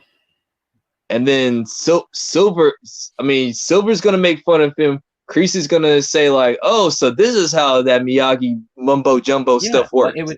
it would be interesting because then if he uses the Miyagi-Do teachings to get the win, it shows him that Miyagi-Do and Cobra Kai go hand in hand. But Yeah. it also shows Kreese, oh, so that's what that's all about. Yeah. But also if he wins cleanly, I think that's better. I think everyone's so Yeah. kind of wrapped onto the idea of Robbie being the villain that they want him to cheat and do it. Like, it's not Robbie's character. It really isn't. Yeah. Like, he'll be brutal and he'll be gunning through opposition, bomb, bomb, bomb, bomb. But Yeah. I don't think cheating's not his thing. Cheating is not Yeah. his thing. He prefers to earn it, and he's going to Yeah. earn it by being the most driven fighter out of all of them. That's 'Cause, the headspace I want him in. Because like what I think is gonna happen is if Miyagi Sam, like I still believe that Sam is gonna go up on Robbie like a couple of points, maybe two. It's gonna be like 2-1, and Kreese is gonna give like a motivational speech to Robbie, like instead of like yelling or like tell him to do something dirty or something like that. Like, Yeah. you know what? I could tell you to sweep the leg. I could tell you to like break her bones or whatever, but I trust I you don't to know. do the right thing. I trust you to do the right thing, my son. Yeah. Something And like that. That adds to Kreese's development as well. Maybe he doesn't say sweep the leg, you have a problem with that. Maybe he's like, I trust you to make the right choice. Yeah. Sam and Dimitri duo. Yeah, they're a good duo. And yeah, TC, a good point. They said it's like every Rocky fight rolled into one. Yeah. So maybe someone throws the towel in. Maybe, like Hawk is getting beaten the crap out of, or something like that. One of the fighters is going to have to get the towel thrown in. One of them. Yeah. I would say it would probably be Hawk, most likely. Like, I just feel like something's going to happen to him. I'm not gonna lie. As emotional as that scene is, throw the towel. Because I think Robbie is unpopular opinion, but I think Robbie's gonna body Hawk, bro. Like, I think the plot is just not good for Hawk, dude. Like, no. Like, this is what I mean. Like, if they have Miguel like go out in the semis or whatever, then you can have Hawk put up a more of a fight. But this is probably the only time that you can do that, because then once Miguel's back to full strength, and this is what I was saying earlier, when Miguel's back to full strength, like people like Sam, Hawk, and Robbie, they're all going to play second fiddle, just because it's the nature of the story, So it's the one chance to have to put them up while you can. But yeah, plot's not on his side at all. Yeah, the plot, like, Hawk fans, come on, sit on the side. I'm not mad at you guys, but I'm just saying it's just not. We got to put the real life into it. He's the Kylo Ren fighter of the show, isn't it? Like, he wants to be number one, but he's never going to be. But he's the chess piece. He's the piece that you move while you're playing chess that turns the tide of the battle. That's what he is, and I think he'll own that. That's still a good piece to be. Yeah, because all the focus isn't on you. And also, you're also going to see Dimitri get his arc fulfilled too. We're also going to know Dimitri's last name. It's probably going to be something simple too. Something simple. It's not like I'm sure people are just expecting it to be like this. Oh, it's Dimitri Pierce or something like. No, it's probably just going to be Dimitri Simmons. It's something simple. I mean, I wouldn't mind that TCK. I think that would be tied to his arc. I wouldn't mind him in the tournament as I agree with that Eli. That's what I mean. Like, as much as I want Robbie to win it for story's sake, just imagine him winning it as Eli. Like, how sick would that be? That would be pretty cool. That'd be dope. What if Dimitri wins it all? That'd be funny. I'll be laughing. I'll be like, man, you're all fucking terrible for starters. But Dimitri, go on, my son. Hell yes. Like can have a you fun already night know yet Dimitri. after that. You already know Dimitri's probably saying like, "Oh yeah, I'm definitely gonna have a party tonight." Like, He's like, I am so down with this All Valley thing. I might join the board in a few years. he's like, he's gonna be saying like, "So this is what it's like to be a champion on something." Like, you know, you get all the cool all these girls are trying to like talk to me. Like, so this is what it's like being the big dog around here. Yeah, absolutely. And yeah, Strike. Yeah, he's the chess piece that you move on the board. And yeah, I agree, TCK. Like, I would like for him to get a major win, but like Hawk's gonna be like, it's similar to what will happen with Kyler. Like, Kyler won't beat any of the major players, but Kyler will beat like the randoms, like that kind of thing. But Hawk is more, he's more badass. We give a shit about Hawk more. That's the only difference. Maybe Hawk. I want to say this though. Maybe. Just like the Tobey Maguire and Andrew Garfield being in No Way Home, I'll be surprised if they're not in No Way Home, and I'll be surprised if Sam doesn't make it to the finals. Like, it's just one of them has so much evidence, the other one has evidence, but it just makes the most sense. Yeah. It just makes sense. Because here's the thing though. If Sam doesn't make it to the finals, and then you have season 5 and 6, no tournament, her character's a waste. I'm sorry. Yeah, that is. It's pretty much it. That's what I've been telling people is that no matter how hot she is, nice point, Strike. Yeah, their thick ass ain't enough. Yeah. Like, this is what I mean. Like, Miguel's injury, I think, also is actually a good thing for the show, because it means we're at a middle point where, let's say, for example, the injury never happened to Miguel. Miguel would be decimating opposition every season. It would get repetitive. It'll be like Miguel so and Robbie just quick. going to the final, bro. Yeah, it would be boring. Like, there'd be no anticipation. And also, you have to instill the nuance. Real life is different from tournament, guys. Like, some fighters are better in tournaments, some fighters are better in real life. Like, Robbie's a better tournament fighter than he is a street fighter, in my opinion. Yeah. Like, I think like after his real fight with Sean and Julie, I think that dynamic might change for him. But certainly in the early stage, they better not have him throwing my dog around. He was getting his like ass a rag dog. I'm serious. But in the street now, I think Robbie could go the distance. But before, you give me back my table, homie. Yeah, like, this is like it's like I be telling people, it's the opportunity now to give these characters the shine, not only building off of the back of season 3, give Tori some development, give Sam that platform that we've been establishing since season 1, give Robbie he's Johnny Lawrence's son, give him that, and then because the Lawrence bloodline has to win. The Lawrence bloodline has to win. It makes sense that they do win. Like, I just want to remind everyone, the Lawrence bloodline. And the Silver increases Cobra Kai has to win. When Kreese says to Robbie, the story about Johnny, he lost, but he didn't make it easy. And I saw that look in his eye that he would never let that happen again. What was the look that Robbie had in season 1? Mic drop. Yeah. And also, you got to think of it like this, though. They've already planted the seeds for Sam and Robbie to have a final, to have a rivalry. You know the scene I'm going to mention. It's like, I did make it to the All Valley Finals. That's because she didn't have to get past me. That and episode 10 of season 3, where she was like, they did not show her face when she saw. Yeah, they did that on purpose. They did that on purpose. I've been telling people, I think in season 4, Sam is not going to want anything to do with Robbie. It's going to be Miguel that's going to be like, I want to help him. But Miguel, Johnny, and Daniel.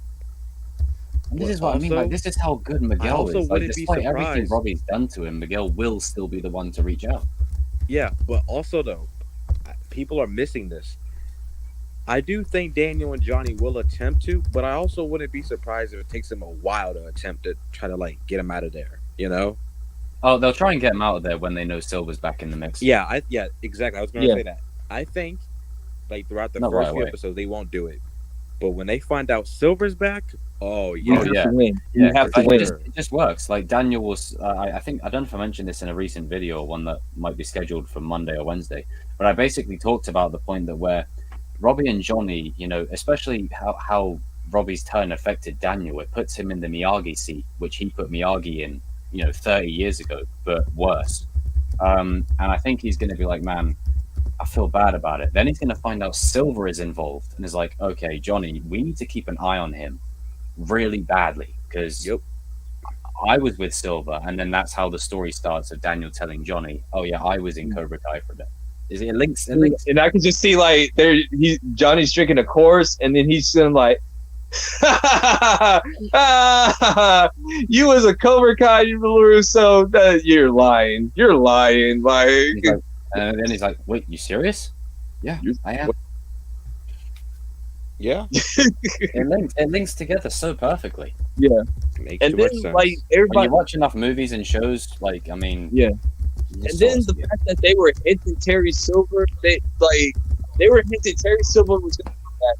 They were hinting. I'll be right back, boys. No worries. From season 1. They're hinting that Sam and Robbie are gonna fight each other. He's It's just too important to pass up. just because you don't like somebody, you gotta understand.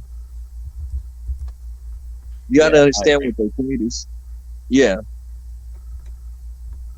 Good point. you gotta understand what the creators are gonna be at. Like, Yeah. once again, we're closing. We gotta close. We're closing into the third act. Like we're at the end of the second act. Like it's structured like a 3-act play. That it is. It's a 3-act play. Season 1 and 2, first act, and then obviously you could argue the end of season 2 was the darkest part, which is true.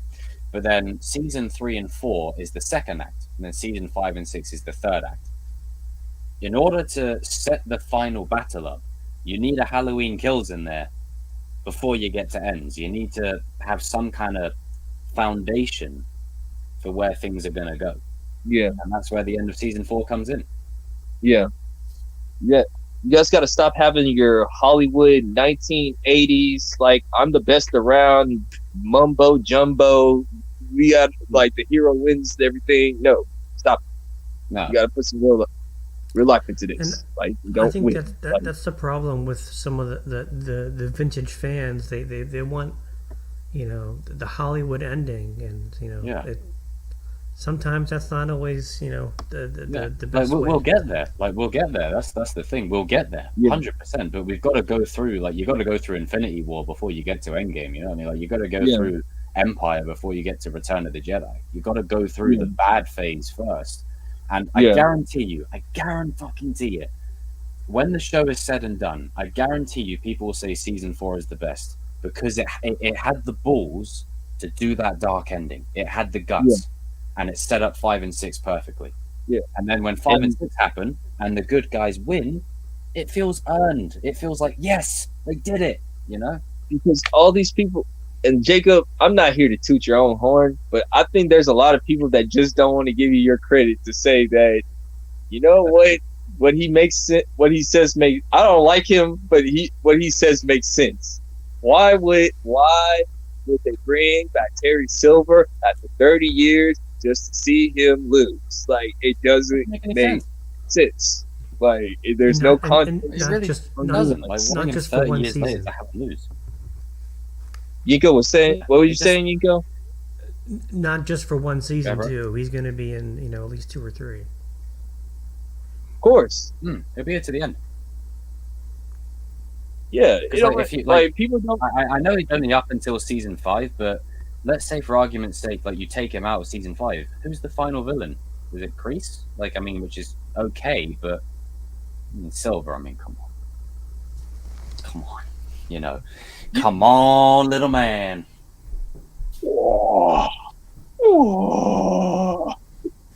I can see agree, Kreese. Cobra Kai well. I mean, you know, Tori will get some great development too. But Yeah, she will. Carry- No, she like Tori does need to get some more character development. Like, Oh, that's the thing. Right now, she's just the Yeah. equivalent of Skeletor on He-Man. I see you soon, LaRusso. That's basically it. even wearing the skeleton thing. She even wears the skeleton thing. She's skeleton. Yeah. She's female Skeletor. It is what it is. She's But as we were discussing before, like how you make it an emotional point is you really hone in on her home life and the shit that she's been Yeah. through, and then you maybe have her mother in a really bad state just before the All Yeah. Valley. Like, how heartbreaking would that be that she has to see her brother go into foster care, her mother's Yeah. dead, or really bad, like that. Yeah. That would get the fans over with Tori, Yeah. 100%. Oh, boys. It'll get me over. It'll get me I to would be care. sympathize with Tori. Oh, Yeah, I boys. think she's I think she cray, but it makes sense that she's cray because Yeah. what's going on in her real life. Mm. There's That people would be like heartbreaking. Tori. There's people like Tori that got like so much crap in their life at such a young age. They have to grow up fast because Yeah. they're feeding their little brother. They're making And sure it's the that they're Cobra Kai going. season, isn't it? So I mean, people like Yeah. Kyler and Tori and Robbie, they're going to get massive amounts of development. I mean, maybe Yeah. not, but he'll get development in some I kind. know we're talking about Yeah. Tori, but I like to point out something. Another foreshadow. This is why I love the show so much. And I was just thinking about it. Remember in episode 10 when Johnny and Daniel were fighting in the beginning, and Sam was like at Johnny's house. This was another obvious. This was the most obvious foreshadow. We kind of missed it until like now, or maybe King caught it because he was the first one to point out the Sam vs. Robbie finals. But when they're fighting, not only do they flash back to the first All Valley finals with Johnny and Daniel, but they show Sam, where is she? Next to Daniel, wearing a Cobra Kai shirt. Robbie next to Johnny. Yeah, So that's that's the biggest foreshadow. Yeah. Symmetry. Yeah. Once again, the light and the dark. They have to finish up the. You guys got to look at the spiritual side. You guys are reminiscing the. Well, I want this character to make it to the finals because I like him. Okay, that's fine, but let's sit down, Miguel and Tori. I mean, fans, if you want me to like remove story out of it, I would rather I just removing Yeah. story out of it. I would rather Yeah. Miguel and Robbie or Miguel and Hawk than Sam in the final. But because Yeah. story is instilled, it just makes sense. It just fits. But I'll say this regarding Even if Tori, they and don't on the do it, I topic don't of mind. Tori. But I mean, it just fits. Yeah. Tori is I really like Tori's character, but I do have to agree. She is just a cartoon villain right now. Like it's about like all she does. Like listen, She has a lot of potential though. like she has a lot of potential. Like, but all she does is say, "No, Marcy, this ends now. Like this ends tonight." Like I do want Skeletor. I want more. I want the writers to give me a reason to root for Or her. like the little scenes that we get with Robbie. Like when Daniel visits Robbie and he's like home alone, he's making his cereal with water, and then like Daniel puts his arm on his shoulder and that kind of stuff. Scenes like that would really elevate it. Like this is my two things that I want from writers this season. Stop making Kyler just a laughable character. Make him a reasonable villain for Dimitri. Make him a real threat. Give me that. Don't have him fight Miguel. Give him a threat to Dimitri. Yeah, not Hawk. And Hawk make would create Dimitri. me like. And You Kyler's know. still trying to pick on Dimitri while they're still at school. And give Like- me a reason to root for Tori. Even like I already like her character, but I want more from her. Like because right now Yeah. I go back and forth with her. It's like with me, until you give me a story for Tori, I consider you cray. You the crazy cray girl that's trying to kill people. You are Skeletor off of He-Man.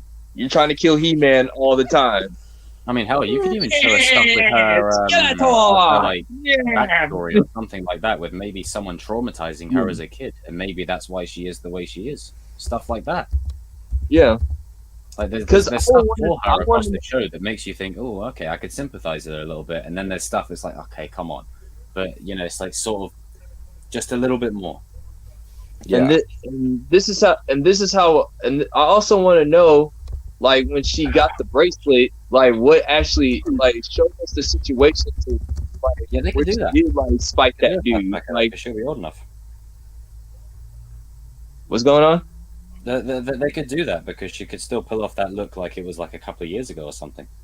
Yeah, like okay, why are you the way you act? Because something physical happened to you. Can't say it on YouTube, but you guys read between the lines of what I'm talking about. Yeah, You know what I'm saying?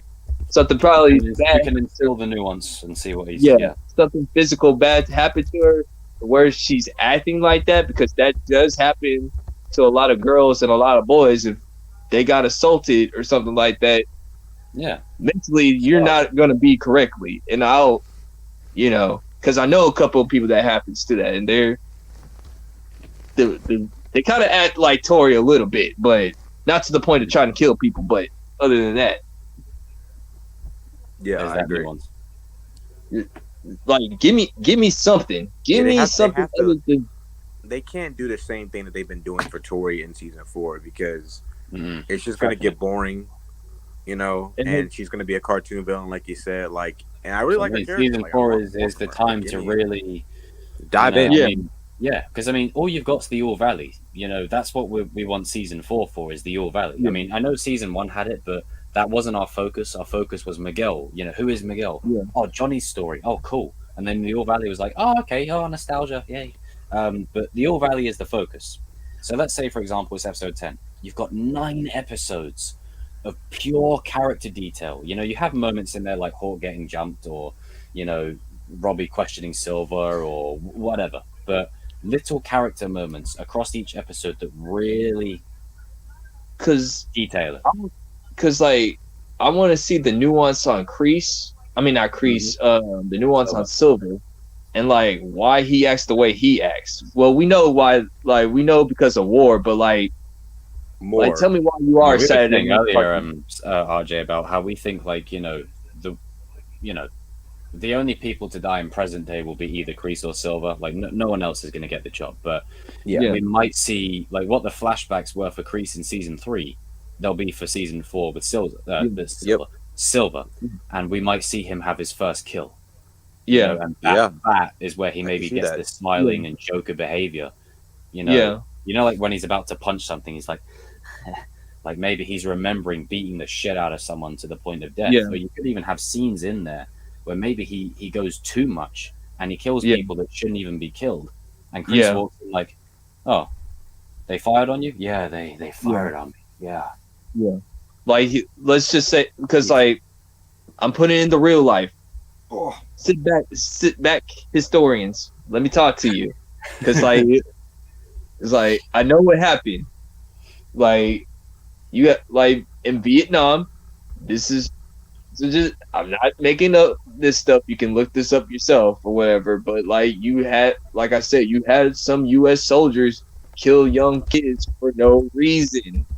Like Terry Silver is one of those people that will do that. Like he is that type of guy that will take a group of roughneck people that are already twisted in the head and go mess with rice farmers and shoot them for no reason, like just because. And then Kreese and his group, they're coming in. Yo, what happened? Like they'll be like the ones to plant the guns on like the rice farmers or something like that. Yeah, Johnny, they were trying to come at us, man, and we have to take care of them. Could be like that. And then that feeds into present day. If Silver and Kreese are to have conflict, then Kreese is like, you remember that group back in Vietnam? Are you sure they didn't, fire on you first or something like that? And that's like, ooh, that's the Terry's gonna be saying like the first Johnny, seed of doubt.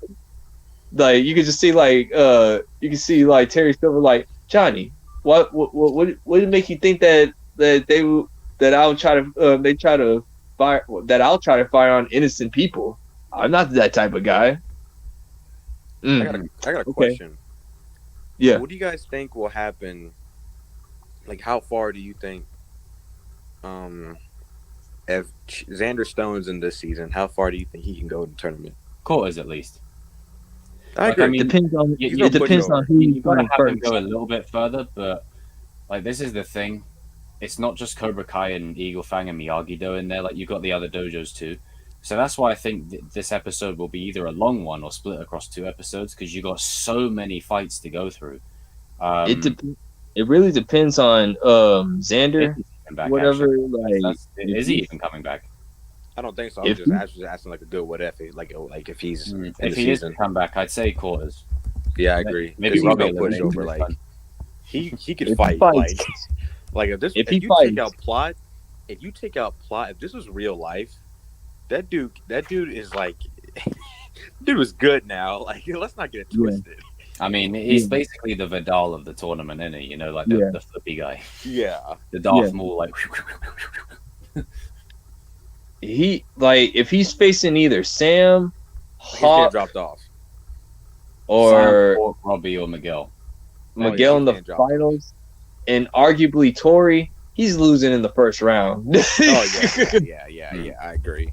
Unless he goes up against Chris or something, then like as much as I love Chris, like he'll probably take Chris out. Yeah. But I think he maybe could give takes him Tori out. trouble though. I think out of all those characters you named, King, he could give Tori trouble, but he'll lose. yeah, that's what I said. They got to Arguably- give Tori a win in some way in the Yeah. All Valley. Like, they'll give her If some she- wins. Yeah, if she'll probably beat Xander based off of plot, armor. Yeah. I'm gonna leave it right there. Like, Yeah. Yeah. so she can like, she'll beat like if Tori were to face Xander like in the first round, she'll beat him, but he'll give her he'll give her a fight. Yeah. it'll He'll be- go the distance. it'll Then be it a turns 3-2. into, like Kreese looking at like Xander and his mum and hearing their speech and going, "Oh God." Like, dude, I could just see Xander just taking the mic from Terry Silver. Like, can I? Oh God. And Like, Terry's I just looking wanna at him say- like, It's like I just want to say one thing. Like, there's hatred around this whole entire valley, and I just want to say that I'm back and I'm here to put social justice into place. And you just see like Terry Silver just like looking at him like, And also, like the creators have said, like expect the unexpected. He could be back. You never know. I mean, one thing that Yeah. could happen is before they even get to the quarterfinals or semifinals or finals, you know how like they have the first matchups, the ones like to basically build up to yeah, build up to the qualifiers. Yeah, the qualifiers. The qualifiers will be long. Like you'll see maybe Yeah. Kyler eliminating 2 people. You'll see Tori knocking out 3 people. Like every character will at least eliminate 1 person, Yeah, at least 1. But there'll be random fighters from other dojos, Yeah. and then you'll go through like maybe 15 fights, and then eventually you'll start getting to the quarterfinals. To the 'Cause top there's so 16. many fighters. Like I think that's the best way to balance it because then that way every character like Kyler or Tori or Sam or whoever gets to shine by knocking out other people. Maybe Xander Stone could knock out a couple, and then you Yeah. get to the quarterfinals and the more advanced stages. yeah, Because I 'Cause feel like if you don't see it, people are like, "Oh, I didn't see that person eliminate anyone." So they're gonna have no choice but to show I some can of see- them eliminate I could people. see Xander facing Miguel again, like a rematch or whatever. Oh, that would actually be symbolic because, like, Miguel faced him the first time when he was fresh, and now he's like trying to. It could be detrimental to him testing himself, Yeah.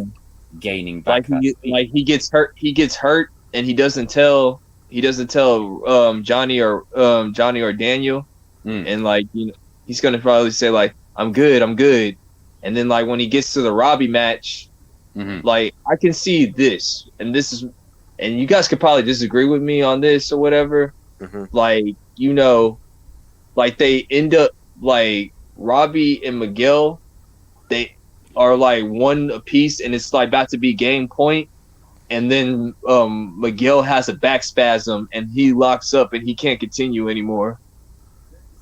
I can see that I can see it. because I can. You know what? I can see that happening. I know a lot of people are going to give you hate for this, but that's true. Like it could happen. It happens. He's still Listen, recovering. Listen, I know that people are attached to certain characters on the show. Like it's your favorite character. You don't want to see him lose, Yeah, but Miguel's the man.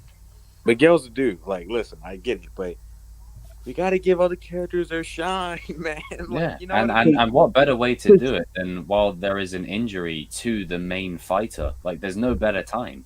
You know, it could be another thing because here's the thing. Now that you brought it up, King, like that's like real it life. could be like Carmen. Carmen could get that sense of worry, and it could even further develop Amanda and Carmen's connection of being a worried mother for their kids. Yeah. Easy character development right there. Because God, I like, love the show. because like, because think about it. It's like you know, they kind of gained each other's respect. Like they're actually duking it out or whatever. It's 1-1, and like like Miguel gets back up, and Robbie gets back up, and they kind of get the smile. They get that smile against each other, like that combat smile. Like, all right, okay, we're actually gonna throw down. And then as soon as the ref says, "Are you guys ready? You guys ready? Fight!" And then you just see Miguel just like ah. But could you imagine like he just starts going down or whatever. I could see that happening. Or like Robbie like eliminates Miguel, but like it's because Miguel back like actually just tensed up and he could not move at all. I could see a scenario where like Miguel has to go out because of back problems, and then say like let's say when if Tori like disqualifies Sam, oh no, not disqualified, but she gets disqualified fighting Sam, and then Sam's in the medic, right? Like look at Carmen and Amanda worrying about both their kids, and then like Sam has to fight in the final against Robbie, like, and that's why I think at that moment. I think it'll be perfect because look at the teaser, the All Valley teaser with Amanda. Like she looks worried. I think. Yeah, why else would she be worried? If why? Like, and I mean, also, don't get me wrong, we love Miguel, but why shot? would she be that concerned? If you know what I mean? Like, Yeah. unless. And then you have Anthony standing up too. Like, when does he ever stand up for anything? Like, Yeah. Maybe it's to the point where she's visibly hurt, and then it's you guys ever remember that? I always like to use it as reference. You ever see that Simpsons episode where Bart and Lisa are on opposite hockey teams and they're fighting against each other? Yeah. It's like that where they're against each other, like, and then as time starts to move along, I think Pascal and his music thing did a great understanding of it. That by around maybe the second point, they start to have flashbacks of when they were training together and that kind of shit. Like, it just lines up perfectly. Yeah. And then you're gonna get that old 1985 music or whatever. Is like dun, dun, dun, dun, dun, dun, dun, dun, dun. Mhm. But like that's the one thing that no one's talking about. I really want to see Amanda and Carmen like more moments like that. Like it's the little things in this show that I really love, man. Like them interact. I love their interaction because you know what they I love did. they just put out to Crease and smack him. They when they went to the bathroom, they did. They that were on just purpose. talking. They were talking. Daniel and Johnny can start getting along. Amanda and Carmen really were the ones that planted the seeds for them to team up. Let's be real. Yeah. Oh, yeah. Voice of reason, isn't it? And then Allie closed it up. Allie closed Like it up. it started with her and it ended with her. Yeah. Yeah. Completely. It's like That's all it is. she said, like there's your story, there's his story, and then there's the truth. Yeah. I was like, I love it.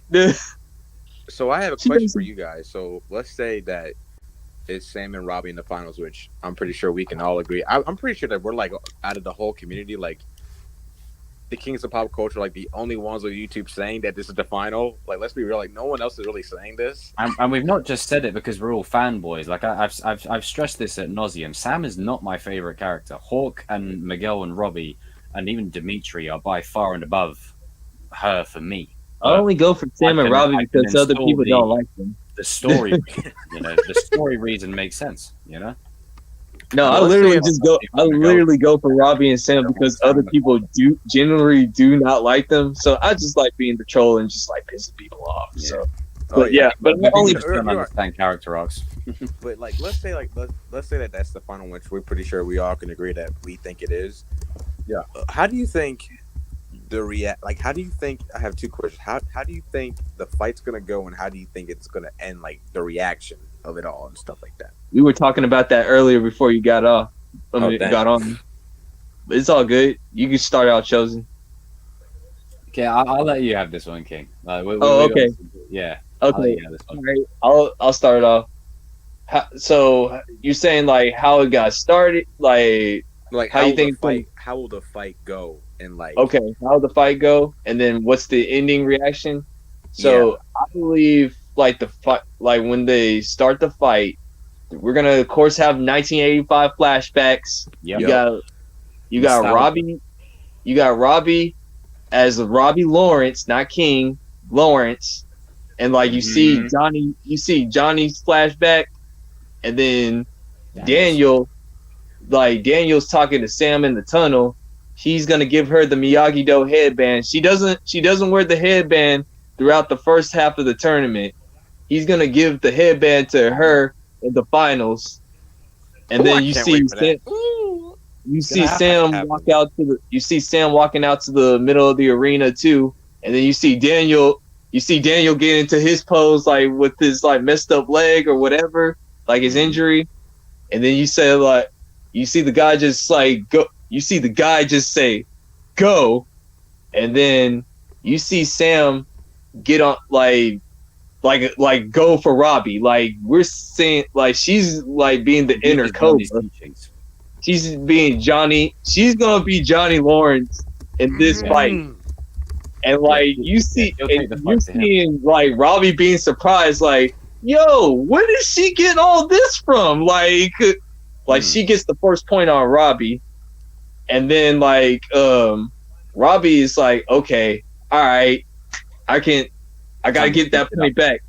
And so like, then she does the moves of Daniel, what he did in 1985 to get that point back. And then Sam, she does another Johnny move, and it goes 2-1. 2-1. Yeah. Check this out. Kreese is gonna call a timeout, and Silver and he's gonna. You know how Mr. Miyagi gives Daniel that motivational speech of like, I believe in you no matter what. It's gonna be in Kreese's type of way, and how Kreese will say it. I trust and you. then that's all. Decision. And that's when, like I always said, a focused Robbie is a dangerous Robbie. Yup. And like as soon as he starts focusing, he gets he goes 2, it's tied up, and he gets the or whatever. And then check this out. Sam thinks Sam is gonna like say Sam gets the point number 3. 3-2. It's 3-2. They thinking that they won the tournament. Penalty. Sam gets 1 point taken away. Now it's Robbie's turn, and Robbie is gonna give Kreese that epic bow of what Daniel did to Mr. Miyagi, and then that's when he pint the king, man. Jesus and then Robbie uses Miyagi Do to win cleanly. He's gonna do it, and then like Johnny and Daniel, they're happy for Robbie, but they're shocked that. Yeah, like they're conflicted. They're happy, like, oh my god, Robbie, you used me up. Like I mean, Johnny would be happy that his son got the win in that sense, but Daniel would be like, man, he won by my teachings. And then Kreese would be like, so that's what that's all about, And then it goes to, and then like he gets the trophy, and like I can see Kreese just saying like, so when did you become a motivational coach teacher thing? I was just watching one of those like stupid Tubi videos or something like that. So like, oh man, that's something that Kreese will say. Like I just feel like it's such a good way to have it go is Robbie using Miyagi Do to win the final point. Robbie wins using Miyagi Do, and Samantha's gonna be crying, because she that's emotional. You feel like you failed the whole entire valley, the whole entire team. Mm-hmm. But Daniel's basically going to say like, no. Season 5, as we were saying earlier, all the characters like Sam, Dimitri, Miguel, Hawk, Johnny, Daniel, they're going to feel the weight of their failure going into season 5. Like that's where you set up season 5, then season 5 sets up the end game. Like that's why they have to win here. And so that's how I see it happening. And the reaction after the tournament is like I see Samantha crying and stuff like that. And like, you know, but Terry Silver, and this is where I think that's when they're gonna this is where the seed is planted for them to this go is where at the seed is planted, is like he's gonna be making fun of the situation. Ha! Danny boy, how's it feel to lose or whatever, you know, just rubbing it in. And this time Daniel ain't scared of Terry, so he strikes first and like punches the crap out of him, and then it's on after that. But Sensei I believe I see the sensei fighting, but I believe Terry Silver beats Johnny and Daniel at the same time because he was training all those years. Mm-hmm. They'll be too strong. They'll be too strong for them to. Do you guys think that Johnny is also gonna coach up Sam in the final? Because, like, let's say, like, okay, Eagle Fang will be down and out by that point, right? Like Miguel lost in the semis. Because I think we can all agree, like, about the leaks and shit. We think that they're gonna like not be in one dojo. They're gonna go as separate, but still be somewhat of a team. Yeah. Do you guys think that as Sam's in the final? Do you guys think that not only Daniel's going to, obviously Daniel will coach her up, but do you think Johnny will too, or will he stand off? I think she will. I think he'll give her like a coaching to where like she does get the, like, you know, like I said, you know how she gets the game point, like it's tied 2-2, they're going to call a timeout. Mm-hmm. Like I can see Johnny just said like, hey, princess, you know, whisper something in our ear or something like that. You remember the training I was telling you? And then like they kind of like flash back to like, you know. Oh, and it could be an opposite parallel because like a LaRusso is teaching a LaRusso. I mean, no, a Lawrence is teaching a LaRusso. Yeah, that's what I meant to say. And then like dynamic. A Lawrence is teaching a LaRusso. That could be like, ooh, I like that. And then she goes back out. She uses that move and finds out to be it's actually a penalized move. Like Johnny used to use that move back in the 80s, but you can't use that same move in today's tournament. And it's like, oh snap! Like that's gonna take, dude. You think about it. Put it in your mind. You think you made the game-winning point, and then the ref takes it back because you do not know the rules. Yeah. Like, that could happen too. Could you imagine? Like, I mean, obviously we know Sam ain't gonna win the thing against Robbie, but just imagine, just for a second, that maybe Sam has the win.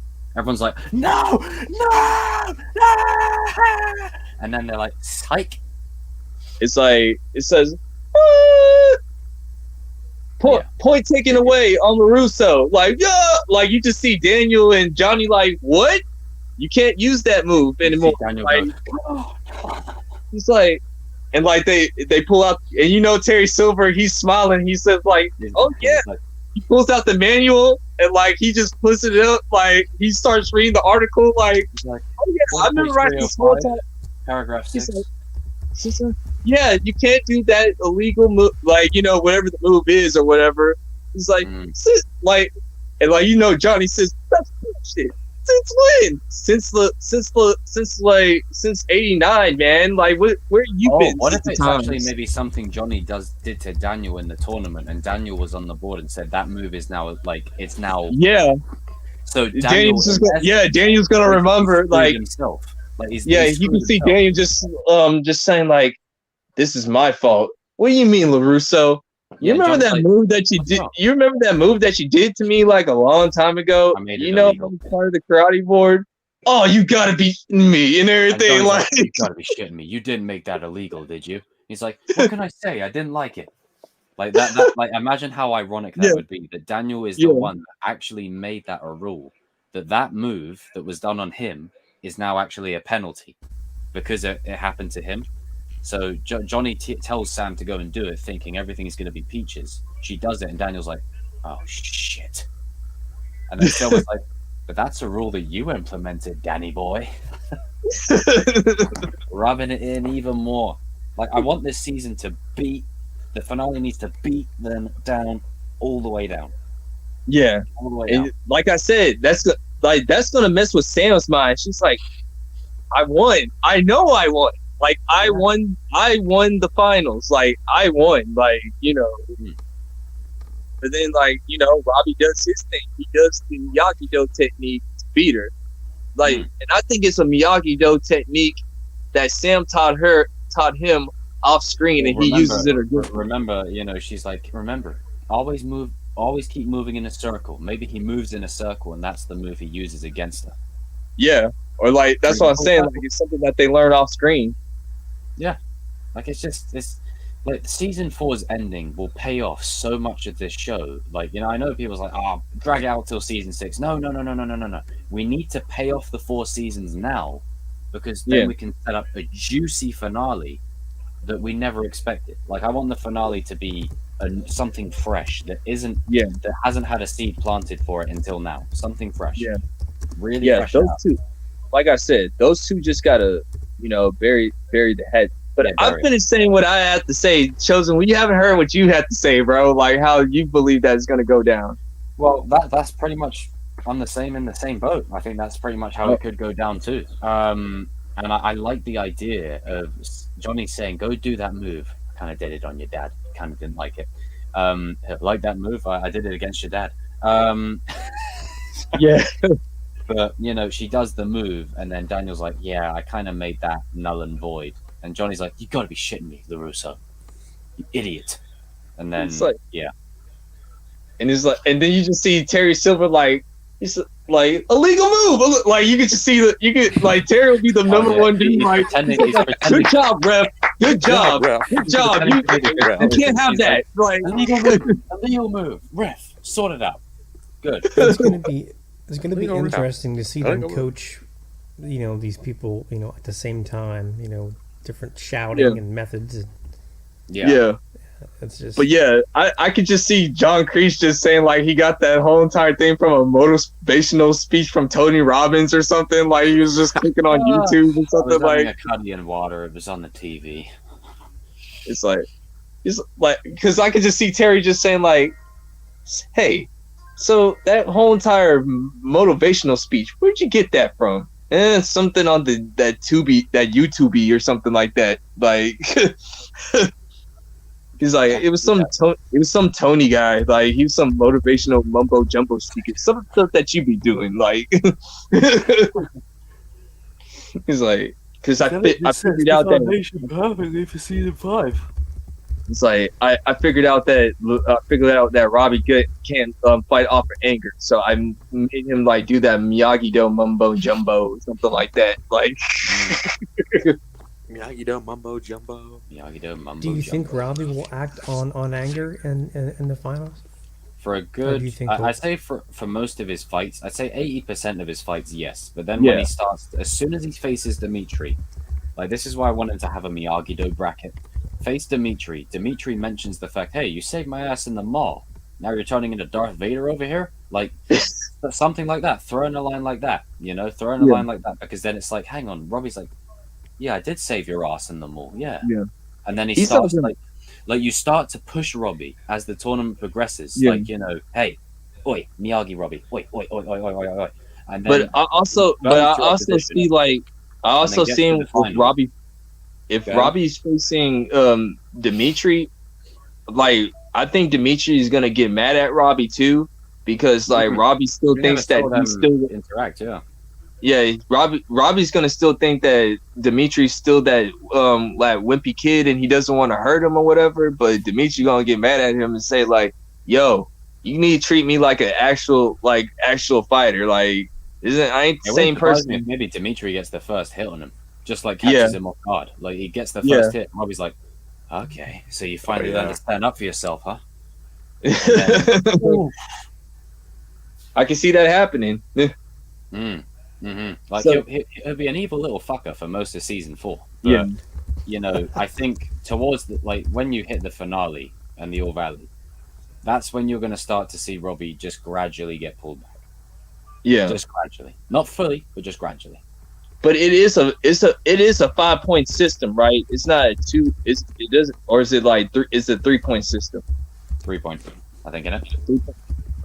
Is it 3 points? I think it's 3 points in it.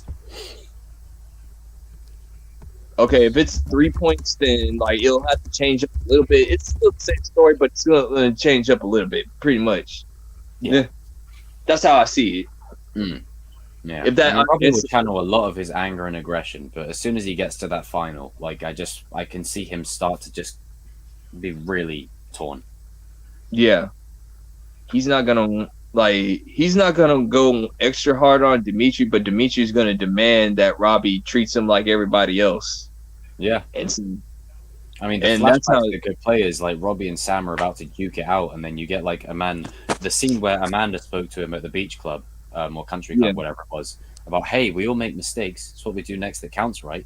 Maybe Yeah. Daniel's like, he hears the line of "Remember what you learned, Robbie." Like you start to hear lines from previous seasons. This is why I've been saying for a Yeah. year, and I tell you when he wins, I'm going to rub it into these Cobra Kai fans. I swear.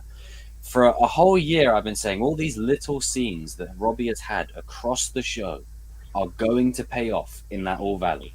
yeah. They're going to pay off, all of them.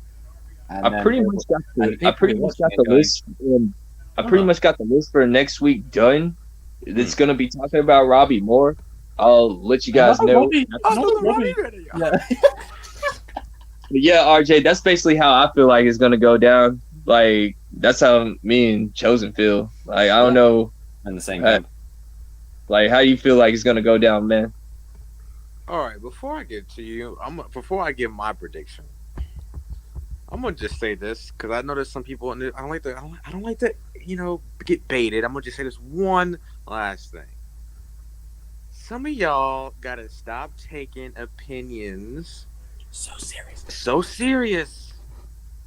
It's just an opinion. We're not in the writer's room. Yeah, We're we could be just saying completely how dead we wrong. We're think just having fun theorizing. Gonna go Chill out. down. Like, so, okay, yeah, FaZe, yeah, we get that, but you don't have to repeat what you've been saying, like a spammer. We get it. Like, Yeah, we yeah, get we it. could be wrong. Like, we were. I was I mean, put wrong it on this a lot way. of things from season 3. Season 4 could roll around. We could be 100% wrong on everything. Maybe It Kyler doesn't wins the matter. tournament. I mean, you can But- laugh all you want. We don't care. Like, it's But just this Yeah. is it's just not that serious. predictions. But It's not that serious. it ain't that but- serious. Not that Like, serious. this ain't. But if you guys know this ain't story, Moneyball. which Like, this ain't Monopoly. I mean, Christ. I mean, If you guys know I have to stories- study film and character because it's the profession I want to get into. King, you've seen, a plenty of movies and cinema and shows in your time. Yinko, same thing. RJ, you're similar to me. Like, so that's why we can pick out these details and stuff. And also, you guys watch anime as a well. lot of you guys Yeah. don't know storytelling. It's not Yeah. your guys' fault. It's really your teacher's fault. Yeah. But that's Yeah. a whole nother But I'm subject gonna that I say can this though for my prediction. I think that Good point, the Julian. semis. I actually you. want to do the semis. I think semis. that unfortunately, I think Hawk will get. I hate to say this. He's gonna get eliminated in the quarters, in my opinion.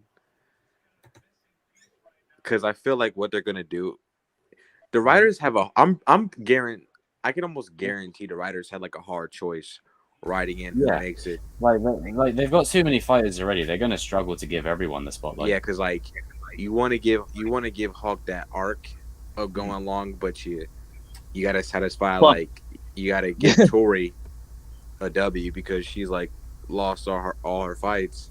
So I can see like Somebody has to be unfortunately, sacrificed. I feel like the semis, like a lot of people, you know how people say like the core 4 of the show from the kids are Miguel, Robbie, and Sam and Tori. I actually don't think Tori's a part of that core 4. No, not the I corporal. actually- fans, Hawk. sit down on the chair. Sit down on the chair. Like let Not on the corporal. RJ I say what he actually- has to say. I actually think it's Hawk. Well, Yeah, it let is. me It's let not me Tori. let me explain. They're timing right now, RJ. They're timing right now. Like, That's all right. Hawk's been here since the beginning, innit? I mean, Hawk's been there since the beginning. You know, since day one. like I'm gonna just say it for all you teenagers out there. You know, you shippers. You guys only say Tori's a part of the core 4 because Tori and Robbie and the love drama. Let's be real. Like, but like if we're being No, honest, RJ, like, you don't understand. You don't understand. She's the bad girl of karate now. like listen, I like Tori, but she's fifth. It goes like this. This isn't. I'm not ranking the fighters. I'm just saying the core four of, in my opinion, Miguel, Robbie, Sam, Hawk, Dimitri. and then I'm not gonna say Dimitri. Dimitri's been there since the beginning and all. I put him over Tori. Oh, Yeah, as snap. far as like story, but like I'm In terms putting, of like, story. as far as the story, yeah. But so Given in time, my, I think. but you know, since we're doing story, I gotta. Did Hawk make the semis last? Did he make? Yeah. the Yeah, semis? he made the semis last. Semis Okay. against Robbie, and he screwed it up by being Dutch. So I can see the semis like this. It's Miguel and Robbie. One last time, their final fight in the tournament. Well, maybe they'll probably fight one more time, but I think that this should be a wrap. And Sam versus Tori on the other side, because here's what I think is going to happen in the future. I think that Sam and Tori, this is going to be the end of Miguel and Robbie's rivalry in season 4, I think.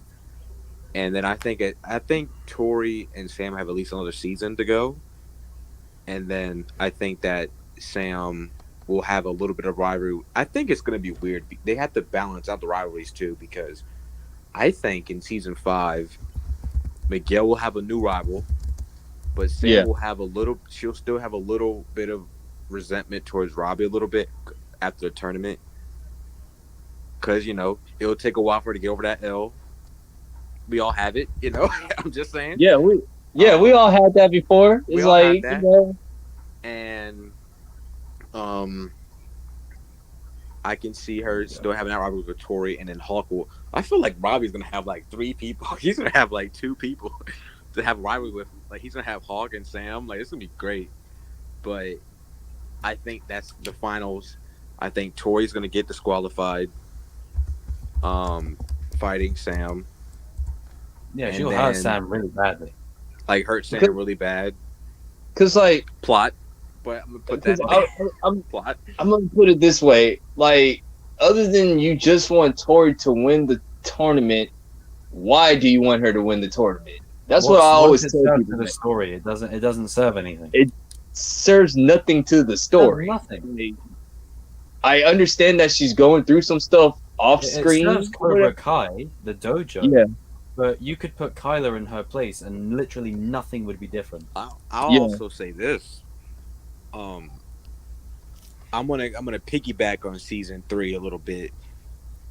Again, I like Tori's character, but I'm just gonna come out and say it.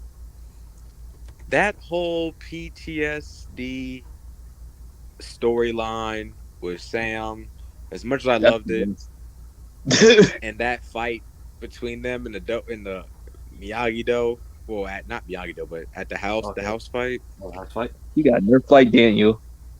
Sam got nerfed and Tori had plot armor. But that's a discussion for another day. I'm sorry. Just come on and say it. But I think She basically that it's got gonna the be, Mike I think Barnes. that Daniel is gonna do like the, because they teased it in season 1, it didn't work. He was like nurse. He's gonna do like the Miyagi healing technique on Sam. maybe And- Chosen teaches it to him. They're gonna flash back to kind of like how when Johnny and Kreese are fighting, they were flashing back to when Kreese was fighting his teacher in the army. They're gonna do it like that. That's Similar. how it's gonna be. And it's gonna be like this epic, triumphant, all valley music and goosebumps all over your freaking body, man. And they're gonna cut between like Johnny and Daniel's fight to Sam and Robbie's fight, and currently, and I Good think point, that Faze. it'll be like the ultimate. It'll be so emotional. It could be like the ultimate like kind of like a send off in a way of okay, we're not gonna like flash back to this fight for the rest of the show because God. I'm gonna be honest though, as much as I It love gets annoying. it does gonna get annoying. As much as I love it, it does get annoying a little bit. It's like we know what happened. Like, you know? But I think that it could be a little way to send it off, and I think that Yeah. Robbie will win. I know that people hate me saying this, but I do think Robbie he's not gonna hold back in this fight, and I think Sam's not gonna hold back. I think it's gonna be emotional. Yeah. I think that Robbie I don't think it'll hurt Sam, but I can see it happening. Let me see the nuance. Yeah. I'd say up until the second point. Everybody in Cobra Kai, I don't care how good of a goody two shoes you are. Hulk is a good example. He was a bitch. He was more of a bitch than Hulk than Miguel. Like, listen. He was the ultimate nice boy. People say Miguel is a goody two shoes, which I disagree. Hulk, before he was Hulk, when he was Eli, that man was shy. He was the ultimate nice kid. Didn't get any trouble. I mean, Miguel had balls. Listen, like come on, like Miguel was willing to take the risk of getting like embarrassed in front of Sam and Yasmin and Moon. Yeah, took a risk. He practically bothered Johnny into being his teacher. I mean, it didn't take like found this illegal. Like Johnny was like, all right, fine, like he'll do it, but he got the motivation because seeing Daniel again. But like Miguel just I got this illegal off the street. Like Miguel continued to he just continued to see him. So Jesus. I think Guy that never dies.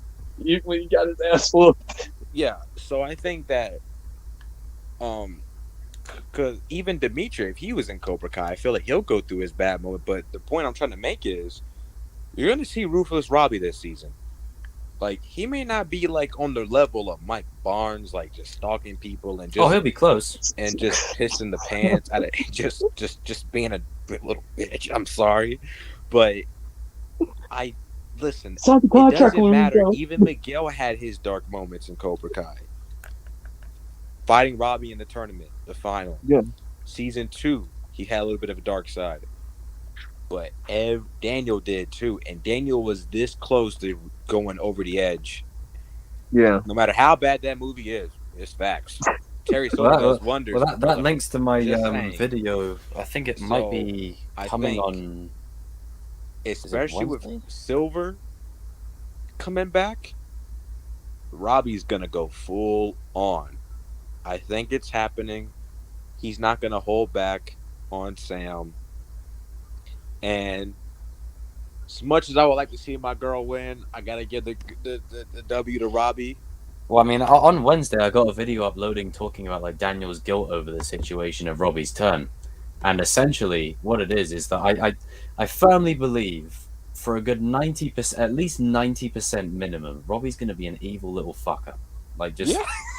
like if you want me to be completely straight up, like I know you're like, no, he can't be evil. Oh, I stand. No nuance. No, he's gonna be evil. He's gonna be evil. But then that's where the All Valley comes in, is where the pull to the light starts happening. But up until that point of maybe even I'd say probably the final point of the finals, the final point, he's gonna be evil as hell. Yeah, and I think that. And that's where the crazy motivational speech comes into play. And I think that after Robbie beats Sam, I don't think there's going to be like I don't think that he'll shake her hand. I think it'll be kind of no, he won't do that. It'll be similar to how Miguel like was celebrating and like Robbie like walked like Robbie. I don't think Sam will bow or anything. I think what's going to happen is go on, Keen. I think Sam's going to get off the stage. Robbie, Silver, and Kreese are gonna walk over to Daniel and Johnny, and they're gonna like. This might sound too cheesy. Like, it's up to if this were to happen, but I feel like they'll go over and they'll like say something, and they'll like take the piss out and like taunt them or whatever, and like it's like an utter shock. And Well, it's too perfect of an opportunity to pass up. Silver's like, so your former student and your son? yeah, Sucks like to come be on, you. he's got to say that. And I think that it'll set up like how Johnny has. I think Johnny has to go back to Cobra Kai. I think that's the punishment. Even though I'm not too fully sold on that theory, because like, how do you make Johnny's like, you can kind of make Daniel do something. Like Daniel honors his word. Johnny honors his word too. But Johnny will at first. Johnny just say, no, fuck he'll think this. of a way to get out of it. Like he'll. The only reason why he's gonna go back is because, like I said, they Robbie. already said, they said that like Kreese and Johnny are having a conversation at the final scene of Cobra Kai.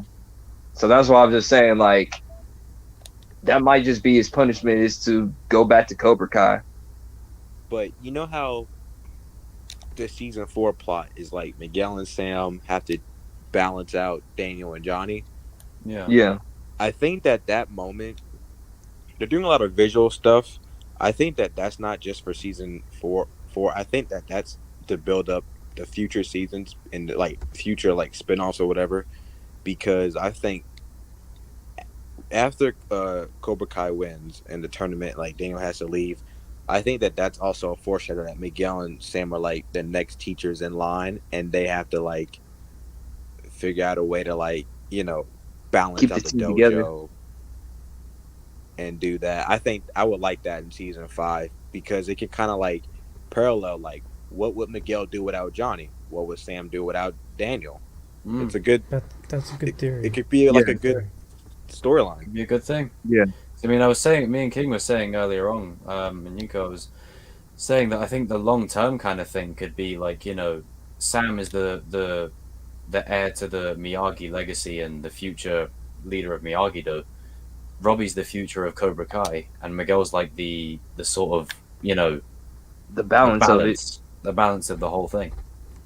Yeah. Because like I said, like, because also I believe that it's gonna happen where like is like the 3 kids that I believe that's gonna come after Robbie, Sam, and Miguel is Devin, Kenny, and possibly Anthony or whatever, and like they're teaching them like the next generation. Because let's be honest, Netflix ain't gonna just give up this No. universe. They not. They're not gonna like. Why do you think they brought these kids in the in? future? And that's why they This is released good. the Witcher trailer and not the Cobra Kai trailer in it, because they know. Mary Mauser and Sholo, though, after they take a break from Cobra Kai and do other things, they'll come back. Yeah. Of course they will. Because like, This think could about go it, on dude. for You decades, got easily. Miguel teaching Devin. You got Sam teaching Anthony. You got Robbie teaching Kenny. The next It's you- too perfect. the next 3 kids to like be the balance of the valley, bro. Yeah, Does that mean they keep Eagle Fang? I think they do. Cause it's like I think Miguel probably says like, well, you know what, Cobra Kai is more of a Lawrence type of thing, and LaRusso is. Yeah, I just want to be badass. I just want to be badass like Sensei Lawrence. Can we Yeah. keep Eagle thing? Like, Yeah, maybe. see that. Maybe Miguel just rocks with Eagle Fang. yeah, I would And then see that happen. 5 years down the line, post season 6, like maybe you see like Miguel leading Eagle Fang, Sam leading Miyagi-Do, and Robbie leading Cobra Kai. Yeah, Oh god, that would be so I actually fucking do sweet. think that's how the end of the show is gonna end. I think that is because exactly how this show ends. Let's be like, honest. There's a like- reason why they gave Robbie the Miyagi-Do treatment for 2 seasons. You now put him in Cobra Kai. That reformats that. You give Sam Johnny to teach her a bit. That reformats that. Yeah, I think Goes hand in that hand. Robbie is gonna run Cobra Kai by the end with Johnny. yeah, Father but and it son. Johnny could also retire. yeah. Yeah. But I could. But I see How like, ironic with Robbie's line. It's like, so I can grow up and have my own strip mall karate dojo or whatever. It's like, yeah, that That line would is be fun. funny. Like, I feel like. but this time, like Robbie's Cobra Kai. Yeah. Think about it. You have You had Silver's Cobra Kai. You had Kreese's Cobra Kai. You had Johnny's Cobra Kai. No, Now Robbie's you're gonna Cobra get Kai. Robbie's Cobra Kai, dude. And it's gonna be different. It's gonna probably be more similar to Miyagi-Do a little bit. And Yeah, then you got Sam teaching people how to strike first like her Uncle Chosen. Like Dude, but that's what I think's gonna happen. I feel like Miyagi, like Body Chosen, Johnny and Robbie will run Cobra Kai, but maybe like Johnny retires and like he goes live with Yeah, this Carmen is how and you stuff like pass the that. torch But I organically. also feel like Miguel and Sam will run Miyagi-Do. I think 'Cause Miguel. I think Eagle Fang is like just I think it'd be cool if like Miguel runs his like own dojo. Like I really El believe that Serpiente he should Karate. like let him start his own dojo because think about it. Miguel can have his own start his own bloodline. I mean, yeah, you still got Miyagi-Do or whatever, but like that's the LaRusso thing. And then Yeah, like that is true. the Lawrence Cobra thing Kai is is the Cobra Lawrence thing, Kai. innit? Let's make the DS thing. The DS thing is Eagle Fang. Because What that if he way you goes to still keep Okinawa? it true You to never know. you still keep it true to the original, which is that Yeah. that LaRusso is Miyagi-Do, Lawrence is Cobra Kai, but they have the teachings of both of the other dojos integrated with themselves. Yeah. Well, the And only I reason see- why I and I say see- that is because like that's what they kind of. I remember when I did karate, like I had like multiple senseis, like I Yeah. had like 3 of them, and they Yeah. teach me. They were teaching me different things. That's why I can see both of them running Miyagi-Do Mm. a little bit, but I do see what you're saying. What you're saying, King. Yeah. Cause I'm seeing that as like Miguel being like more of a like Miguel's more of a like he's in between. Like I said, he's the balance He's a chosen between one. he's the balance between Miyagi-Do and Cobra Kai. Mm. The, He's the other chosen LaRussos, one. the Yeah, 'cause there's LaRussos two and chosen- Lawrences. He's a chosen one / the new Karate Kid, basically, and Robbie's Yeah. a chosen one. Think Oh, about no, it. I'm talking about myself.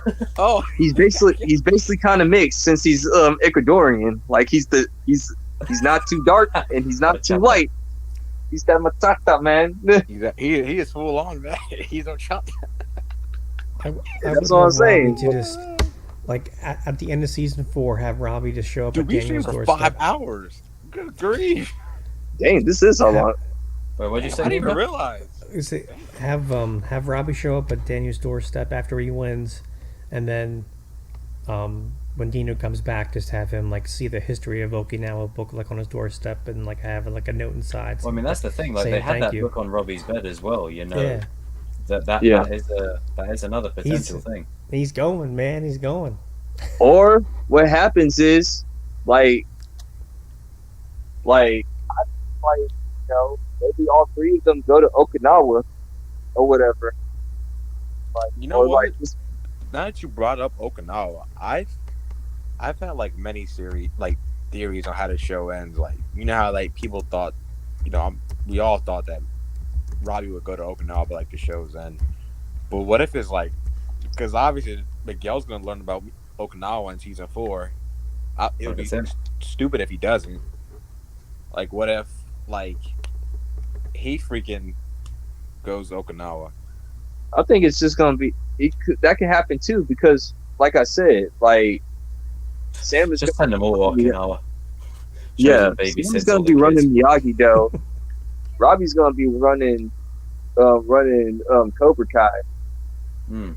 Like if Eagle Fang doesn't exist, then he takes the arc of Robbie of him going to train with Chosen or whatever. Because there's no need for him to be in both dojos or whatever. The valley is balanced once again. So like Miguel has to True balance. true balance. Because like I said, like Daniel, like Mr. Miyagi and Kreese were like the first Daniel and Johnny to think about it. Like they brought balance to the valley. And then it trickles down to Daniel and Johnny, and then it trickles down to Sam and Robbie. Now it's Yeah. trickling down to Anthony and Devin. Mm. Anthony and Kenny, or whatever. Yeah. And Kenny, Devin, and Anthony, you know, because Daniel does have another son. Yeah. They will be we are what they grow beyond. They'll be the teachings that the current three have I learned. forgot from about the previous- whole entire. They were part of the karate war, but they're not gonna want to bring They're that not to going the to be an next active generation. participant, if that makes sense. They'll be in Yeah. it, but they won't be in it, kind of thing. Yeah, it's like Devin. Well, Devin and Kenny for sure. Like they're gonna be in it. Anthony's just gonna be lazy, but Yeah. he's gonna get inspiration from Sam watching her fight. Like, Yeah, yo, that'll be Anthony's this turning is- point where he's like, "This is actually pretty." Because he says in season My one, si- "It was he just says my starting to get sister's good." badass. That means they kill me at any time. Like, and you know, he did say that in season one. You know, oh, I was just starting to get good. it's So- like, He could be. Yeah. He would remind me of Demi's fighting. yeah, that's basically what's gonna happen with Anthony. throwing He's gonna games get and like stuff. revolutionary moment. Like, wait, my older sister could kill me at any time. Like, I was just being like such an asshole to her. Like, she can literally beat my ass. Like, I didn't know that she could do all this. Like, Anthony's like, I would love like Cobra Kai ends, and Anthony's like, I'm going to instill the nuance and context. Just fucking Yeah. whack someone. so, Oh man, what a Yeah. stream! woo! What And a stream! it started out with two. Started It out started with out I with could like Halloween. pop in for a little And bit then- because I yeah. didn't have my equipment. I'm in Philadelphia visiting family. And then the original Philly. Kings. Yeah, this is the original. Chosen and the Eagle, the OG squad, Fantastic Four. So yeah, you know, you guys in the chat have had a nice treat tonight. You know, you got me and King watching Halloween 2018 all the way through, giving some badass commentary. Then we had Yinko touch on in, and we had some great discussion and nuance. And the goat joined us at the best time with the mention of the other goat, which is what's her name? What's her name, sir? What's her name? Sam is the GOAT. And no, I wasn't gonna join because I'm with family in Philadelphia. So, but I made time. I said, you know what, I'm joining because I saw like, nah. You got bored. You got bored. I got bored. You had some things to say and get off your chest. No, because we were watching. I was with like my aunt, my uncle, my cousin, and they went to sleep. I was like, oh, perfect. Let's go. I didn't think I was gonna Good night, join everyone. at No. all. The GOAT always finds a way. The goat does find a way. That's why you're the goat, sir. Oh, and by the way, when me and King were watching Halloween, you know, like I don't know if you remember the bit where Laurie goes down to into the basement. I said, "Oh look, there's a tub of oatmeal on the side there." It's been amazing how we haven't actually mentioned that this whole stream up until now. Yeah. Oh, that's I'm funny. just gonna run through the chat. So we got Yinko in the chat, Lisa, Chris, One Curious Crow, Juliana, FaZe, Queen Miyagi. Who else is there? Tristan. I think that might be everyone. Unless I scroll really far up. Yeah, I think that might be everyone. Thank you everyone for sticking with the stream in the chat. I hope you guys have had some. We've given you some nuance. We've given you some laughs. And we've given you some facts. We've talked only objective viewpoints here. Happy Halloween, one and all. Oh yeah, happy Halloween, yeah. Yeah. And yeah, you know, so this will go down as chosen watch party for Halloween, but also I'm going to This is the put first one. bonus, you know, Jacob not falling asleep, bonus, Cobra Kai Cobra Kai. final discussion, and bonus the OG4. But I will see you all later on, everyone in the chat. So I have been obviously, you know, chosen wise. You know, come on, it's what it is. Yinko, the king. Trust the king. Just the king. It's good. And the goat. I am the GOAT, and also Sam is Mhm. the GOAT. Goat. The world isn't a dark place. It's full of love and understanding. And yeah, Johnny Black kicked that. Shut up, fancy Karen. bullshit. What's up, Karen? Awesome stream. See you guys. See you later, Juliana. Have fun down under. And we will see you all in another stream soon. And as this is a Halloween one, someone say a Halloween quote. Anything. Any Halloween quote. I'm still I gonna put a spell on you, That's my favorite. and now you're mine. So mine. Put a spell I'm on sorry. you. That from 2018, dude. When they run him over, I'm gonna pull his and mouth. the dude's like, "Don't kill Michael," and the cop is like, "I forgot the dude's name." He's like, "I'm still gonna blow this Hawkins. motherfucker's Oh, brains out." Hawkins. Hey, hang on. Before I end, hang on. Where is it? That cracked me up. I am finding that. I'm finding that. I'm finding that moment. That bit. All Oh yeah, over we the were place. laughing when we got to that bit. That it will always be funny. It's just Still the gonna way blow it this motherfucker's happens. brains out. It's just like so like yeah. He didn't like Evil Loomis. We believe that Evil Loomis annoyed him That in the. evil Loomis dude. I was like, Michael, kill this motherfucker. Like, He doesn't. Yeah, kill We him. know that Michael doesn't like I mean, fanboys. we got to that part in the scene where Michael's like, you know what? I enjoy chasing you, Allison. This guy, however, he's weird. He's a stan. Wink, wink. I'm gonna kill him. You know. So there's the nuance in that. Michael's like, you're kissing my ass? Oh, okay. Boom. He says, "Say something. Say something, Michael. Say something." Say something. I'm still gonna blow this motherfucker's brains out. On that note, On that note, it's time to end. Thank you very It's much time for watching. to Good go. night. It's time to go. Dennis J, I just got such bad timing. Well, good to see you anyway, pal. And peace out, everyone.